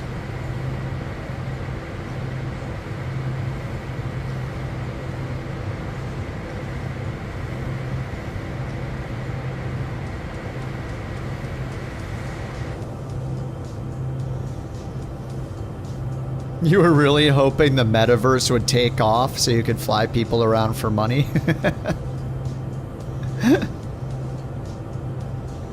Yeah, it's weird. There's not enough hermits that want to stay inside like me forever and only play video games for 200 years straight.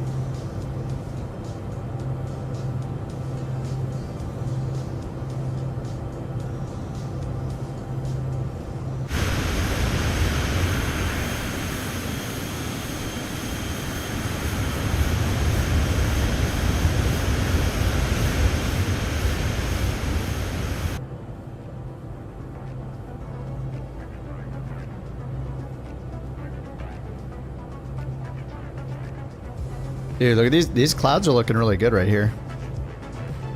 These little fluffy ones look pretty good.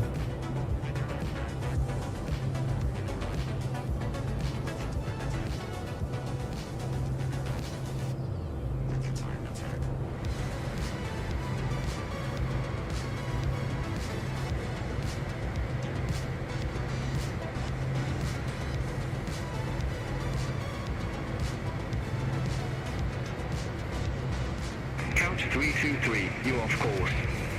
Clear direct Tekodak. Resume own navigation. Oh, we are direct EKI. Alright. Roger.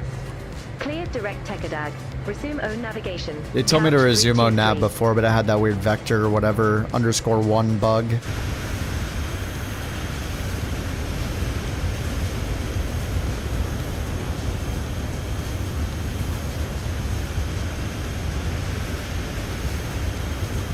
Couch 323. Contact anchor control 119.3. Contact Anchor Control 119.3, Couch 323. Anchor Control, Couch 323.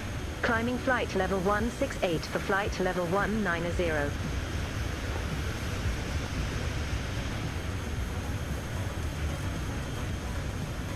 Couch 323, Ankara Control. Good morning, radar contact. Climb to flight level 430.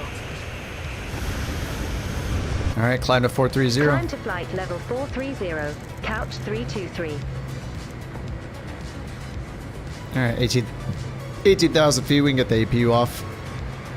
Bleed air off. Generator off. APU shut down. APU amp 0.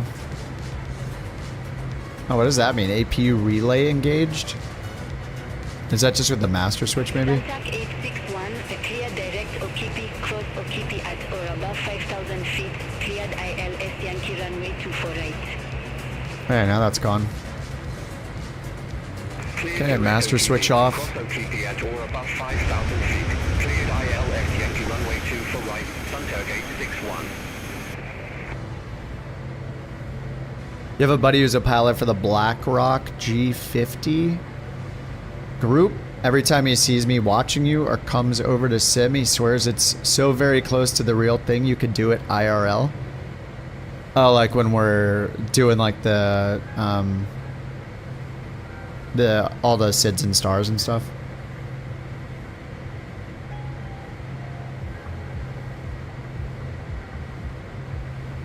What's the BlackRock G50 group? Turkish 1 Bravo X-ray heavy, contact Vanna upper radar 127.65. G650? 127.65, Turkish 1 Bravo X-ray heavy.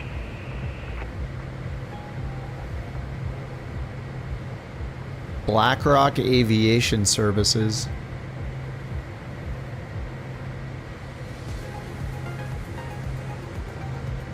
Oh, the investment group.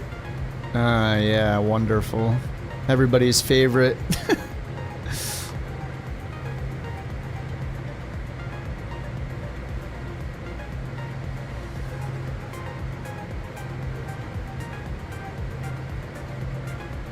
He's one of the pilots for them. He feels the same.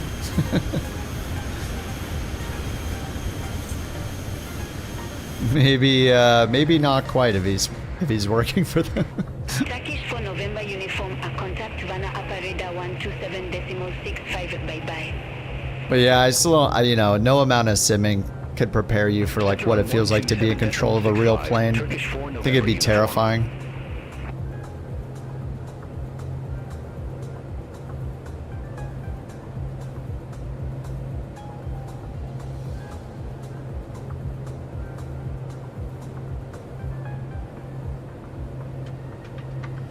You just gotta send it. Yeah, I just assumed that I'd like faint from the stress. Be like, uh-oh, there's real humans on this, including me. Conti, welcome back, dude.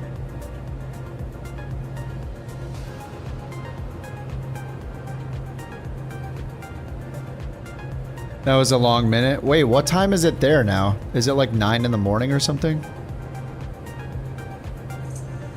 No, it's got to be later than that. Oh, 3:42 p.m. Okay, it's 10:42 p.m. here. Okay. So minus 7 hours, but tomorrow. That'll be the math I do.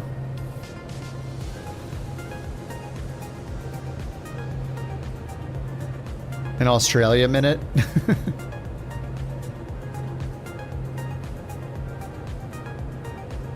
So I turned rebar off again, and I think I'm getting more frames, but I feel like I'm getting more micro stutters when I'm moving around. Not sure.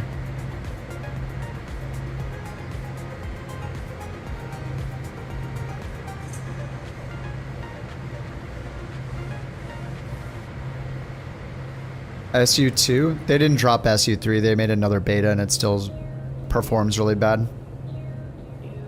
You bet after 2 minutes of adrenaline you'd settle in like it was routine, figure out whatever plane you were in had to work with. Yeah, I have no idea.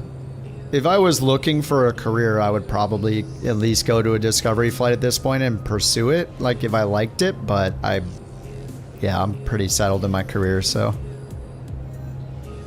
You know, the feed stuff.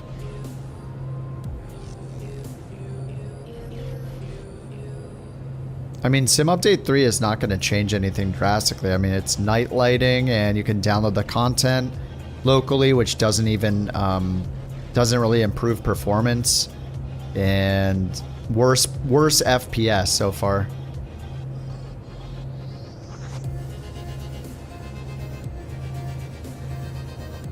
I'm stuck in my career. I mean, changing, if you have a career, like if you've had the same career for pretty much your whole life, would you change it? It's gonna help VRAM. I mean, if it uses less VRAM but has 40% less FPS, is that a good thing? Because that's my experience with it. It's like 1 gig less VRAM with almost half the FPS. And a lot of other people are having the same experience, so there's a bunch of posts happening, and that's probably why they're delaying it. I think it's mainly the LOD. If I turn it to Ultra with a LOD down to 100, it's still worse performance. But I think it's like the LOD. It's bad. It's worse in every single preset that I've tested on like every single Sim Update 3 build, and showing no signs of improvement. Other than the Ultra preset had some more frames, but it's still like 30 or 40% worse than the same preset on the other on Sim Update 2. It's still overall like a 30-40% decrease in frames. Even using, I've been testing the same presets every time. Yeah, I love it. They changed the math on the whole LOD curve. It was linear before.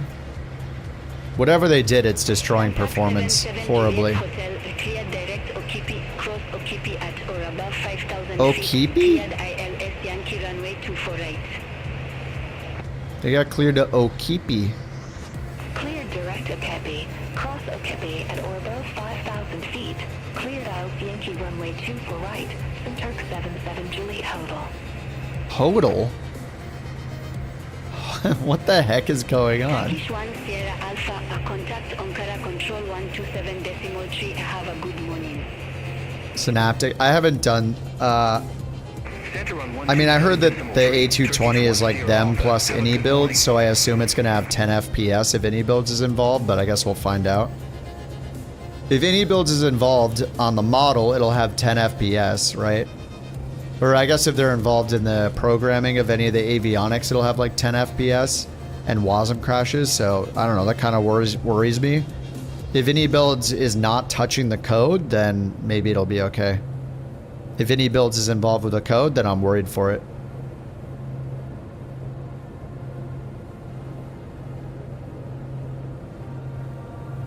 They have to dial it in to get it work properly now.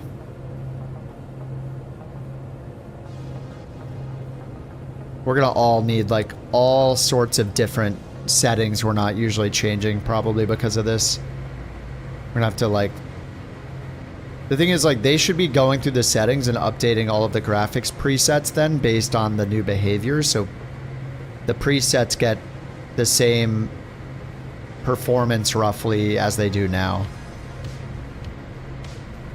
I don't know, as long as we're getting... I mean, if it lowers the ceiling of frames and...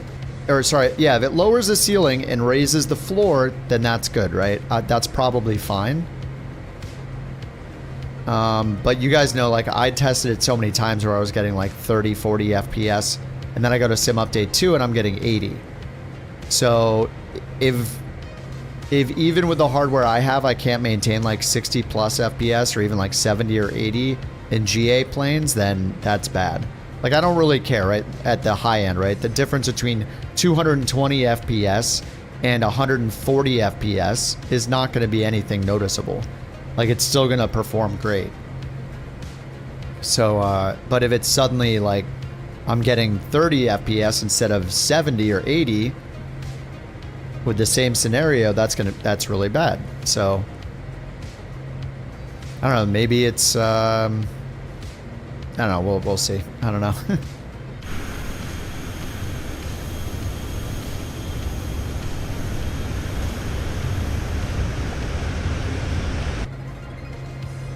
Two to 3 days work with the team to sort out the LOD formula. Single room with 10 test benches and you just go. I mean, I assume they're doing the work. It's just they don't seem to have figured out. You know, Sim Update 3's been out for a while. Has it been out like a month already? The beta? It's been a while since we've had Sim Update 3 beta. Maybe more?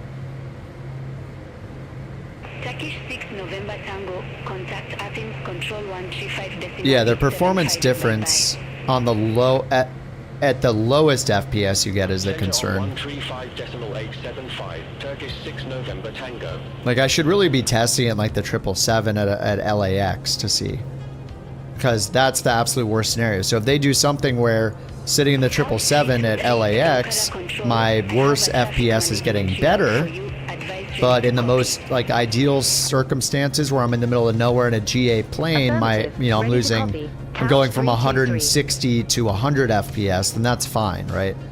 The ceiling coming down is okay, the floor going up is okay, but you can't have them both going down.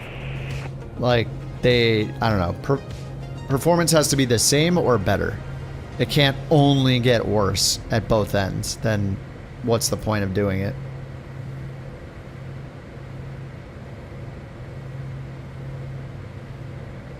Like, they need to be tackling the multiplayer problem first, I think.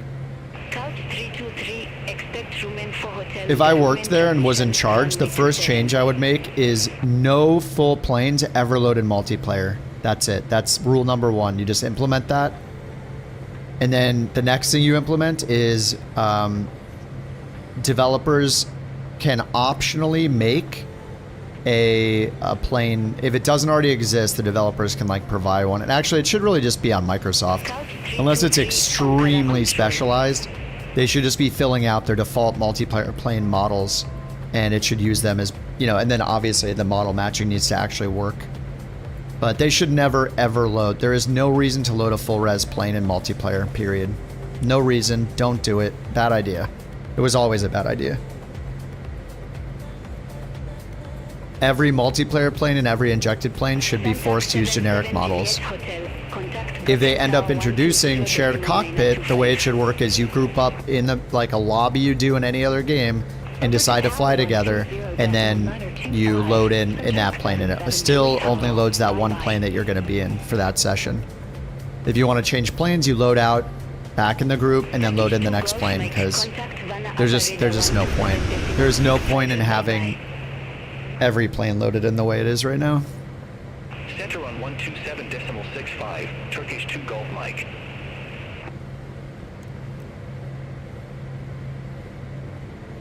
$58 till TOD.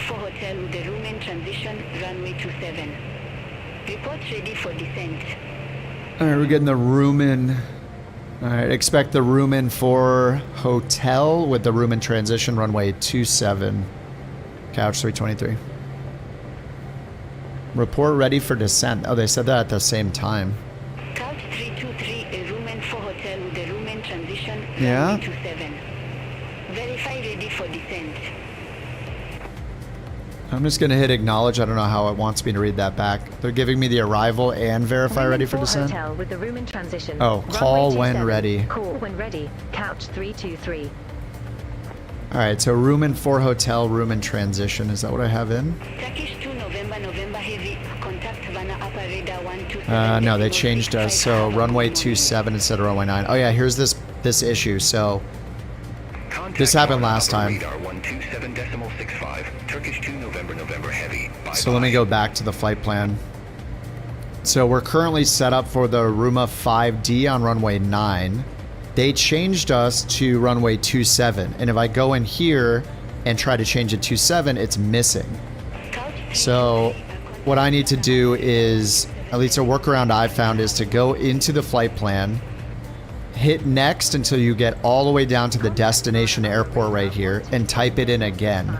So I'm going to type LBSF, Lima Bravo Sierra Fox, and then put it right in on top of the destination, and then go back to nav, arrival, and now it's cleared it out, and I can now choose runway 27, and then the correct approach and the correct star. And did that mess up? Oh yeah, and it didn't mess up because we're in the en route waypoint, so we're fine.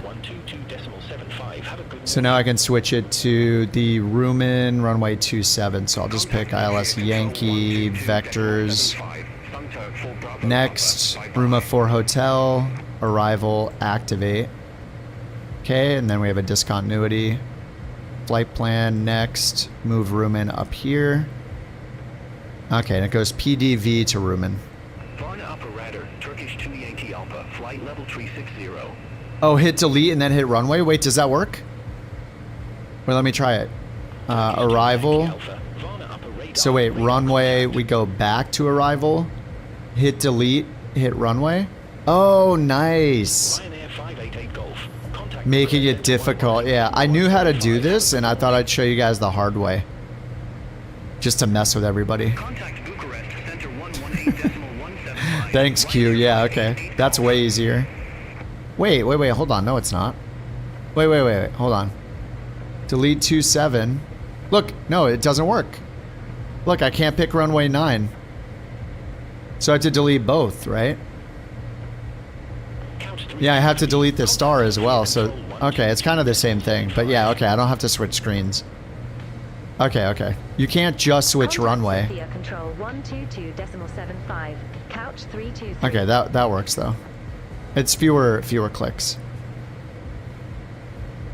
Sophia Control, couch 323. Alright, 35 miles till TOD. You have to delete it all, yeah. I guess if you change runway, it would then delete the star, but it's making you do it yourself. God, I'm so bad at this game.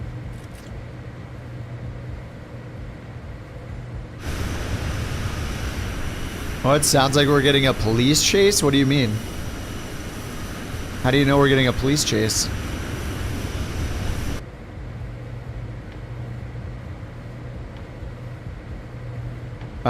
Frank said you're saying you want free play, which is, of course, multiplayer. Yeah, free play. Multiplayer is only in free play right now. Well, it's also in the photography challenges. The only place it's not is in career mode. Yeah, I wanted to only load planes with no interiors. Yeah. You play and free flight, and you don't care about multi... Thanks, AUS Driver, for recruiting Bichiamto to the couch captains. That's Wait, what are you talking about? Just think, how many more planes we Do could you buy have with all to those deal with coins? generic Remember, graphics? only 351 days until my birthday, too. No, your plane would be in full res. I'm saying multiplayer planes would be generics only. Because right now, even if you're not flying this plane and you're near me, every one of these buttons and switches and dials and shadows is rendered in the plane.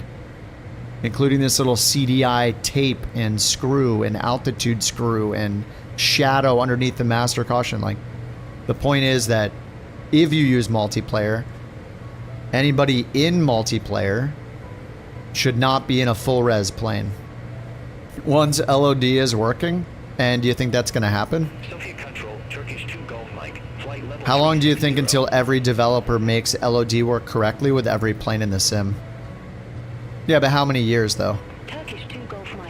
How do you know they are? You can just fly into it with a drone camera. Yeah, I've flown into people's planes constantly. If you own the plane, it's rendered in full res if you're on ultra resolution, or sorry, ultra air traffic. But I have mine on high now, So it's gonna show them in more generic planes, but the wrong ones. The problem isn't just one thing, it's multiple things. So if you use air traffic on the ultra setting, then you are more likely to see somebody in the correct plane that they're actually flying. But the trade-off is that it's gonna load that plane in full resolution if you own it.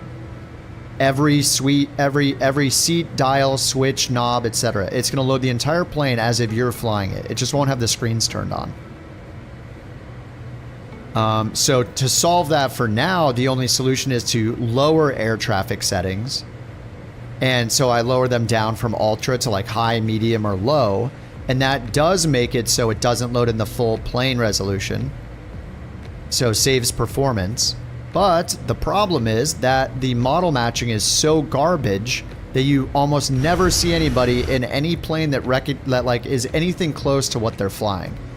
So you have to choose between worse performance and loading in the full plane models, or seeing everybody in like a Bonanza or a jet when they're not actually flying those types of planes. It matters what planes people are in right now. I have it on high, so a few of them will be loaded in at full res. It just depends on what people are flying. So this is a 787-9, which I do not have installed. So it is using FSLTL, which is great. So that's not going to be full res. Q is flying the same plane as me, so it's fine that that's loaded in full res because it's the same plane. So here's... Can is in a CJ4, and it's loaded in the passive one, which is great. So if I have it on Ultra, though, like, it could be bad. That's also passive down there, which is a CRJ-X. So it's loaded in another passive. I can't see what they're in over there. It's easier to do when I'm on the ground and we're all right near each other. But I don't have it on Ultra right now, so... anybody in a plane that's like... Anybody in a 777 will show as a 787. Lots of people in like... If someone's in the Vision Jet, it might show them in a twin-engine airliner. And stuff like that. But yeah, it's like a trade-off right now. Oh, TOD right now. Couch 323. Approaching our top of descent. Ready for descent.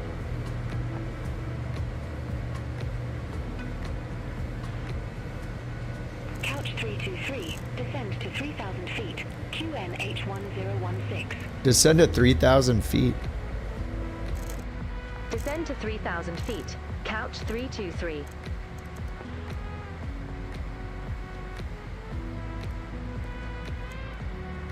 I'll just catch up to the vertical profile. Yeah, I'm using Beyond ATC. It's an injector? Yeah, but when you inject, it uses generic models. Only the Microsoft Flight Sim multiplayer traffic pulls in the full models. When it does, if you have it on Ultra especially. But Beyond ATC only uses FSLTL and for GA planes and GA traffic that's on IFR flight plans, it will use the Microsoft generics as well.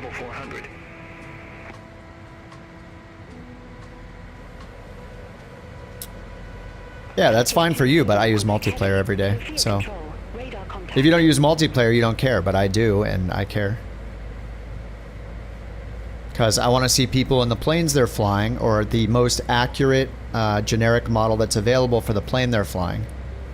And I don't want to have to turn on Ultra Air Traffic to do it, because Ultra Air Traffic will load in all of the planes that I own, even though I'm not flying them. So, multiplayer should never use anything other than the most generic models.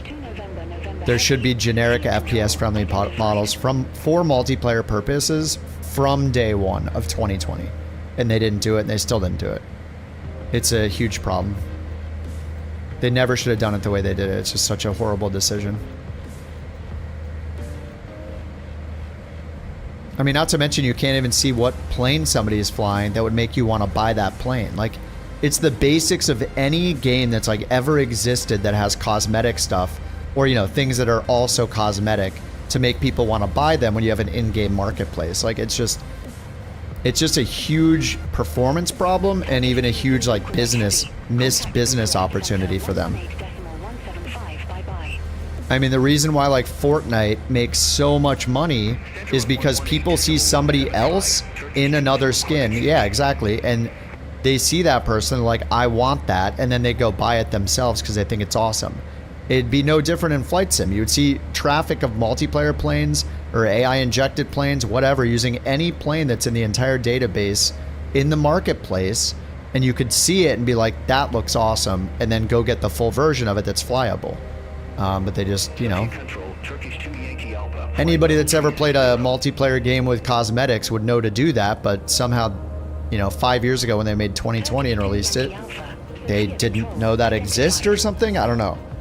I mean, you've been able to do that in games for decades, so I don't understand how they don't know that.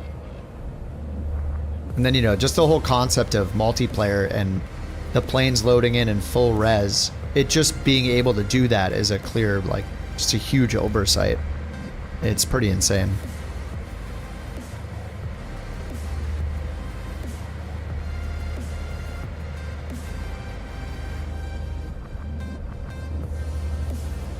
When the content's not centralized? You mean like third parties?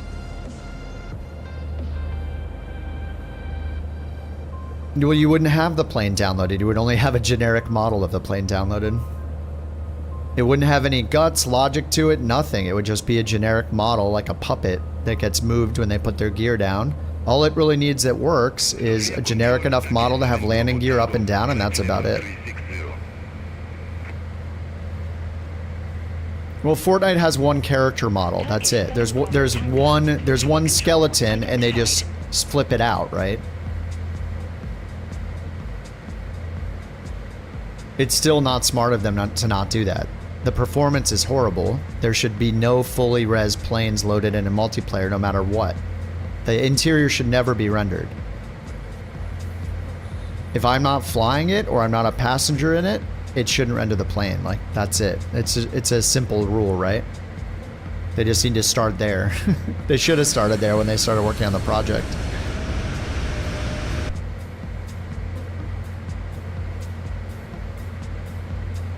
And there's only so many planes in existence, so even if I look up and I see a generic model for a 777, as long as it's close enough and I don't own a 777, I might say, whoa, there's a 777. Just like I see the FSLTL generic model of a 787-800 right now, I might say, I want that, and then I go look at the marketplace for it. But as of now, like, you're not seeing people in the planes they're flying half the time.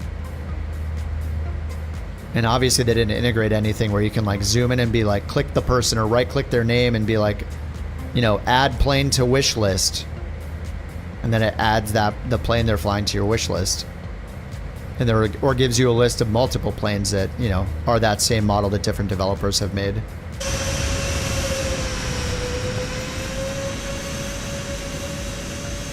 Yeah, the LOT debug. I'll wait until I'm on the ground or something to try it just in case, but alright, we'll go 2,000 feet per minute. I'm below the profile. But yeah, it just, dude, yeah. Stuff like that, it's so annoying. It's like we've dealt with it for 5 years. It's just on them. Like, they should have figured that out on day one. Like, that would have been such a huge, should have been such a huge topic for them to cover and figure out. It's the moment they said they're going to have multiplayer, that should have been discussed. It's almost like they're just like, whatever. We'll just load in the full plane. Yeah, it should have been the starting point of the discussion. Yeah, exactly. So should have the idea of the marketplace, the cosmetic, like how it motivates people to buy planes on the business side. That should have been a conversation. The performance should have been a conversation to make sure that nobody was loading in more than the only plane that they're flying. Like, all of those things were missed. It's just insane. Design a committee. Yeah. And as everybody knows, the best thing to do is to do it that way, and you'll definitely result in a good product. It's such a well-known thing, right? That people keep doing it. Hey guys, I know the way to make this a mediocre product at best. Should we do that? Should we do it that way? Yeah, let's do it that way. Let's just keep making that decision to make something mediocre. You know, it's not that serious, but like, you know, it's just like the overall, the sim is incredible. It's just the I can't believe you put multiplayer in a sim and then you don't talk about performance. Have a solution for the performance. Couch 323. When multiplayer is a core feature of the sim. Sophia approach. Couch 323. As you get further, it renders out. Yeah, but still, tell me the reason why any multiplayer plane needs the interior that I'm not flying and I'm not a passenger in. I mean, it's a rhetorical question, right? It doesn't. It shouldn't even load it in as I get closer. Who cares? I'm not flying in the plane. I'm not a passenger in the plane. So it shouldn't load the interior, and it makes no sense. No, shared cockpit's not the reason. It doesn't make any sense. Shared cockpit, we load in a group, and then we choose the plane. I choose who can be in my plane. We load into the sim in that one plane. That's it. That's how it should work. It's the same reason why when I load in this plane, and there should be no other plane. Like, if I turn air traffic to low, that's exactly how it works. But if I turn air traffic to low, I don't see anybody in any of their correct generic models because they can't do model matching properly. You know, like they want it so people are gonna hop in other planes. Yeah, it's a bad decision. The GTA method, it's still a bad decision. It's too much that is not like doing something. That's not doing the first version of the feature. It's trying to do the 10th or 20th version of the feature. It's stupid. It shouldn't be that way. The simplest way to do it is that when you're in the sim, you group up with people and you load into the same plane. That's it. You want to load into a different plane, you back out and load into a different plane.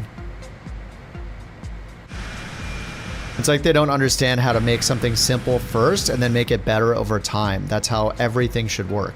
You start with the main concept, you get it working, and then over time, and only when you can keep the performance as good as it is in the first version of it, do you add more and more capability.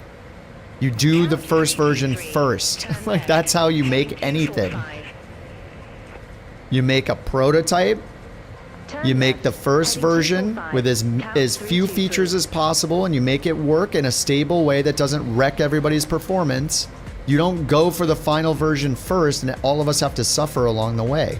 It's just like a sign of not having experience in building stuff. That's not how you do it. You're just setting yourself up to fail and have, you know, like the stuff we're seeing, which is just horrible performance incoming. Ay. Do you think they would know these things as a development team? Like, it's just like product creation 101. Overly ambitious stuff becomes overly complex and bad performing stuff. You start with the simple stuff. And it's just that people are so bad at making the simple thing. They can't do it. They can't help themselves but sit there and come up with more and more and more and more and more ideas over and over and over and over again, you know? Like, that's the problem. You need to just hyper focus on the one core thing and make that first and nothing else, you know? It's just like, it's like they've never made anything before. It's crazy.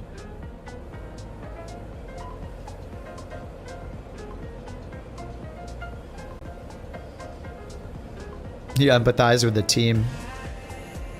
I mean, you have to have people on the team that are willing to say those things, though, or they shouldn't be working on such like a high visibility product, you know, like such a huge company with such a huge potential user base. Like, the people working on products this huge should be the best of the people that work on these kind of products.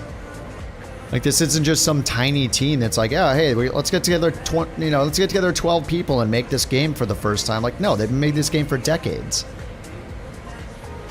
You've been making the game for decades and still making decisions like that is crazy. It's like a franchise. Turn right, heading 290, couch 323. Or you just like don't make multiplayer in the first version of it. Like, wait for it until you can figure out the performance side of things. And it's just the you can't even do the model matching still. It's a literal database table. You have the models, you have the planes, you have the players. What plane are they in?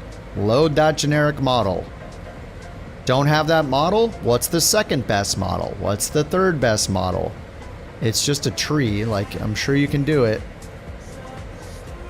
Xbox, yeah. Yeah, the day they launched Xbox. I mean, Xbox is a great idea if you don't mess it up. It's a great idea if you have all the performance stuff figured out and then decide to make it, and you're like, okay, yeah.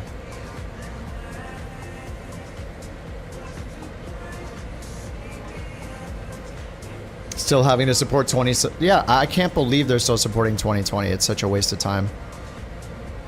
It is a waste of resources. You drop it instantly. You put it on life support the moment the other sim comes out. And you give people a heads up. Hey, we're going to keep it on life support. The servers will stay online, but we're not making any massive changes to it. Shift everybody over to the new project. Like, that's how it works. That's how you should do it. And then and when you don't do that, it's not just that the resources are the problem. The customers don't know which one to play. Like, we still, what, every day there's people saying, should I buy 2020 or should I buy 2024? You created this problem by putting in some sort of like slow trickling off support for 2020 instead of just axing it and being like, all right, it's no longer supported. We'll do like little periodic updates here and there, but all new planes are coming out in 24. It's just, it makes no sense. You're not just screwing over, you're like everybody. It's the worst of all situations. The users don't know which one to pick. The teams that are working on the product have to support both of them, and the devs making the planes have to support both of them or figure out they don't know which one to support because of it. Like, it's worse for everybody. Turn right, heading 195, couch 323.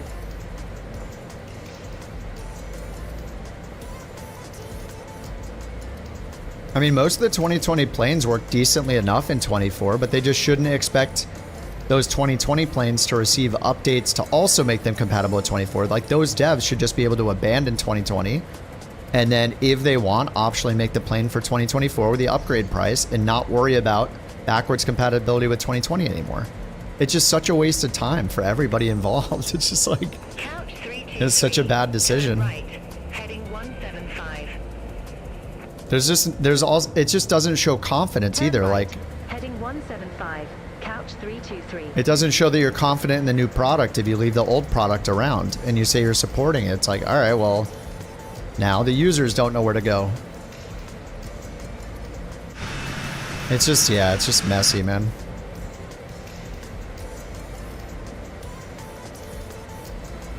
It is messy.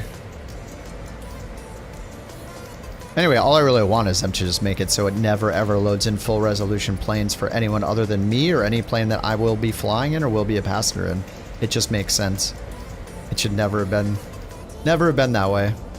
I shouldn't have to, and we're crashing because of it too. Like, all the CTDs we've been getting for the last like year or whatever, 9 months, like there's so many CTDs, we've run into it over and over and over again where you turn off multiplayer and everything's fine. Or you turn air traffic to low and everything's fine. How many like millions of crashes have happened? CTDs have happened because of this decision, you know? If they only loaded generic, I bet it wouldn't be a problem. I mean, we already know that it's not a problem because we do it as a solution. You know, we use low traffic setting to fix it when it happens. So that is the fix. At least 6, yeah. Maybe, yeah. At least 6. It shows me as an Airbus for you when I'm flying the Learjet. Yeah, they can't even do the model matching, dude. It's been 5 years of that. It was the same problem in 2020. I mean, I think Sim Update 3 did show some model matching improvements, but I just can't use it because the performance is so bad that I just don't want to load it.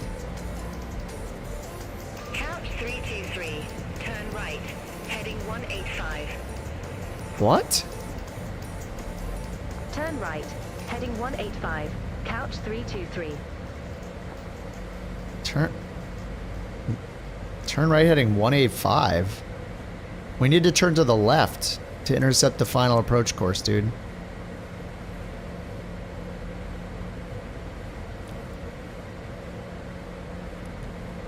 Yeah, we're not listening to that. Yeah, I feel like the vectors are worse now. I don't know what's happening.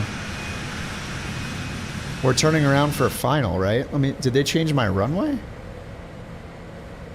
I'm scrolling back up to see the runway. ILS Yankee 27. I mean, maybe they changed my runway and I'm not following. Turn right, heading 195. Arrival, ILS Yankee 27. Right, heading 195, couch 323. Turn right 195, that's behind me. They want me to do this?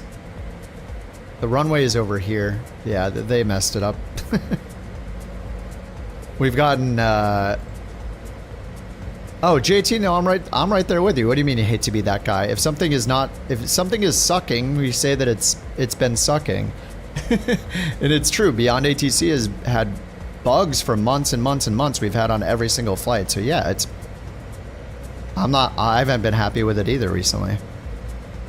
I mean, I say that almost every stream. Like, I still think it's worth getting because it's so much better than default and it's not a subscription with like smoke and mirrors crap that other competitors have. But yeah, I mean, it has been having problems. They just pushed a bunch of fixes. I mean, it's on the experimental build, right? So it's not a huge deal that it's not fixed on this build. But the bigger deal is how many months we've been dealing with these bugs that haven't been fixed. Like, we've had altitude and vectoring bugs for months. So yeah, I don't want VFR right now. I want all the bugs fixed, and then I want VFR. It's just been too unreliable that I've for the first time in a while been turning it off recently because it's just been getting to be too much. Nice, it auto switched over to Loc. Looks like it auto tuned it as well. Oh yeah. I'm not worried that it's not going to improve. Like, their team is incredible. I expect it to improve. I'm sure VFR is going to be awesome. We're going to run into more bugs, but it's just when it's been like months and months and months of the same bugs, it can get really frustrating and just make us not want to use it. Like, I totally have confidence in their team. It just, I wish that they fix these bugs before they continue on VFR or whatever they're working on, because these bugs are just in pretty much every single flight. I wish they would just like take a break on VFR for like 2 or 4 weeks and just iron out all these issues we're having on almost every flight and then continue their work. Like, have the team rally behind it and fix it. I mean, I don't even know how big the team is, like 2 or 3 people maybe. I have no idea.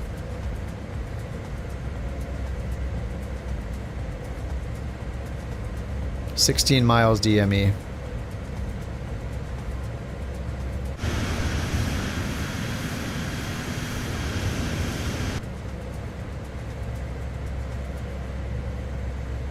They try to hide bug fixes with new function up. What do you mean hide bug fixes? We just read the release notes of their latest build tonight. It was just all bug fixes. Sim update 3? Oh, are you talking about Beyond ATC or are you talking about Flight Sim? Noel. Sim update 3 is not released yet, no. Thankfully. I don't want it out because the performance is so much worse. Beyond ATC? Hide bug fixes. They always list the bugs. I mean, I know they said they would try to list more bugs, like more exhaustive release notes or whatever, but I don't feel like they don't do release notes well. I mean, they just did an experimental build today with like 15 bug fixes or something. Yeah, Asobo will release an entire beta of the sim with 3 notes on it. Beyond ATC will release 1 experimental build with 20 notes on it. So yeah, I don't think Beyond ATC is bad at writing release notes. And I usually know what they're talking about in their release notes too, unlike Asobo. I'd say like, I don't know, maybe 75% of Beyond ATCs, I know what they're talking about. What sounds better? We fix 120 bugs, we give you VFR GSX and but wait, what?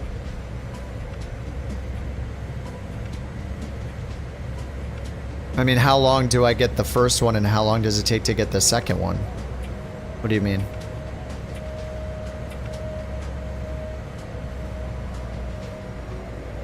Yeah, I'm confused. I don't understand either. Of course I want them to release more things at a time, but that's not the reality of how people make things. I would take either of those release notes. If they fix 120 bugs, then I want the 120 bugs fixed and I want the release. If they fixed all those bugs and they made VFR and GSX, it's probably going to take them another year to do that, so you can't have it all instantly. I don't know. Yeah, I don't understand the point.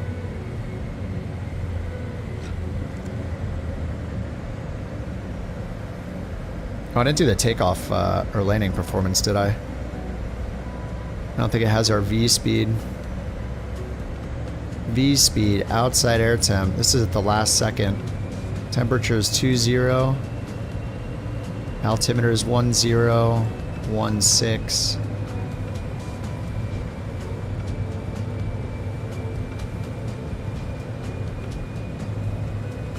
Couch 323.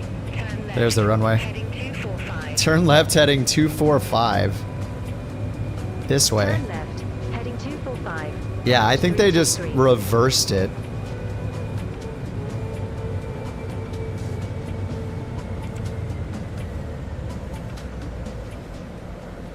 Oh, landing rates. Sorry, landing rates. My bad, it's landing rate time. Landing predictions. Hit it. Sorry, you know, it was time for me to yap for a while, so there we go. We got it done. Yapping completed. Time to land and go to bed. I'm getting tired and cranky. I need to go to bed. I need my baba. I need to go to bed with my blankie and listen to a podcast about Twitch and YouTubes. Because I'm getting cranky.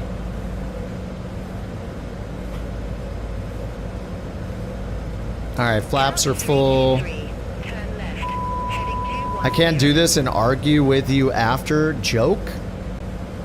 Wait, what? Turn left, heading 210, couch 323. Can't do what? Is that what the mountain said? No. I just said that. She didn't say that. The door is closed in here. I'm alone, as far as I know. New features cost time which could be invested in bug fixes? I mean, I think we're saying the same thing. Which is, I mean, yeah, they're probably doing both, but I wish they would just, because these bugs have been around so long, I wish they would just pause the new features, iron out some of these bugs that we're running into like every single build. Sorry, every single flight, and then continue the work on VFR. You know what I mean? Like IFR is already out. So we are using it, and yeah, they fixed some bugs just now, which is great. It seemed like the bug fixes didn't work because they're trying to vector me totally the wrong direction on final, but you know, it's fine. They'll iron it out, but so yeah, maybe that is what they're doing, which is great. Because yeah, I mean, I'd rather IFR get more solid and get CPDLC than get VFR sooner. I'd rather wait longer for VFR for IFR to get more and more solid. I think we're saying the same thing. 139. That was not the best.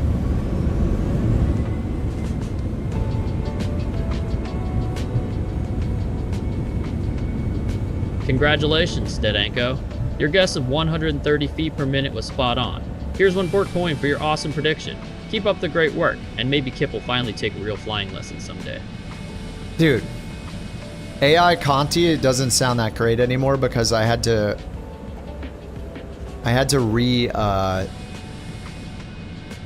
what's it called? I had to redo his AI voice, but it wouldn't let me use the version 2 of the algorithm. It made me use version 3. And version 2 sounded better. But I think they're like getting rid of it. Version 2 sounded way better for his voice. Fair about any builds are more into marketing. Yeah, I see any builds and say intentions as the same kind of strategy. They're all about the marketing first because they're just so... Their entire strategy is to announce as many things as possible. It doesn't mean they're working on the right things. They just want to announce the next thing. And that's why I can't use either of them. Because it's just no. They don't, like, the performance doesn't matter to any builds, right? Like the A350's got 13 updates or whatever, and they haven't improved the main performance. It's known as a slideshow everywhere you ask for feedback. Everywhere on Reddit, there's a thread about it. Half the people are calling it out on being a slideshow, and the other half are like, it's great. And the other half are like, yeah, it runs at 20 FPS. Every other plane's at 60. So that's the reputation of the plane because of that. So, yeah, there are dev teams and there are marketing teams. I want to buy the products from the dev teams. What's up, Gordon? Conti sounds more American. Yeah, it like removed his Aussie-ness. It still has like the tone of his voice sounds kind of right, but like the accent is almost gone. It's kind of weird.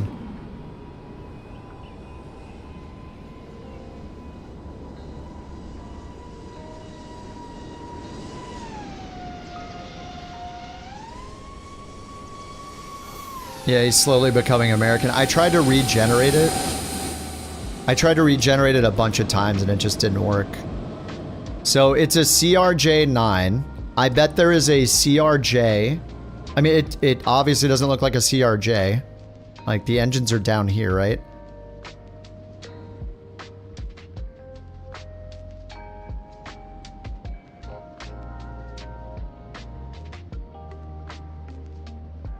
It's supposed to be a CRJ and it just loads in the generic. Like, they can't program a database table. Here's a Learjet that looks like an airliner. There's a CJ4 in the sim. I'm pretty sure there's a CJ4 or longitude generic in Microsoft's library of planes.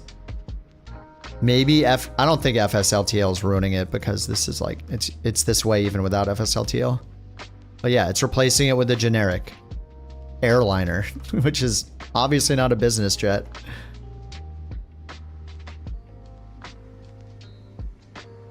I mean, they're just all being replaced with the generics. The same FSLTL generic. So this one's actually model matched correctly, right? Isn't BCS1 the 220? So this is actually matching it. It's like they just don't update the database or something, I don't know.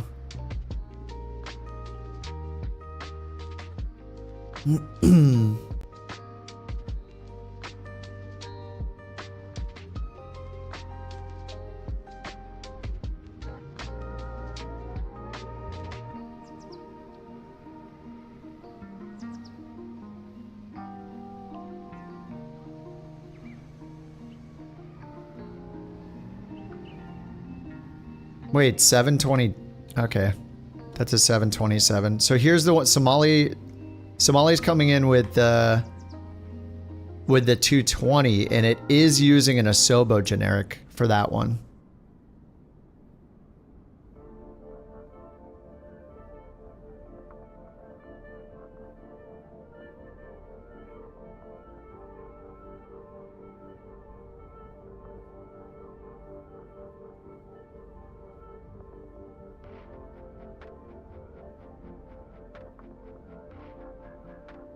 Noel said, you hate developers like Umberto. Dialects are not open-minded on problems. They try to blame the user. You researched 2 hours, official documents that show dialects. There's a problem in procedures that are different. FAA, ICA always suddenly ghosted me. Oh, that sucks. Yeah, if true, that sucks. Do I remember this program in 2020? Oh, multiplayer model matching. I remember hearing about it, and I think people brought it up when I was complaining about all this stuff in 2022, and I didn't want to deal with, like, setting up the rules or whatever it was.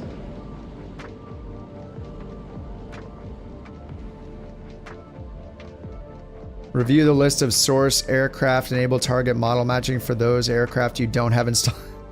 See, that's a problem right there. For the aircraft you don't have installed. What does that have to do with it?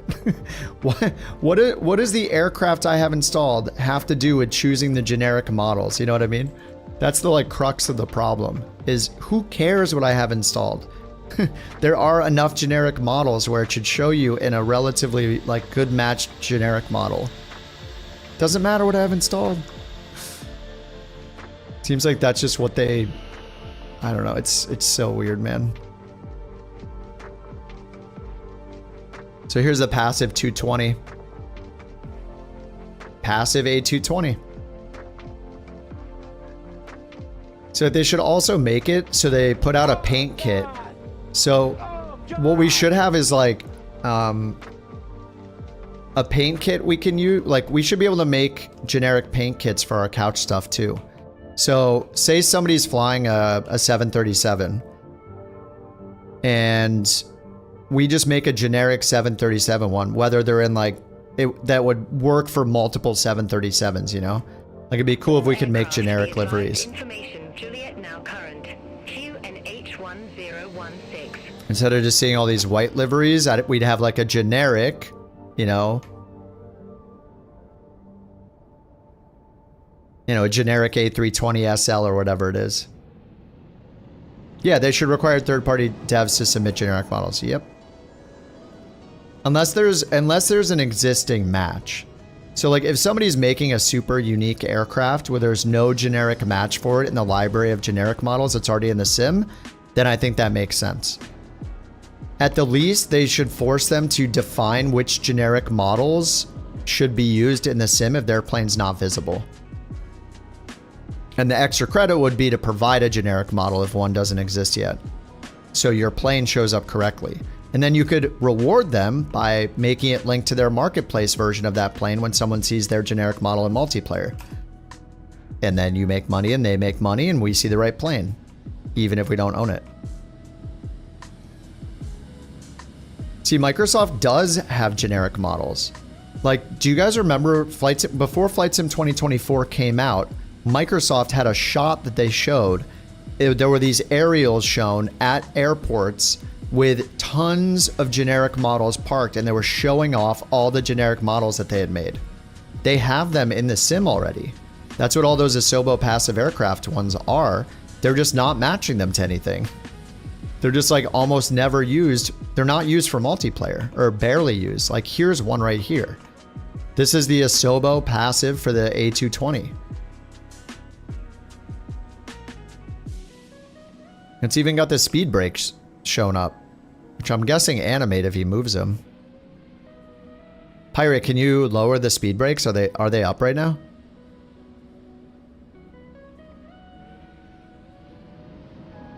Yeah, look, you just lowered them. See, this is a generic that is meant to be FPS friendly. Look, there's no cabin at all. Look how minimal it is. There's nothing in here. And he just retracted. So we see the avatars. We see the shell of the plane. The engines are spinning. It's low res, FPS friendly. We saw his speed brakes extended and he just retracted them. And we saw the animation. So they have these models. They're just like, maybe I should uninstall FSLTL to see. Yeah, I'm creeping on speed brakes tonight. Like I should uninstall FSLTL to confirm it, but I'm pretty sure it's just as bad even when I have FSLTL. So here's FSLTL loading this model. So this match is fine. It's a 787-9. It's showing a 787-8, like whatever, that's fine. I don't know what this one is. This one's like beyond ATC injected, so it's FSLTL.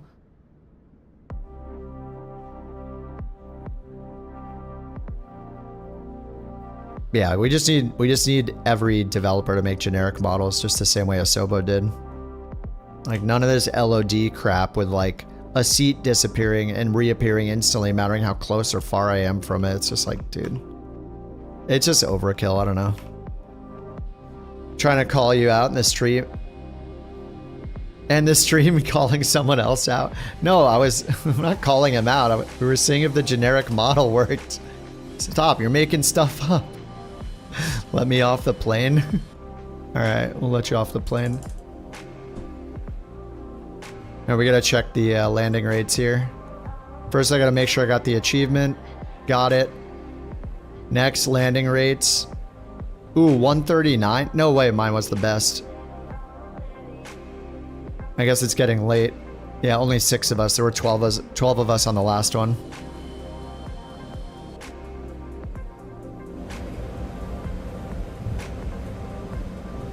Anyway, I don't have any confidence they're gonna fix the model stuff, but who knows? We'll see in Sim Update 3. There might be some great stuff in Sim Update 3. I'm just not seeing because I'm not using it because the performance is so bad. I've been avoiding it, other than like testing it. So, I mean, I want them to succeed. I want them to fix it. I want us to see each other in the right generic models all the time. I mean, maybe the generic models are too unoptimized too, or it'll kill our performance. I have no idea. Let's hope the performance is better on release. Well, it sounds like they may have delayed it. I mean, it's just, maybe it's just that, I don't know. I think it's just the LOD curve. Whatever they're doing with the LOD curve. Because when I switch to, I mean, even with the LOD lower, it has way worse performance. Like, I did a bunch of testing. Yeah, I don't have any confidence they're gonna fix it either. Is that a pushback? What the hell? What? Wait, how is that happening? Jersey, what?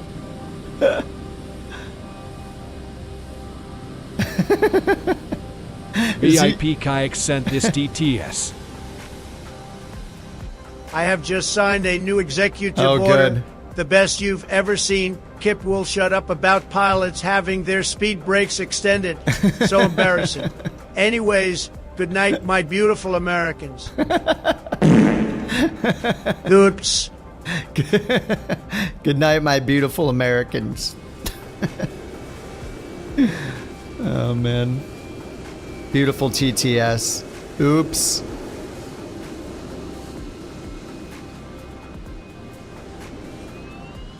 It was retracted. You had to extend it and retract it again. Do a wheelie? Okay.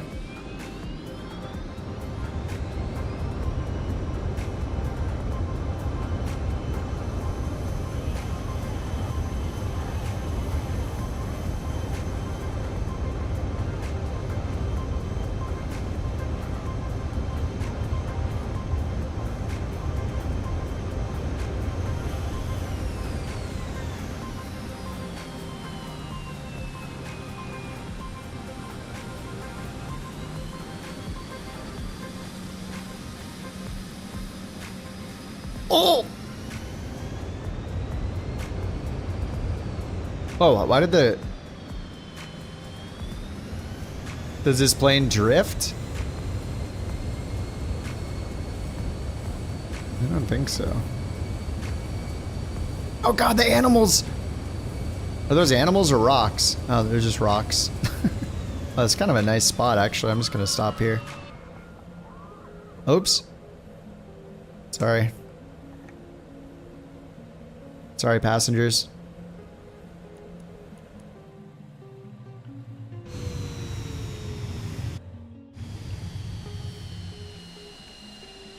Alright, well, we made it. Destination. We've arrived. Damn, this thing looks good next to the water.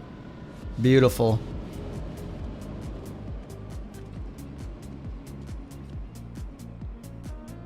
Alrighty, who's online? Who's online right now? Manage. Close beyond ATC. Click the raid button. Who do we got? We Fly Daily's on. Chill is on again. Speeve is on again. Who do we want to raid? Daily, Chill, or Speeve? What do we think? Chill? It's a chill night. He's been on an hour, 41 minutes. He's doing... It says Thursday night bush in Idaho. Alright, we're giving it... We're going over to Chill tonight.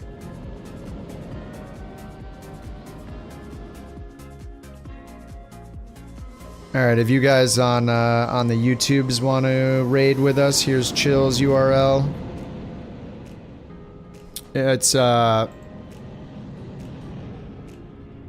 The what now? He's here? Wait, who's here? Oh, Speeve. You raided your coworker? Nice, dude. Alright, we'll send it over to Chill tonight. Chill's chillin'. Oh yeah, he's got his Toby eye tracker on. He's like almost licking his monitor trying to look over the side of the plane, so that's what you love to see. He's fully in it. Rich, thanks again for the beautiful livery, man. It looks fantastic. Chill, chill. Conti, thanks again for the raid, dude. Always appreciate it, man. Thank you so much. I'm sorry that your AI voice sounds kind of crappy right now. I'll try to fix it again. It denied the regen last time, so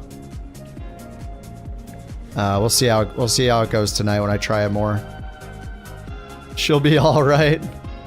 One day I'll fly a private plane or own one. I don't know about that. Who's gonna give me the money? Huh? They're expensive, man. Planes are expensive. Play around with liveries tomorrow? Oh, nice. You're gonna learn to make them? Heck yeah. Alright, guys. I'll see y'all tomorrow. Oz, thanks again for that gifted sub. Wait, did that come through, Oz? I don't know if I thanked you earlier for that an hour ago. Thanks for the gifted sub, Oz. Jay, thank you for the gifted membership. Bird, thanks for 7 months. Conti, thanks for the raid. And thank you guys for the biddies. Q, thanks for the biddies. Appreciate that. Who else sent the biddies? AJ, thank you for the biddies.